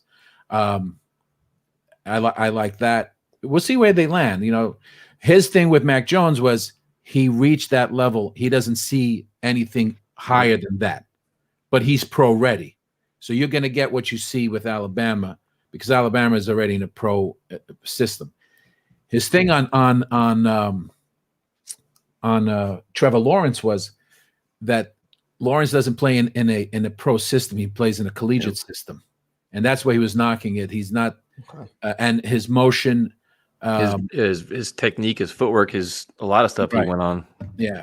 So, and listen, he goes through it very detailed, and I appreciate that. And I like Tyson said, he's convicted. He has conviction, and he's sticking to it. Well thought out. Very, very well thought out. More than he's not like making a story. And he says, I don't care what people have to say. You know, they think I'm in drugs and anything like that. You have to watch it. It's really intriguing. But you see, but the other thing that fascinates me too is like not to discount other people's takes, but he actually played the game. He's a quarterback. Exactly. Like he's read defense. He's been through all these situations before. Yeah. So for me, that adds I'm not a homer, but like that adds more value for me because he's been there. Yeah. He's been there, done that, and he knows what he's looking at because he had to go through the same quarterback school, the same coaching, the same reads, and some of the things he sees. Yeah, but that's true. But listen, everybody has their own takes. But like, you watch his video, dude. He actually breaks down the motion of his shoulders, the hips. Absolutely, yeah. It's fascinating stuff. And then the thing is, like, he mentioned some of the stuff, and I actually went and started watching games and looking at certain things. I'm like, wow, like shit, like this shit makes sense to me. Like on that podcast, who's the guy next to him? Because he sounded like he's the next quarterback. Yeah, he is. He's really good too. And he mentioned the same thing before Chris Sims said about the shoulder and how he comes over the top. Too high. Yep. Where Wilson throws it on the side like most good quarterbacks. So it's the detail in how he describes it. You have to watch it. It's actually an hour and a half. It's excellent. And he just talks through. He doesn't hesitate. It was really good. But then to cut you off, but that's an excellent point because the partner that he has, a lot of the things Chris Sims lets him go first. Right. He says, "Let me know what you think." And they both some of the points he came out with, I was like, "Geez, like you don't even think about this kind of stuff." And the level of detail was phenomenal, man. It's really fascinating stuff. And then you watch, like I said, and then you watch somebody else who may not be the same in depth, and you start questioning their knowledge. You're like, listen, like it's just they differ so much, man. Yeah. I mean, we're fans and we watch what we watch and we see what we see. So now you have to look at the other side where these guys have done this, not just Chris Sims, but you're talking LaFleur, you're talking Salah, you're talking Douglas. They see it differently because they've seen it for so many years. They can tell the difference. So, yeah, you see these stories, but now where do they put them at? Now, I agree with you. If everyone wants to give 3 number 1 picks to get to number 2, then I'm keeping number 2. I'm taking the guy then. He must be good. I'm sorry. I'm going to take a guy because and listen, but everyone thinks that Joe is going to trade down. Why didn't he trade down when he had Mekhi Becton? He could have got more picks at that point. You don't know what's people going to give you at that pick. Yeah. Okay. He wants to build with the draft. Hold on. I'm sorry. I don't. Go ahead. He wants to build with the draft. He wants to build with young players because he could have everyone be together as one team. I'm tired of getting retreads, even if they're great quarterbacks. The only one is Watson, only because of his age. Yeah, because you can keep him for a while. Anything over 30, you have to have an established team. Yeah, a win now team, just like the Rams have done, and they took Stafford. Yep, that's the only time. Build your team up. You got plenty of picks. Next year, you'll have even more money because your Tremaine Johnson contract ends, Bell's contract ends, and the Nunwa that's an extra $15 million playing one player. This draft, you can't worry about next year. There's plenty of wide receivers in this draft because the system has gone to offense. And you'll see a lot more wide receivers coming out than other players. There's a lot of guards here. You don't have to be focused on getting the best guard. Like Thuney was a 3rd-round pick, and he lasted. Okay, you just got to get good, solid guys, and you have to trust the people that are doing this, that they see, and they have to fall in on your spot when the time comes. So you're gonna have 4 or 5 guys on that list. If they fall, they fall. If they don't, they don't. You know, and the thing is, like, and I understand the whole theory of trading back. I respect it. The last caller was phenomenal, excellent point. But there's also scenarios for me where it's like, say the Jets take Wilson at 2. I have no problem being aggressive in the draft and moving up in certain scenarios and getting guys that you want. Like last year's all about trading back, getting picks. Like at some point, I'm not opposed to power moves to get elite playmakers for this year because sooner or later you need game breaking talent. Like we have to start finding that. Like it's nice to have all these role players. You know, but at some point you need legit, like outstanding talent on this team. Yeah, and you can still get at 23. You could probably land a Rashad Bateman or a Kadarius Toney. But I'm saying, like, even like, I mean, if say just in theory, we take Wilson at 2. and you're sitting there at 23, but there's somebody, say you're worried that you're not going to get Tony or Bateman because there's a run of receivers. I'm fucking moving up, dude. Like, I don't care. Like, I don't want to sit around. Like, it's cute to say we have all these picks, but if all these picks become just role players, like if you think you have a game-breaking talent, it's 3 picks ahead of you, get aggressive and go get the guy. Like, make sure you get that guy for Zach Wilson. Like, don't sit around and wait for it. And you have the picks to do it. That's the advantage of it. And next year you have the amount of picks. I still think, I like Darnold, but unfortunately, I'm still sticking to this, that 50 option screws him. Like I said, if he had 2 more years left before the 50 option, I think there'd be no talk about getting a quarterback at this point.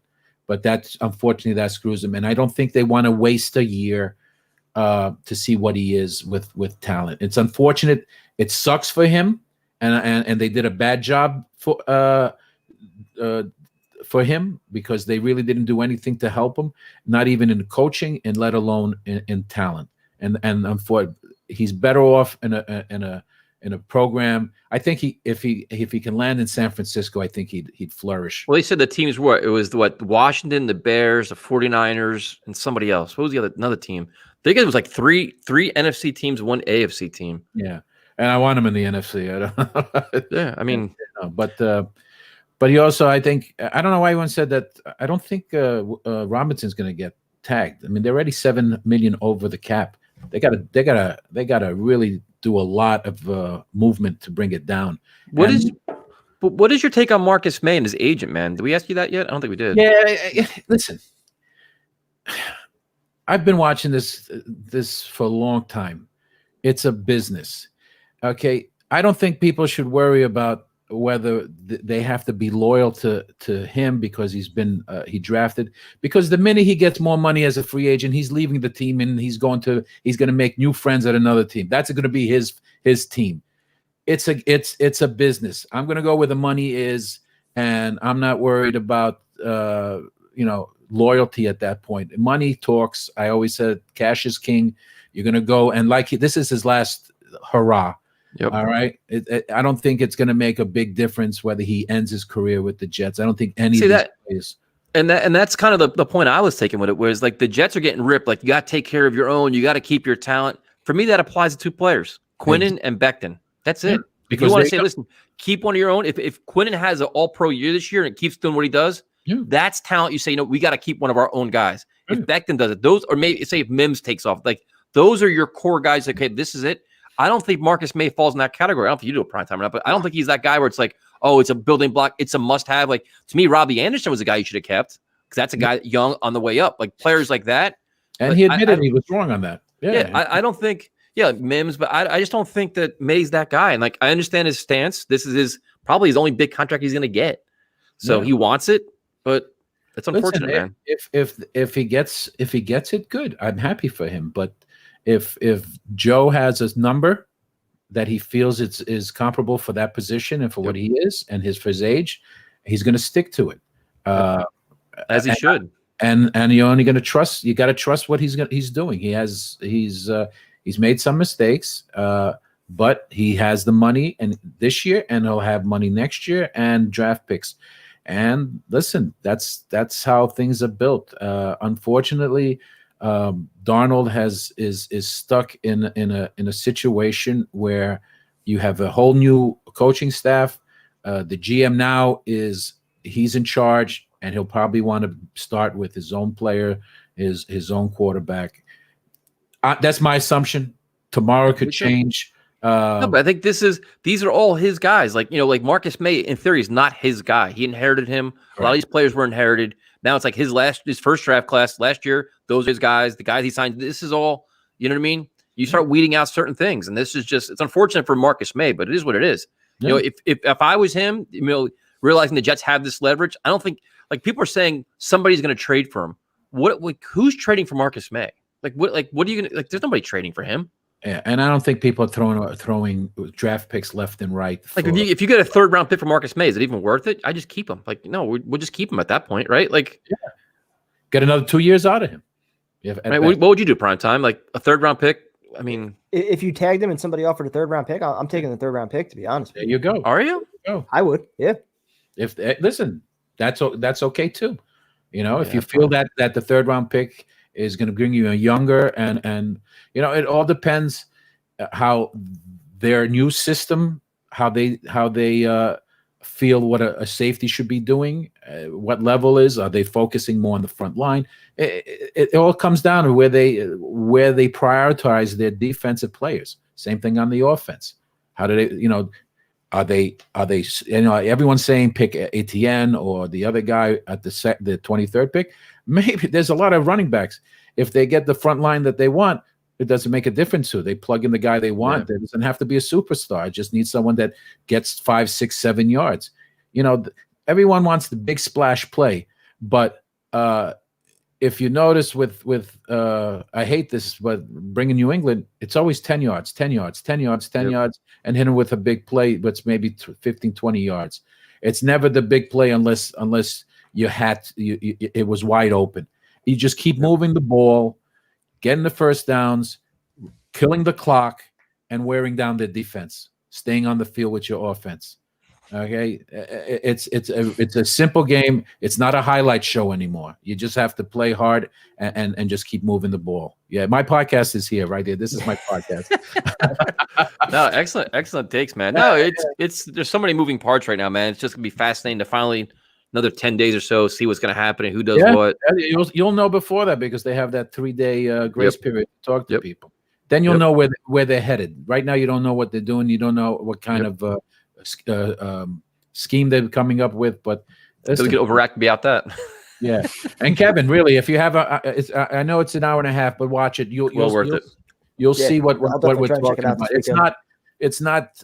He doesn't show film. He just shows the action. He's just him and the other guy sitting at the table, and he's very convicted. He has deep convictions on what he says, and in the past he's made some good predictions. And not just on quarterbacks, not on just quarterback. Remember, and all he's doing is comparing quarterbacks. Yep. And he's not saying that anyone, if you want a quarterback, this is your list of quarterbacks to take at the spot you want, if you're there. Okay. But like he said, he had Darnold 6th amongst that. I think he had Lamar Jackson as number 1 at that time. Yeah. He also said he had Derek Carr ahead of the old Jacksonville quarterback. Bortles, several other guys.